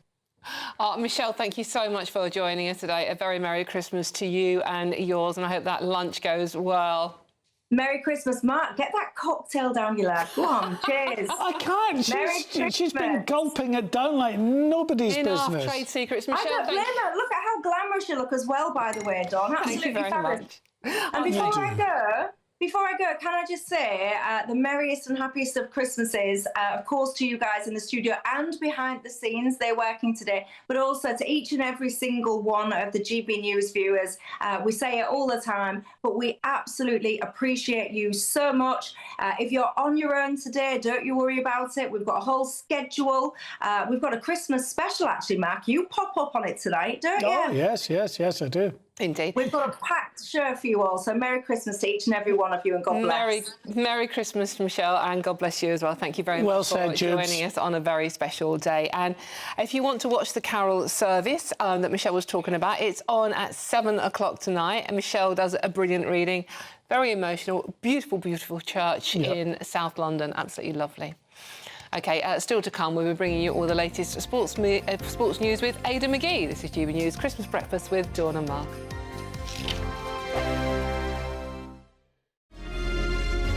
Thank you, Britain, for helping us reach 10 million followers across our social media platforms.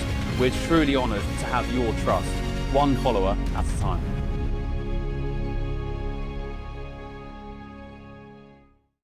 Good morning, this is the latest AI travel news from gbnews.com. The A83 has restrictions at Locknell Street in both directions due to emergency roadworks. The A55 Britannia Bridge has a speed limit of 30 miles per hour in both directions until further notice. In Warwickshire, the M40 northbound exit slip at junction 12 has lane closures due to an abandoned vehicle. Normal traffic is expected to return between 10 and 10:15 this morning. On the A34 southbound in Oxfordshire, a road traffic collision has led to lane closures, with normal conditions expected by 9:56 this morning. And on the trains, Avanti West Coast and Caledonian Sleeper services have no service today. For more travel news, go to gbnews.com. Martin Daubney, weekdays from 3 p.m. Well, you're absolutely right. Spot on. I couldn't help feeling that perhaps it was actually just a joke. And they were going to come back in 2 years' time and say, we took you all in. It was, in fact, a joke. Now we're going to produce something more serious, because it's absolutely hilarious and ridiculous. Commercial suicide, I described it as. Well, the individual behind it is no more. What would you like to see from the brand, presumably not people with asymmetric haircuts in pink dresses with sledgehammers doing precisely zero to do with cars? Well, again, absolutely. You're spot on. I mean, it's just totally unrelated to cars at all. There wasn't even a car in the advert. Jaguar was built on style, and that brought passion for cars. That's what made them different. I remember many years ago, a Jaguar executive in the States saying to me, people say, I like my Mercedes, but I love my Jaguar. It's all about passion. Style engendered that. That's what we've got to have. We need to see a proper, more traditional, stylish, real Jaguar that can build on the brand and the heritage of the past. OK, Philip Paulson, I'm going to put you on the spot now. If you're in charge of the next Jaguar advert, what would it look like? as diametrically opposite and different as it possibly could be from what they produced. I suppose, I mean, I live a little in the past, I admit, although I also think I'm hopefully realistic about the current situation and everything, the present. But I'd like to see the heritage shown. Jaguar were not afraid to talk in the past about their heritage, the Le Mans wins back in the 50s, the E-Type in the 60s. This is what added excitement and luster to the brand. GB News, the People's Channel.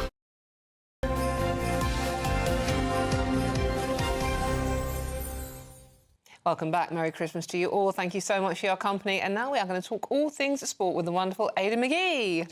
No, I don't want you to miss out on the beautiful cocktail. Just have a quick taste. Not too much, though. No, because he wants it back, basically. Goodness me, I'm all over the place. Sorry, I better get it back. You're a cheap date, Aidan McGee. We're running out of time. But listen, let's cross to Northern Ireland now. If we can just roll up the auto cue there, get to where we need to go. That's it. We're kicking off with sports for a special football match taking place today. Up until the 1950s, Football League clubs would contest a full schedule of fixtures on Christmas Day, with matches also then played on Boxing Day. But the introduction of floodlights eased the need to cram matches into just daytime. But one home nation still hosts matches on Christmas Day, and it's in Northern Ireland. Our GB News Northern Ireland reporter Dougie Beattie is there now with the team captains ahead of the Steel and Sons Cup final. Good morning to you, Dougie. Merry Christmas to you. Take it away. Yes, good morning to you all. It is the Steel and Sons Cup final. It is the absolute jewel in the crown of the Amateur League, and it means so much because a lot of these clubs are bringing on young players that then appear in Irish League and actually go further. And joining me now is the two managers, Johnny and Gary Hamilton, and the trophy behind us. Johnny, what does it mean to have to be in this final? Look, it's a fantastic occasion. Christmas morning, a football game. Like, who doesn't want to be here? It's fantastic. And what does it mean to the players? I mean, to be actually in this, the first time Hollywood's been in it?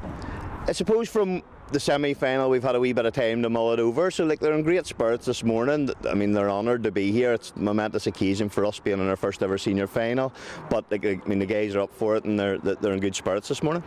Gary, you know Irish League football extremely well. You've been here, done that. What does it mean to the boys in Ballymacash? Yeah, it's the same thing. First ever time for our club as well in the final, and obviously they're looking forward to it. We've just done the team talk there and the team up for it, so hopefully they can go out and they can perform in that freeze and may the best team win. And how important is this to bring on players into the mainstream Irish League game? Yeah, well, that's what we've tried to do since we've come to Ballymacash. I think we've 15 players in our squad of 22 that's under 21, so you know we've got a lot of young players there before them to start today, and hopefully they'll do well for us and then kick on and move on to bigger and better things. Best of luck to both of you lads. Thank you very much. Yes, that's it from Seaview for now. We will be at this game all morning, and of course a lot of arguments starting over Christmas Day, who's cooking the turkey, while all these men are out playing football. Fantastic, Dougie, good to see you. It looks a bit cold out there though, doesn't it? You probably need a Christmas hat like us just to keep warm. Well, I'm sure he must have a Christmas hat. You know, Dougie's always comes prepared. He's very pointedly sitting here without a Christmas hat on, by the way, Mark. Well, that's because my Christmas hat was stolen by Aidan. Yeah, I do apologise. Yeah, well, that's a go. It went with the whole. But I'm a generous guy. Yeah, you are indeed. You are indeed. So, have we got time to touch on the cricket? Yeah, look, England in action today. It's been a dreadful tour, quite frankly. I mean, they had all the farce at the beginning, criticising. They were criticised for their preparation. Ben Stokes called some absolutely gargantuan figures in the sport. People like Gooch, Botham, Boycott, etc., has-beens, and everything they've said has been borne out. But let's forget the Ben Duckett incident with the video that surfaced in the last few days. Let's look at tonight, 11:30 this evening. It's the fourth test. Here is what Ben Stokes had to say ahead of that match tonight, as he reflected on the most difficult period of his captaincy. This kind of stuff is very, I don't know if close to me is the right wording, but something that I have first-hand experience of what this can, how it can affect people.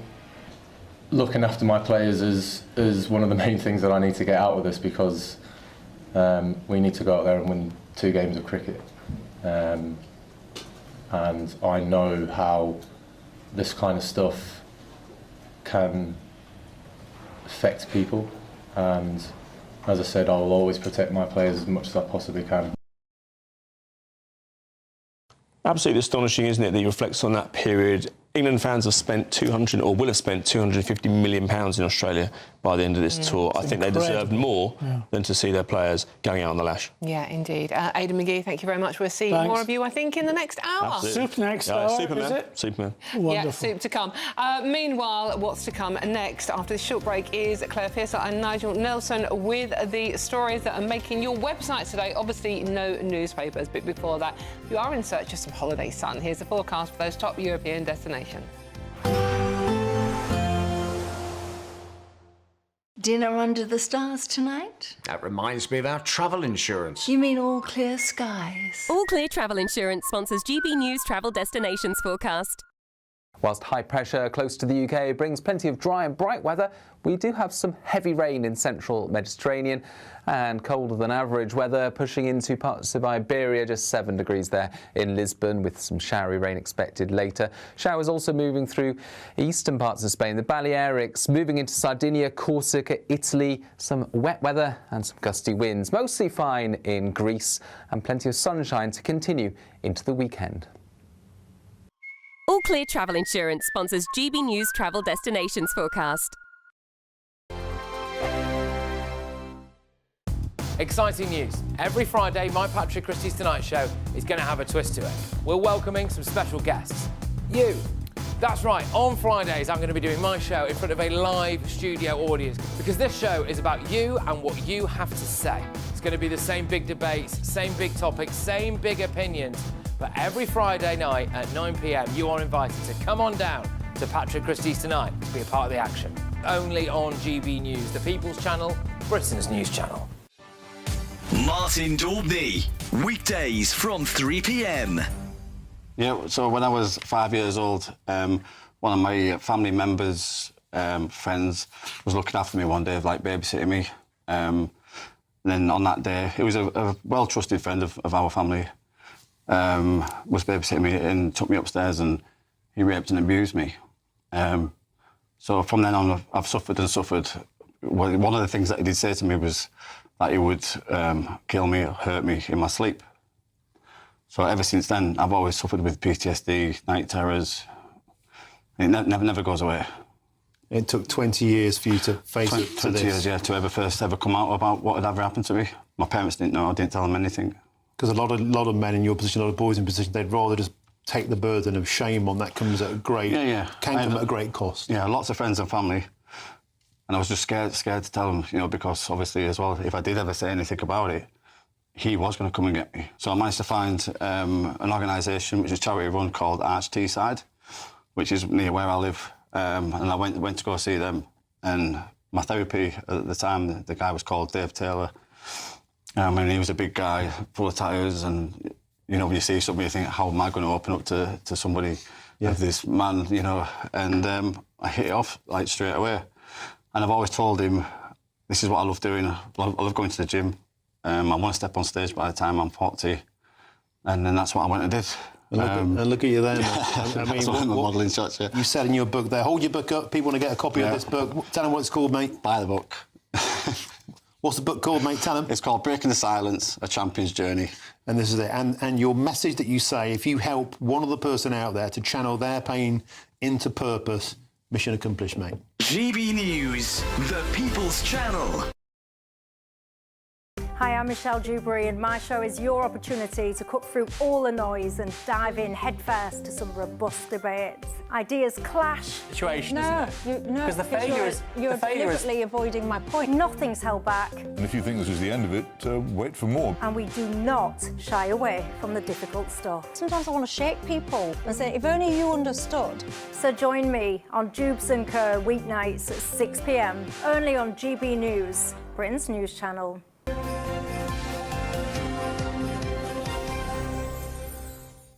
Hello, welcome back, and a very, very Merry Christmas. Thank you for your company this morning. We have got a treat for you now because we have got Nigel Nelson and Claire Pearsall going through no newspapers today, obviously, but they're going through the stories that are making your news website. So let's start with you, Claire, first. So some bit of grim news for Boxing Day. Yes, there is, and a lot of people will travel to see family on Boxing Day, and of course there are no trains. So the railways are being closed because I basically Labour can't stand up to the unions and say we need to provide a service. Yeah, well, I think it's true. If you're going to close the railways down, isn't the best time to do it when fewer people are travelling? Except I don't buy that argument, Nigel, because, OK, travelling to work is important, yes, but seeing your family that one time of the year is, you know, so important. But you've got to actually maintain the railways at some point. But they seem to close them every single weekend. There is always engineering work somewhere on the network. So why are you going to take the entire network down when? Well, it's not quite the entire network. It's a lot of the network. People out of their cars, and you're not going to do that if you don't provide an alternative method of transport. So therefore, the roads are now going to be utter chaos because also the Highways Agency will probably want to shut roads to fix potholes. Yeah, there's a motorway closed somewhere, yeah. Yeah, there's bound to be a motorway closed, there's bound to be an A road closed, and it's always going to be the one that you want to travel on. So those queues are going to be bad. And I thought that Labour were really into the net zero agenda, and if they were, perhaps they would keep those trains running because it's a lot more environmentally friendly. But no, don't worry about it because the unions have said no. Well, you've had a very good rant. It's Christmas. She's allowed a good rant. Give it to her.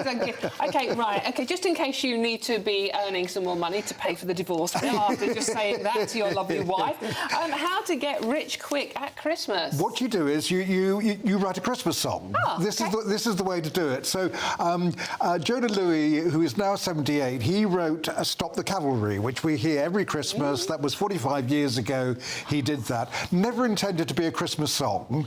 There's one line in it which he talks about, I wish I was home for Christmas. So the producers said, right, let's put this out in December. It became a Christmas hit, and he now makes £120,000 every Christmas. Just on that one song? Just on that one song. And he says, look, you don't really have to work anymore or write any more songs. I'm doing quite nicely with this one. Oh, that's amazing. I mean, it is a good song. It is a good song. It is one of my favourites. You know what? They don't make songs like that Absolutely is. anymore. I mean, obviously, we sadly lost Chris Rea just before Christmas, driving home for Christmas. I mean... But this is it. And these are classic songs that are played every single year because nothing new really hits the mark, does it, for Christmas? Try listening to the new stuff and I just don't get it. Claire, could I ask you about one story that maybe Zach Polanski, the Green Party leader, could start championing instead of trying to give more money to small boat migrants, and that is sprout gas. Yes. The annual sprout gas invasion of every home at Christmas. And I know that I'll be treated to that this afternoon. But yes, following a Thank you very much.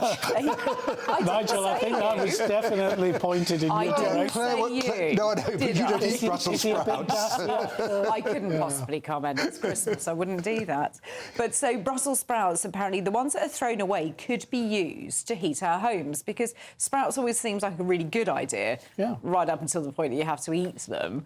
And a lot of them are left over. So if you, there's a national task force, another one, calling on the government to support green gas plants so that you could heat your home off of your unwanted Brussels sprouts. I suppose you could add sound effects too to the actual thing, couldn't you? Sorry. The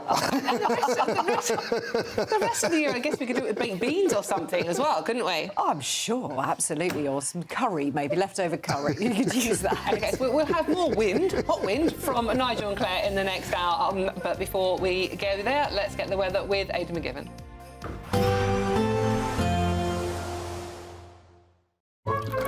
Warm and cosy, with a chance of zero visibility. Boxed Boilers sponsors the weather on GB News. Hello and a very Merry Christmas to you. I hope you're having a peaceful day so far. It is not a white Christmas, but a bright Christmas out there for many of us. However, a strong easterly wind is blowing and that's going to make it feel cold.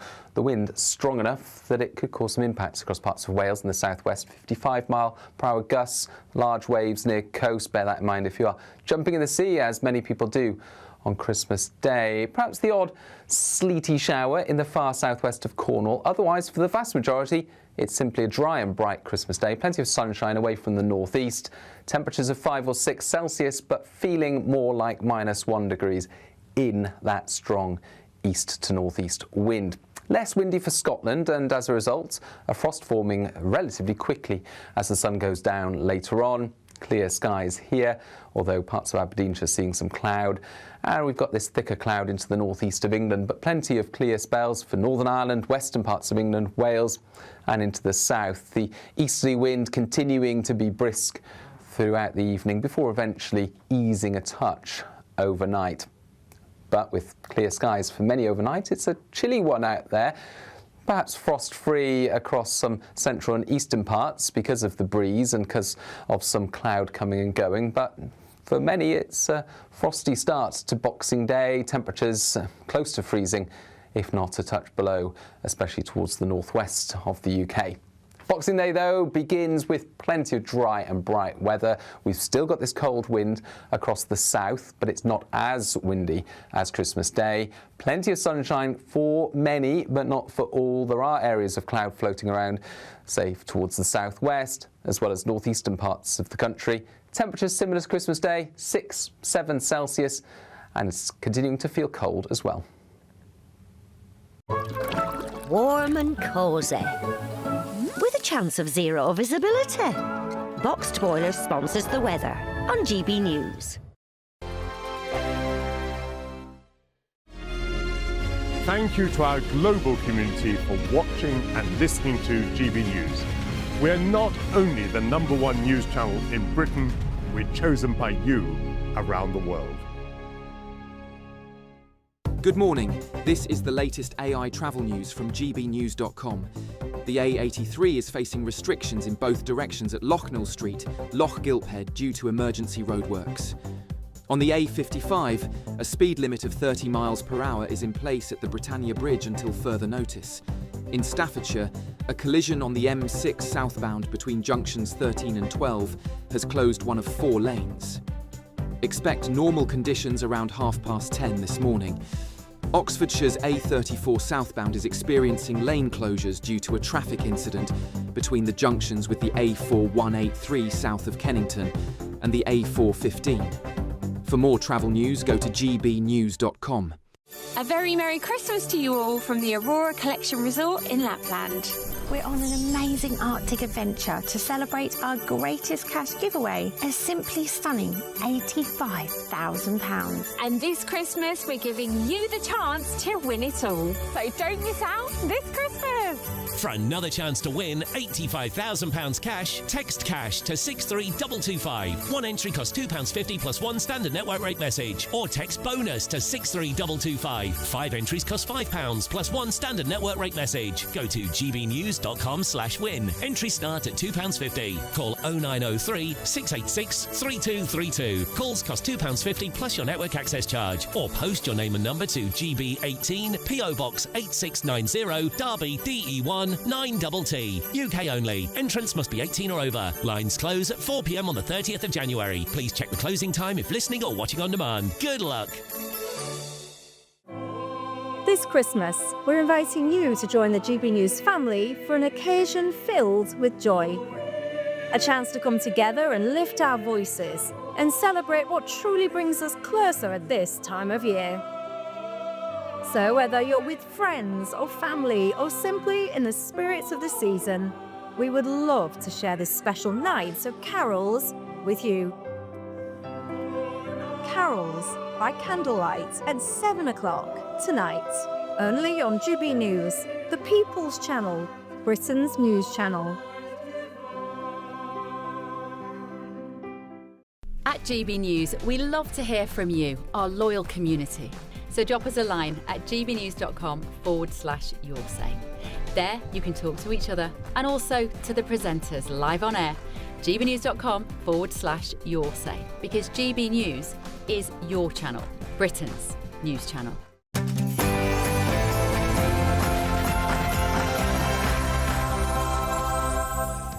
Good morning. It is 10 o'clock on Christmas Day, and a very, very Merry Christmas to you all. Yeah, very Merry Christmas. This is GB News Christmas Breakfast. We've got an amazing last hour for you. Dreaming of a white Christmas? Well, I am, because I've got Mark White with me. Sadly, the Met Office has dashed those dreams, with parts of the country set to be mostly dry, and we might even see some sunshine. But we're not giving up hope on a Christmas miracle. 1 billion presents already delivered and thousands of miles travelled. We'll be tracking the rest of Father Christmas's journey. I don't think there's much more to go. We'll bring you very shortly an update on that. Breaking news. And thousands of people have gathered in Bethlehem for the first public celebrations in 2 years due to the conflict in Gaza. The King will make his Christmas speech from Westminster Abbey, where he's expected to talk about the pilgrimage of life and the lessons it can teach about today's issues. And in other royal news, the Princess of Wales and Princess Charlotte have performed a piano duet at the Together for Christmas Royal Carol service. With lots of people gathering together today, there's always that risk of the dreaded argument. So we'll be bringing you top tips on how to deal with festive disagreements. No white Christmas for most of us this year, but it is a bright Christmas. And that's got to be an improvement compared with the last few months. I'll have all the details in the forecast coming up soon. It's just gone 10 o'clock on Christmas morning. I'm Dawn Neeson. And I'm Mark White. A very Merry Christmas to you.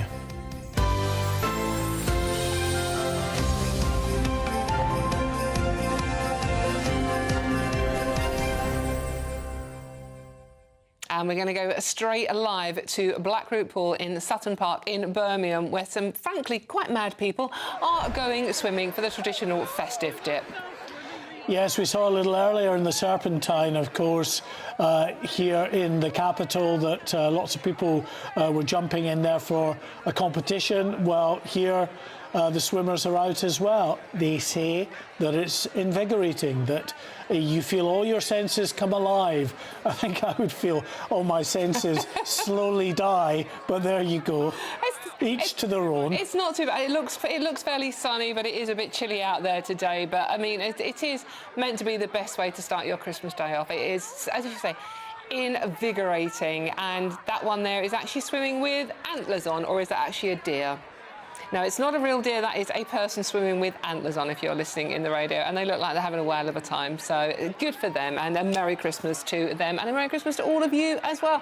Thank you so much for joining us on Christmas morning. We're having a lovely time in the studio. Yes, indeed. If you thought that you tuned in, it's not Santa's fat uncle. It's just me, the old home and security editor, keeping Dawn company this morning. We're having good fun. We are having a wonderful time because it is Christmas Day, and obviously we are loving talking to all of you as well, because this show, as always, all of GB News shows are all about you. And so keep your messages coming in, whatever you're doing on Christmas Day, especially if you're on your own. Lots of people are on their own, some through choice, and I completely understand that as well. But if you are feeling a bit lonely, we're here for you. So keep those messages coming in at gbnews.com/your say. And you have been responding in very significant numbers, sending in your jokes, which we like. We'll try and read some more of these jokes out this hour, and also some pictures. This one from Greg, Josh, Sam, Gareth and Ben, who just done a Santa run in Clapham. Wow! All these sporty types. Well, it sets you up for the day, so you can drink with a guilt-free. Yeah, absolutely. And from Sam, our golden retriever, is beside herself with excitement for the Christmas day ahead. We've got a picture of Sam the guy. Oh, look at that. Oh no! My heart is just, it's exploding here. It's lovely and soppy with your animals, aren't you? I love them. And we've also got Deefa by his wonderful blue tree. Wow. Lynn and Eric from Paddock Woods say, just put the turkey in and about to open our presents. Hope you'll both have a wonderful day, and thank you for keeping us up to date with the news in real time. You're doing a wonderful job. Oh, that is lovely. Thank you so much. Meanwhile, Matthew and Camilla have sent in their adorable... Oh, look at that one, Mark. Black Labrador Watson. Gorgeous. Gorgeous. With tinsel around his collar there. Oh, that is gorgeous. OK, gbviews@gbnews.com if you want to send in your pictures of your pets or what you're up to, anything you want. If you're in the kitchen slaving away now, I mean, doing unmentionable things with Brussels sprouts, do let us know. Send those pictures in. Now, Christmas is all about spending times with loved ones, isn't it? Yeah, so we wanted to check in with our GB News family. We've been doing that throughout the morning. Of course, Stephen Dixon, first of all, Michelle Dewberry, and just see how they're doing. It's now, of course, Patrick and Emily and the lovely baby George. Hey! Happy Christmas! Oh, happy Christmas to you. You would normally be doing this. I know, you've taken our jobs this morning. Thank you. Thank you for doing it. Well, we figured you might need the time.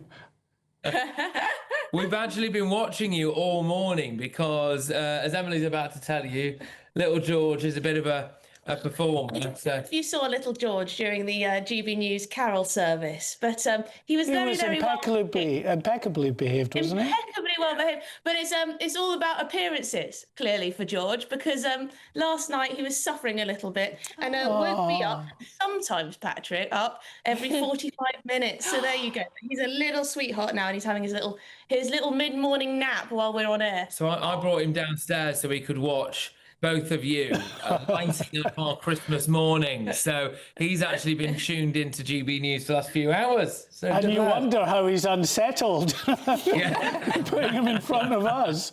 Well, we've sent him to sleep. But it is George's first Christmas, so what's that like for the two of you? Well, he's dressed up in a Christmas outfit, which Wow. Patrick kindly gifted the family, so that's very nice. Can you show us a little... Can you show us a... Is he in the Christmas outfit now? He Lovely. is. It says "My First Christmas." Can you bring him a little closer to the camera, please? No, It's I television, can't, you know how it works? He's having a nap. He's currently fast asleep, Mark. This has Oh, been a long right, okay, time sorry. This has been hours, right? So, but yeah, he's got that. So we're all kind of getting ready for lunch. Emily and I are going to nip off to a church carol service later. Then it's back up north to see my mum and dad and George's great grandma tomorrow. So yeah, it's going to be a busy few days. That's wonderful. And have you spoilt him? I mean, I know he won't know much about it at the moment, but it's your first Christmas as parents. So have you spoilt him? Well, the presents are yet to be opened, Dawn. Yes. So we don't know what Santa's bringing this year. But we'll find out soon. He's still on the milk only, so he won't be enjoying any turkey. yes, exactly. But milk only diet. We'll see. I mean, that was part of it. I think George was so excited to see whether or not Father Christmas came that he decided to wake up every single half hour to check last night. So that was probably part of the problem there. But can I just say, I received something yesterday, which I think is really touching, and I know that our GB News viewers and listeners will appreciate as well, because around this time last year, GB News viewers and listeners raised an astonishing amount of money for Friends of the Elderly to help old people who couldn't afford the winter fuel or their heating bills because of the cut of the winter fuel payment. We actually received this letter, I only got it yesterday, from the COO of Friends of the Elderly, thanking GB News viewers and listeners, saying that your donations, about 400 grand, has gone directly so far to 55 old people in 29 different counties, including a 71-year-old man from West Yorkshire who was having to move out of his own home because he couldn't afford his bills. If it wasn't for the donations of GB News viewers and listeners, and they have basically put plans in place, and it's going to be distributed at the rate of £100,000 a year for the next few years. So they just sent us a lovely letter to thank the GB News viewers and listeners. So I thought I would bring that to you because so many people watching this now will have probably donated to that. So you've made a lot of people very happy at Christmas. Well done, GB News viewers, and yourself, Patrick, because I know that, you know, you've, over the last year or two, actually raised lots of money yourself with lots of different campaigns to help people out, and that is just incredible. So well done to you both. Yeah. That's the power of GB News viewers and listeners, Mark. So I want to know what your plans are after you leave the studio. What are you two doing for Christmas Day? Well, I'm having lunch with my mum. So, like you, it's a family occasion with my niece will be there. So we'll have across the generations, which is what Christmas should be about. And you've got some cats to entertain. Yeah, no, I've got Christmas with friends. So when I get home, I've got to shove the old turkey in the oven and all that kind of stuff. But I'm certainly... Well, I've had a couple of cocktails this morning, which has been good. But it's not nearly enough, which is why we're going to, just in a second, open a bottle of champagne just to get into the festive spirit. Thank you so much for thank you so much for joining us. You two have a wonderful, wonderful Christmas day with the family. Safe driving, and love to baby George. Hope he enjoys his first Christmas. Oh, so sweet, isn't he? You're both beaming. It's beautiful to see.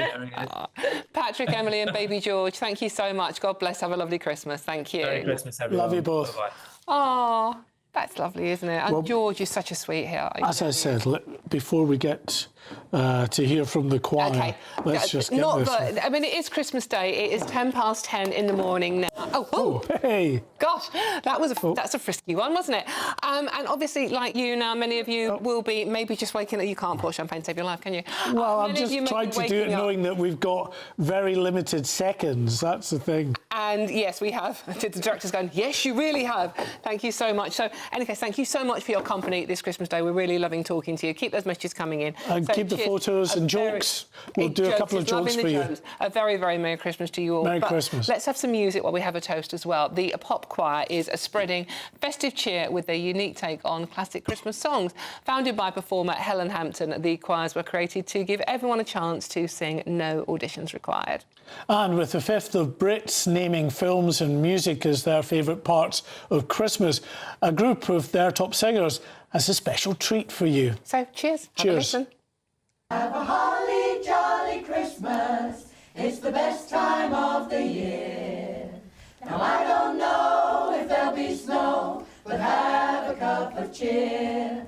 Have a holly jolly Christmas. And when you walk down the street, say hello to friends I know and everyone you meet. Oh, ho, the mistletoe hung where you can see. Somebody waits for you, kiss him once for me. Have a holly jolly Christmas, and in case you didn't hear, oh my dolly, have a holly jolly Christmas this year. Jingle bell, jingle bell, jingle bell rock. Jingle bell chime in jingle bell time. Dancing and prancing in Jingle Bell Square. In the frosty air. What a bright time, it's the right time to rock the night away. Jingle bell time, it's a swell time to go riding on a one-horse sleigh. Giddy up, jingle horse, pick up your feet. Jingle around the clock. Mix and mingle with the jingling beat. That's the jingle bell, that's the jingle bell, that's the jingle bell rock. Hallelujah, hallelujah, hallelujah, hallelujah, hallelujah, hallelujah.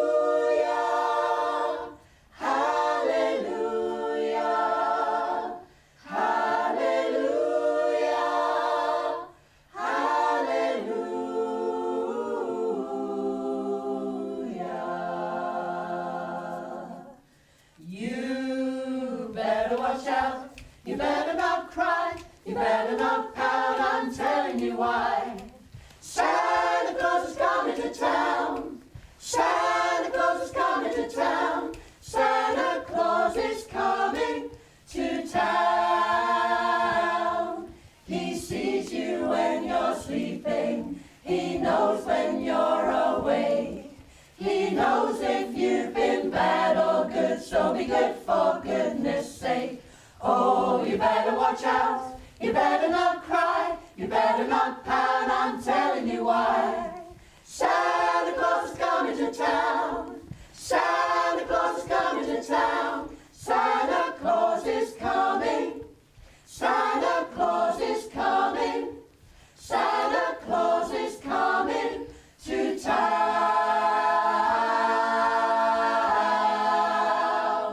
Oh yeah.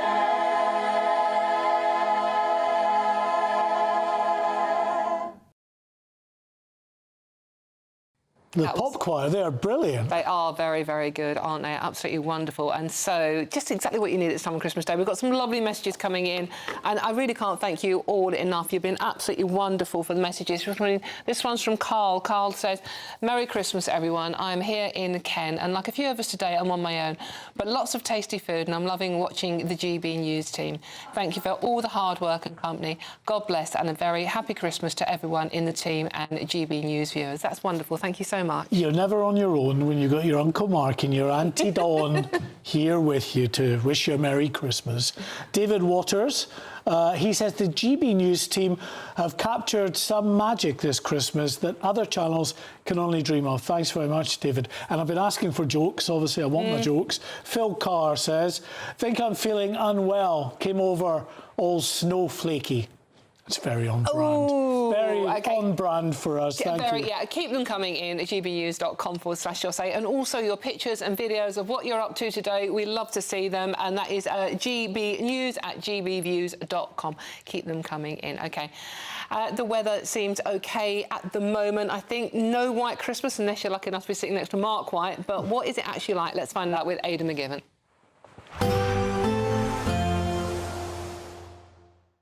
Expect warm spells with the odd rude interruption.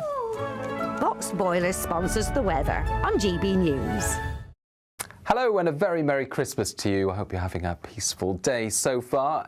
It is not a white Christmas, but a bright Christmas out there for many of us. However, a strong easterly wind is blowing and that's going to make it feel cold. The wind strong enough that it could cause some impacts across parts of Wales and the southwest. 55-mile-per-hour gusts, large waves near coast. Bear that in mind if you are jumping in the sea, as many people do on Christmas Day. Perhaps the odd sleety shower in the far southwest of Cornwall. Otherwise, for the vast majority, it's simply a dry and bright Christmas day. Plenty of sunshine away from the northeast. Temperatures of 5 or 6 Celsius, but feeling more like -1 degrees in that strong east to northeast wind. Less windy for Scotland, and as a result, a frost forming relatively quickly as the sun goes down later on. Clear skies here, although parts of Aberdeenshire seeing some cloud.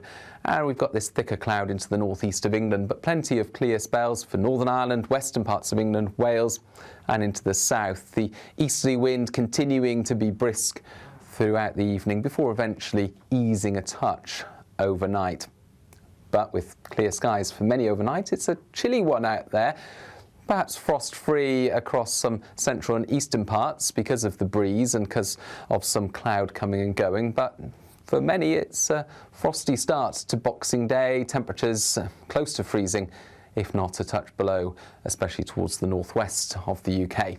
Boxing Day, though, begins with plenty of dry and bright weather. We've still got this cold wind across the south, but it's not as windy as Christmas Day. Plenty of sunshine for many, but not for all. There are areas of cloud floating around, say, towards the southwest, as well as northeastern parts of the country. Temperatures similar to Christmas Day, 6, 7 Celsius, and it's continuing to feel cold as well. Oh, hello, you're back.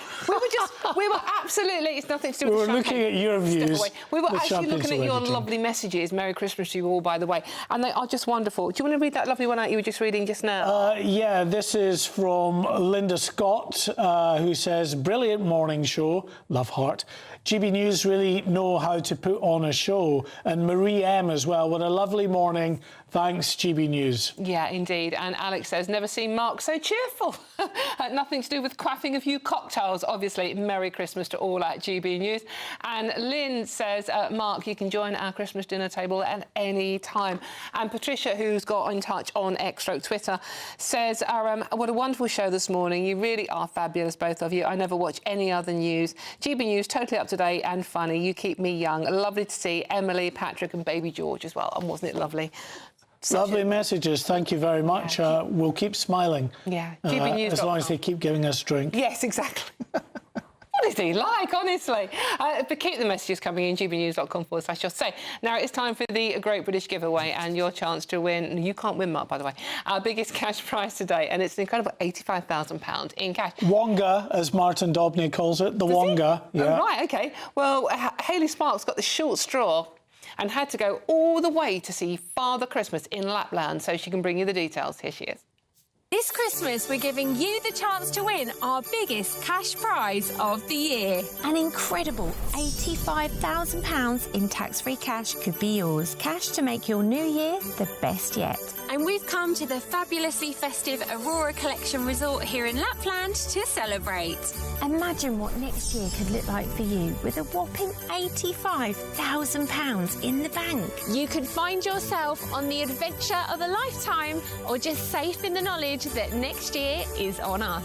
£85,000 of tax-free cash really could be yours. Go on, give it a go, and Merry Christmas! For another chance to win £85,000 cash, text cash to 63225. One entry costs £2.50 plus one standard network rate message. Or text bonus to 63225. 5 entries cost £5 plus one standard network rate message. Go to gbnews.com/win. Entries start at £2.50. Call 0903 686 3232. Calls cost £2.50 plus your network access charge. Or post your name and number to GB18 PO Box 8690 Derby DE1 9TT. UK only. Entrance must be 18 or over. Lines close at 4 p.m. on the 30th of January. The winner may be contacted live on GB News, week commencing the 9th of February 2026. Please check the closing time if listening or watching on demand. Good luck.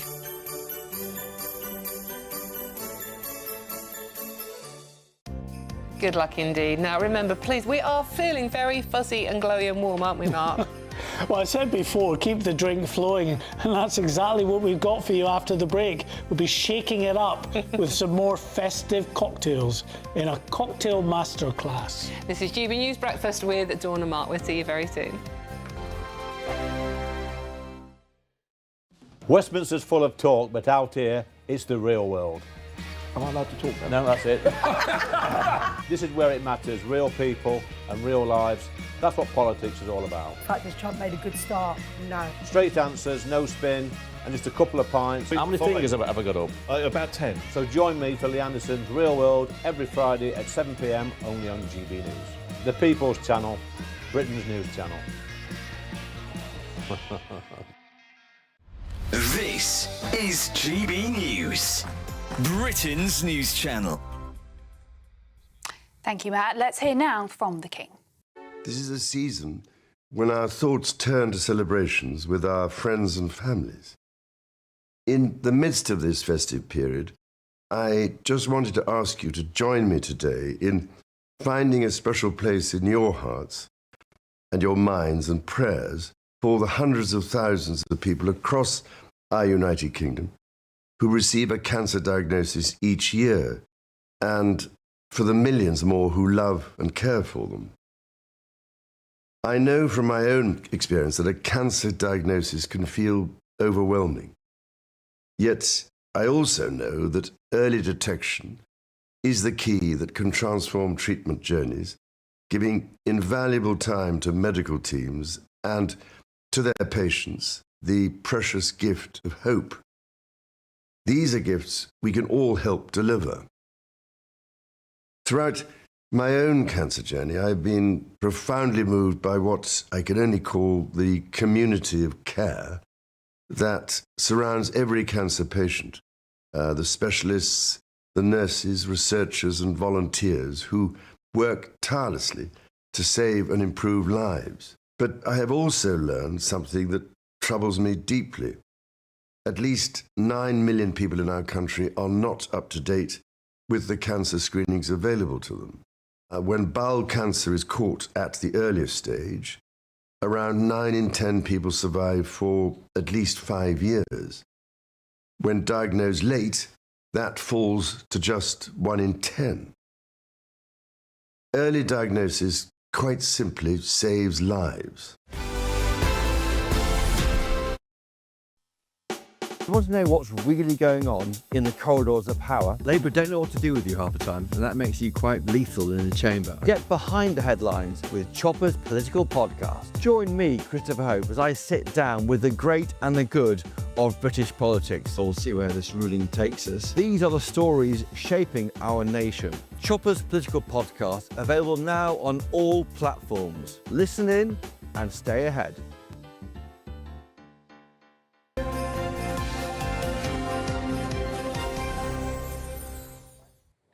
Merry Merry Christmas. Merry Christmas, everyone. Merry Christmas. Thank you so much for your company. And we are having a wonderful time. Thank you so much. And by the way, we did a little segment earlier on about how not to row on Christmas Day. And evidently one of those tips was not to force a Santa hat on someone who doesn't like wearing Santa hats. So, happy Christmas, Mark. Oh, doesn't he look cute, everybody? Thanks very much. gbnews.com/yoursate if you'd like to join in and say how lovely Mark looks. Any case, there's no better way to celebrate Christmas than mixing up some very special cocktails. And we have the expert shaker-in-chief, Simeon Gunn, with some special Christmas drinks for us. Simeon, what have you got for us now? Back again. So... Would you like a Santa hat? I'm actually a bit of a Grinch as well, to be honest. I can wear it if you want me to. No. I think it looks better on you, though. Better you make the cocktails. That's a much better use of your time. We're going to make a version of a mojito, so really good for all the way through the day. This is going to be a built cocktail. The other one, which we're going to do, and a version of an espresso martini, is going to be shaken. Yep. So we'll start with our sweet and sour, which is our lime and agave syrup, just to give it a little bit more of a punch, sweetness. It's my first two ingredients. What's that one there? Agave. Oh, agave. Yeah. So it's a byproduct of the agave plant. Okay. Then we're going to go for a measure of cranberry. Again, give it a little bit of a Christmassy kick. And it's quite healthy as well. There you go. So none of that so far is alcohol, which I'm a bit concerned about. Don't worry, we've got a double rum coming. OK, fine. I'm going to go double rum. Wow. Very important for the presenters of GB News, apparently. Then we're going to go for a little bit of mint. Oh, I love that. And then we'll fill it with ice. Again, we want lots of ice to keep the drink nice and cold. And we'll mix it up with the world's longest spoon. Now, Simeon, can I just ask you about the ice? Because my husband is of the theory that if you put ice in a drink like this, it just dilutes all the alcohol and takes the fun out of it. But it actually brings out the flavours better, doesn't it? It's more about the control of dilution. So the more ice I put in it, the slower the ice is going to melt, and therefore the colder your drink's going to stay for longer. So especially with a mojito, a lot of people say to me, "Oh, put less put less alcohol in my mojito. Not less alcohol. Put less ice in my mojito." Heaven forbid. Yeah, I know. Put less ice in my mojito. But I say, look, it's going to stay colder for longer the more ice you put in it. Then I'm going to top it up with some soda water. A couple of cranberries to make it Christmassy. Lovely. And then my little mint sprig and Christmas tree. Do you call it a fern? Fern, yeah. We call it that? Yeah, I guess so. And then I'll give you 2 straws, just in case we get your lipstick on the... on the straws. There you go. That looks fabulous. That looks very festive. And again, I'll let you drink that as I sort of go on to my next one. I'll give you the first sip. So we're going to make a gingerbread espresso martini now. So an espresso martini is classically vodka, coffee liqueur and coffee. So this is pulled espresso. We're going to use Tia Maria, we're going to use vodka and gingerbread syrup. Oh, this is very nice. Yeah? So I'm going to hit my gingerbread syrup first. Again, because I know you like it, we're going to go double of everything. Double vodka. There you go. Double Tia Maria. You can use any coffee liqueur. Kahlua is another popular one. However, with this one, because we're putting syrup in it, Tia Maria has a slightly less sweet taste. Right. So that's why we're going to use Tia Maria. You don't like sweet, do you? I'm not over keen on sweet alcohol, to be honest with you. So, but I mean, I figure on Christmas Day, something espresso martini, something coffee, sour. Something. You like. But I figure at some point during the day you might need a little bit of a boost to keep awake, and an espresso martini would do that, won't it? 100%. So in there I've got my vodka, my coffee liqueur, my gingerbread syrup and my coffee, freshly pulled espresso. And then I'm going to shake. Shaking, folks. Stand by. And paint. Do you want to shake? No. Shake. I'll end up going all over the place. Yeah. Shake nice and hard. Wow. That is even dripping deliciously. Then we're going to go... Do you know, our director is positively salivating at this. Yeah. I was saying, all I'm getting is my God, look at the colour of oohs and that. ahs and. But again, This is the real. the very important thing about an espresso martini is the coffee you use. So obviously you want to use a very good quality coffee, and the amount you shake it, which will give you that lovely foam on the top. Well, that's great. Simeon, that looks absolutely delicious. Then we are going to go for a little bit of beans on the top. Gingerbread dust. Yes. Gingerbread on top. Yep. Because we got a little bit of gingerbread in the cocktail, and then your coffee beans. Do you know what the coffee beans mean? No. So 3 coffee beans, has to be 3. Okay. For health. Okay. Wealth. Yeah. And happiness. Oh. And it sounds like a silly question, but you're never supposed to eat the coffee beans, are you? They're just. No, I wouldn't advise it. Coffee's got quite a bitter taste.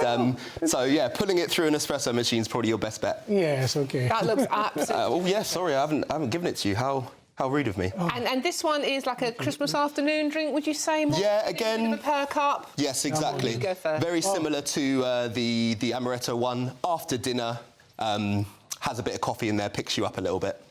Yeah? That is lovely. Thank you so much. So you can actually, with your cocktails, you can actually drink yourself from breakfast through lunch, through evening, cold meat platter type thing. Indeed. If you're that way inclined, 100%. There's a drink for everyone. Exactly. And how can people find out about how to make these cocktails? So again, we've got a website which is soulstirrer.co.uk. Also, we have the Instagram Soulstirrer Bar. If you want to DM us, pop any questions on cocktails in there and we'll answer them over Christmas and New Year. That's brilliant. And you're obviously busy over Christmas and New Year. Are you sort of like doing lots of other cocktails for other... I'm looking forward to January, let's just say that. I can imagine. Well, I have to say, this is so much better than the usual espresso I get from the coffee shop upstairs. Yeah, no, that is... I'll see if they make this. Have a little double shot of spirits in it. Thank you very much. Thank you very much for having me. Simeon Gunn there from Soul Stirrer. Thank you very much. Thank you very Absolutely much. Brilliant stuff. And you heard what Simeon said about the website. Check out how you can make some delicious cocktails as well. Okay. Well, this hat will be going soon, but after the break, it's sport with the wonderful Ada McGee, who's bringing us soup. It's non-stop. To help sober Donna. Oh, cheeky monkey. OK, this is GB News, a Christmas breakfast with Dawn and Mark. Thank you for your company. Don't go too far. We'll see you very soon. Merry Christmas. Hello and a very Merry Christmas to you. I hope you're having a peaceful day so far. It is not a white Christmas, but a bright Christmas out there for many of us. However, a strong easterly wind is blowing and that's going to make it feel cold. The wind strong enough that it could cause some impacts across parts of Wales and the southwest. 55-mile-per-hour gusts, large waves near coast. Bear that in mind if you are jumping in the sea, as many people do on Christmas Day. Perhaps the odd sleety shower in the far southwest of Cornwall. Otherwise, for the vast majority, it's simply a dry and bright Christmas day. Plenty of sunshine away from the northeast. Temperatures of 5 or 6 Celsius, but feeling more like -1 degrees in that strong east to northeast wind. Less windy for Scotland, and as a result, a frost forming relatively quickly as the sun goes down later on. Clear skies here, although parts of Aberdeenshire seeing some cloud. And we've got this thicker cloud into the northeast of England, but plenty of clear spells for Northern Ireland, western parts of England, Wales, and into the south. The easterly wind continuing to be brisk throughout the evening before eventually easing a touch overnight. But with clear skies for many overnight, it's a chilly one out there.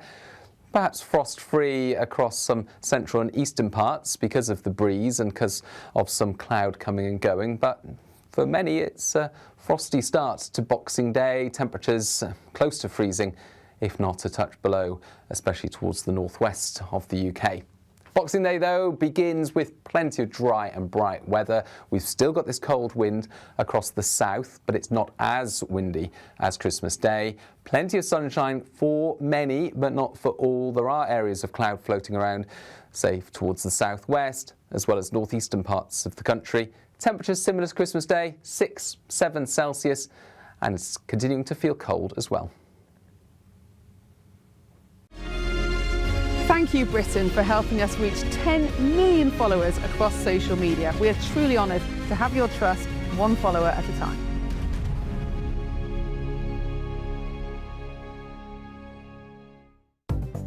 Good morning, this is the latest AI travel news from gbnews.com. The A83 is restricted at Loughnell Street in Lochgilphead due to emergency roadworks. There's a speed restriction of 30 miles per hour on the A55 at Britannia Bridge.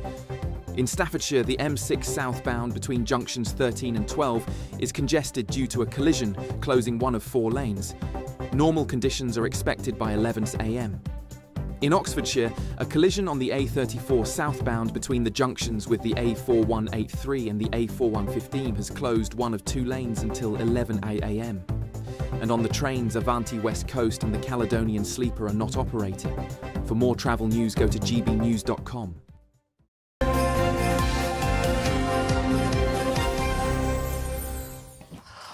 Honestly. Hello, welcome back. Merry Christmas, you all. Thank you so much for your company on this wonderful Christmas morning. I hope you're... Merry Christmas I hope you're having a lovely time. But he has taken his hat off, by the way. I'm going to get... So lots of you getting in touch, and we do love reading your message out. We had... And so many of you getting in touch. It's really... We're really, honestly...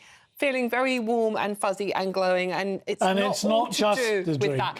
I just want to read this one out. This is from Brenda and Michael in Bolton. Merry Christmas to both of you. It's funny watching Dawn and Mark getting slowly sozzled. Will they make it to 11 a.m? I don't know what you're implying, to be honest with you.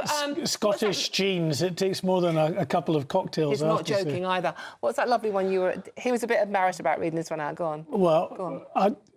I just want to read it out just to say thank you to Frances Wright. She said, a wonderful show, Mark and Dawn. It's so lovely seeing Mark presenting, showing his wonderful personality. Absolutely. Here. He's had some tough jobs this year. Well, of course. Yeah, no, you have, to be honest with you. Just being interviewed by Dawn, really.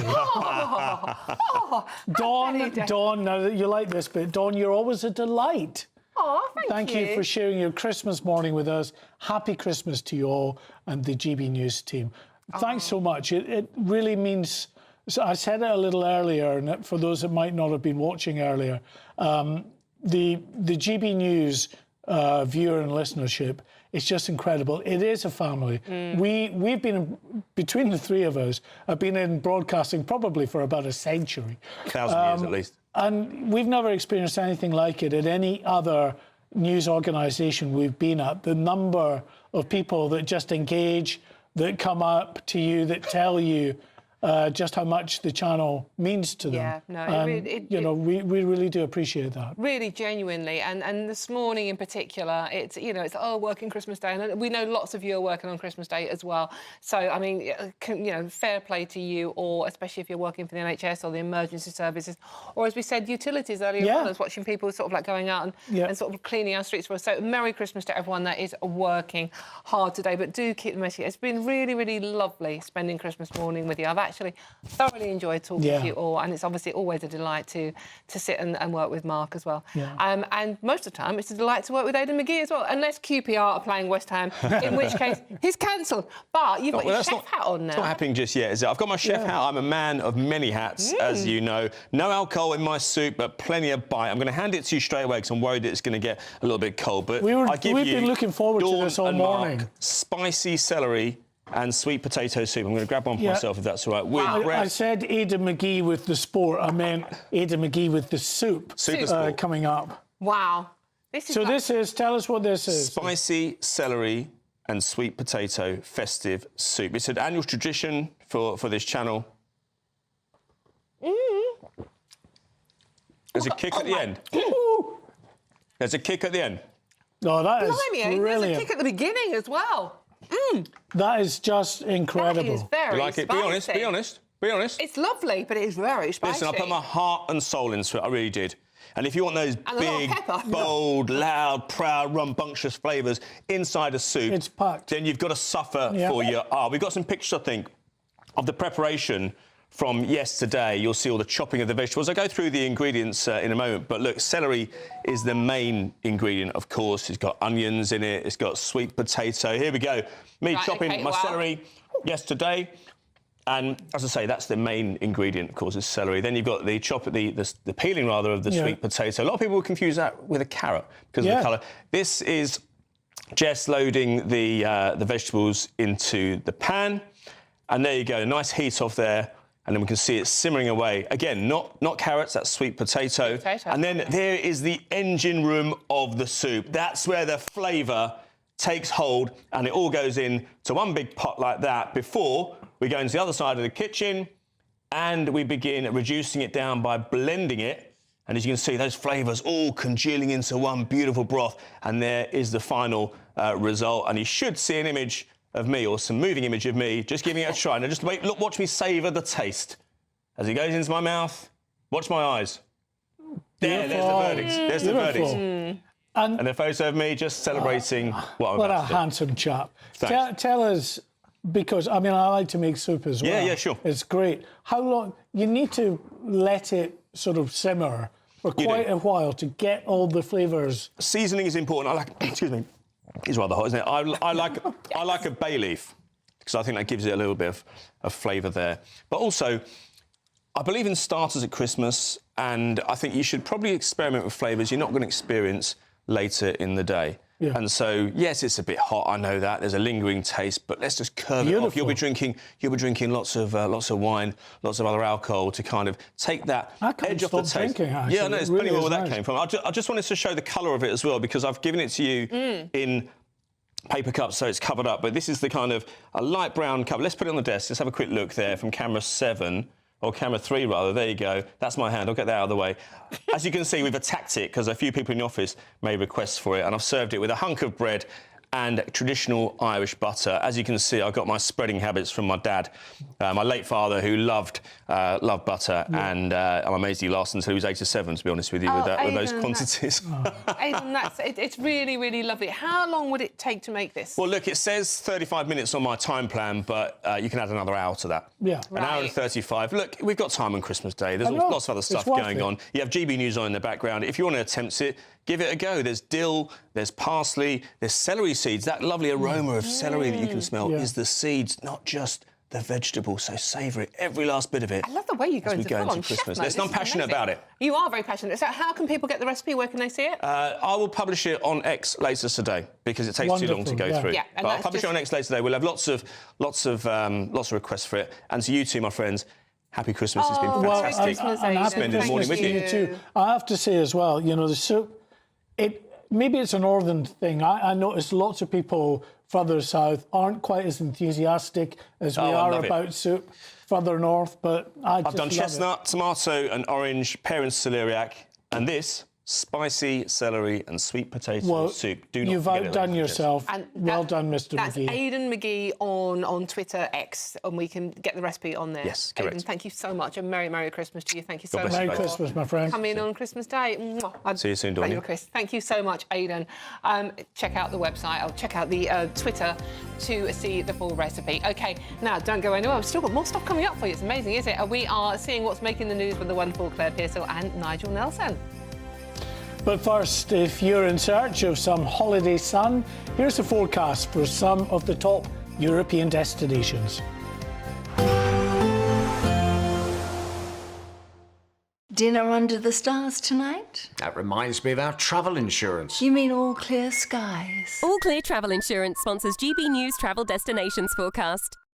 Whilst high pressure close to the UK brings plenty of dry and bright weather, we do have some heavy rain in central Mediterranean and colder than average weather pushing into parts of Iberia, just 7 degrees there in Lisbon, with some showery rain expected later. Showers also moving through eastern parts of Spain, the Balearics, moving into Sardinia, Corsica, Italy, some wet weather and some gusty winds. Mostly fine in Greece and plenty of sunshine to continue into the weekend.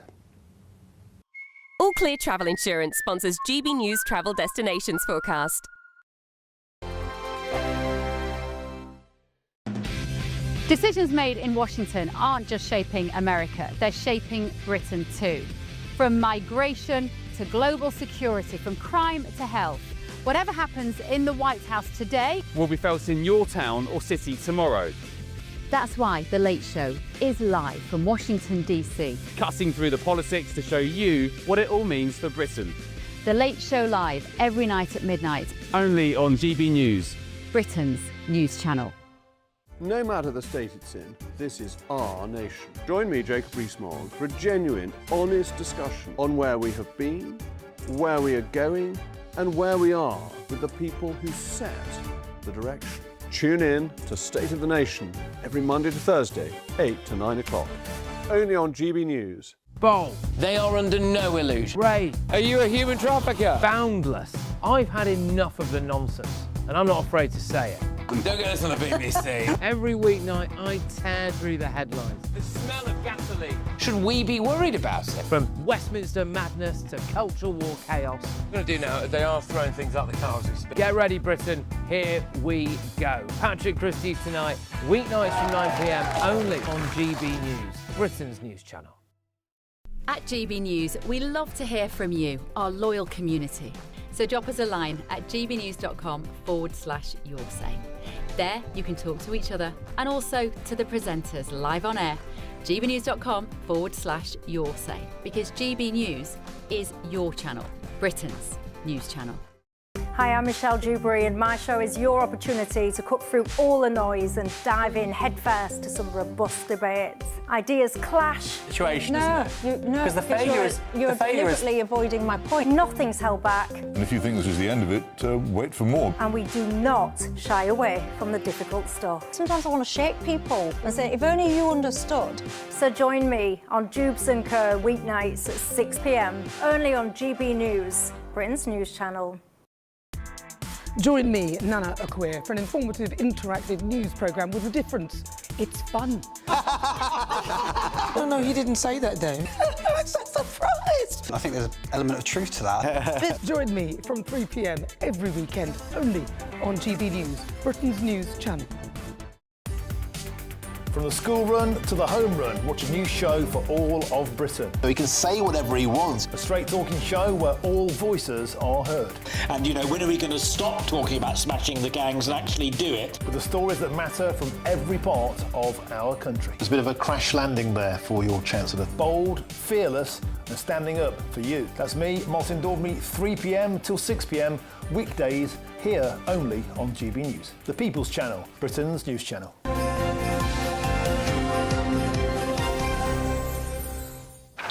Hello, welcome back to GB News. Thank you so much for your company today. It's a White Christmas with Mark White and me, Dawn Neeson, and we are absolutely loving talking to you. Yeah, thanks for all your messages. It's been the response today has been incredible. Just when we thought, you know, most people would be getting on with their Christmas, lots of people watching and listening and engaging with us, which is wonderful. Janet Hill has sent an important message, I think. She says, some lovely care workers and kitchen staff are looking after my mum in her care home. There are many care workers doing the same job. Merry Christmas to you all. Absolutely agree with that. Lots of people in the caring professions out there, we were saying before, those just working in utilities, as well as, of course, the emergency services and the NHS staff, who we always mention at this time of the year. So thank you all so much for the jobs you're doing today. And if you are at home with your family, remember to keep those messages and those pictures coming in, gbnews.com/yoursay and gbviews@gbnews.com. OK, now we are coming to the end of the show, but we are saving one of the best bits till last. Don't you all start about Nigel? He's actually a very, very nice person, honestly. It's a GB News... The word Grinch was coming up quite a lot, Nigel. What a surprise.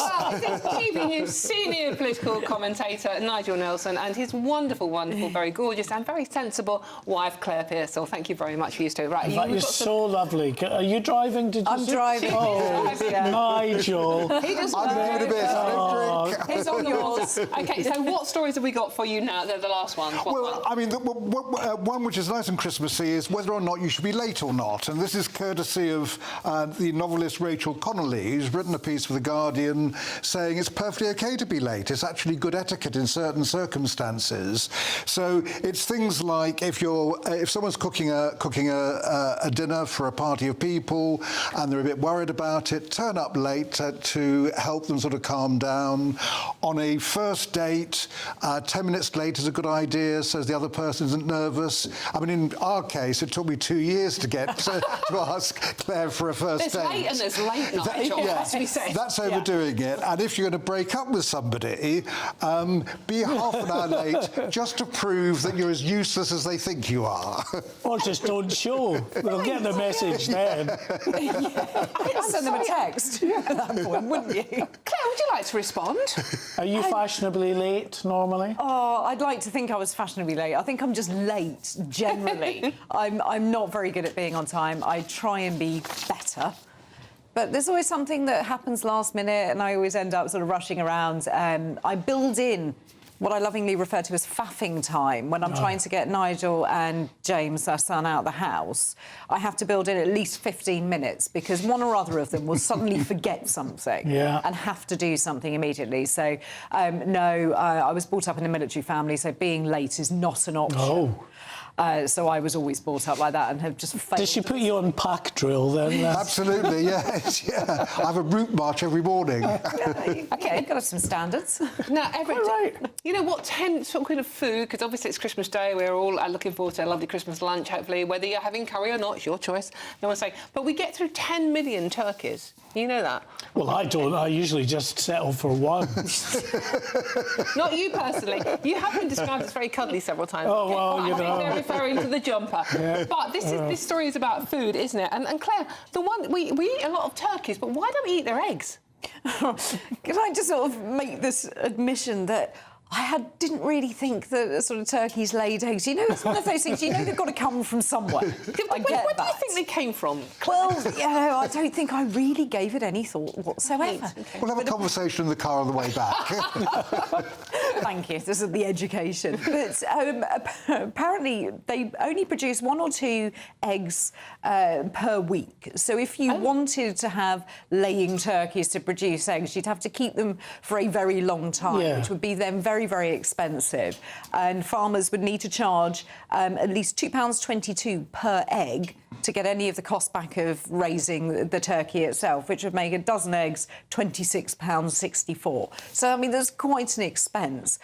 But again, it's just one of those things. I've had duck eggs, I've had chicken eggs, I have tried an ostrich egg, which was bizarre. What did it taste like? It was very strong. It was, and it took a long time to get through it as well. The shell itself was very, very hard. So I don't recommend that. Stick to hen's eggs.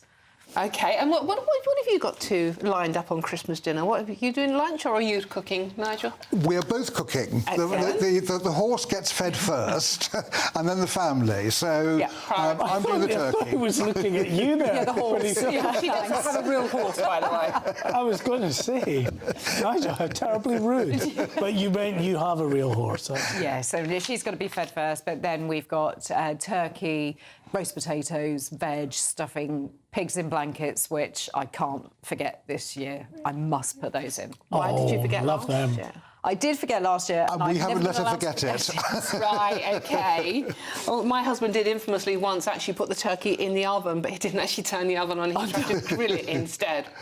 Grilled turkey? Grilled turkey, that's an interesting idea. Put the grill on rather than easy mistake to make. Yeah. Very easy. If you're a bloke. Yes. It's very easy if you're a bloke. And have you opened your presents yet? You've been with us all morning, No, haven't you? Claire is wearing a present that she's opened hers this morning. Oh, that's beautiful, Nigel. You old romantic. That's me. You may be a Grinch, you may be an old lefty, but you know, you're a romantic. Yeah, he chooses good presents. So I was allowed to have that one early, but no, we have presents at home and get back to my son who's just woken up. So being a typical lad. Well, yeah. I mean, And then I shall beat her at Trivial Pursuit later on in the day. You'll lose. Oh, do you still play Trivial Pursuit? Oh, yeah, we've got Trivial Pursuit and we've got Monopoly. So. Wonderful. Oh, Monopoly goes The old on. games. Yeah. Monopoly will go on till next year. Yeah.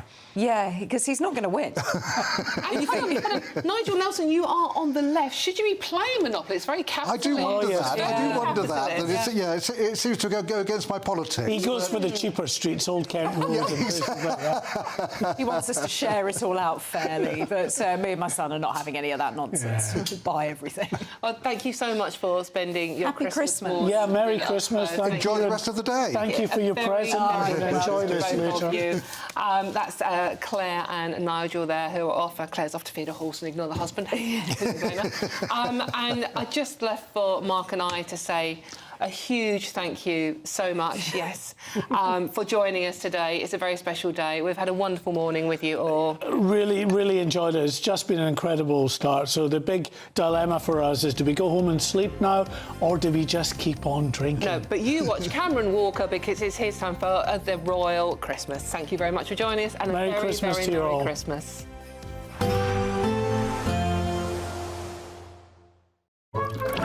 Warm and cosy, with a chance of zero visibility. Boxed Boilers sponsors the weather on GB News.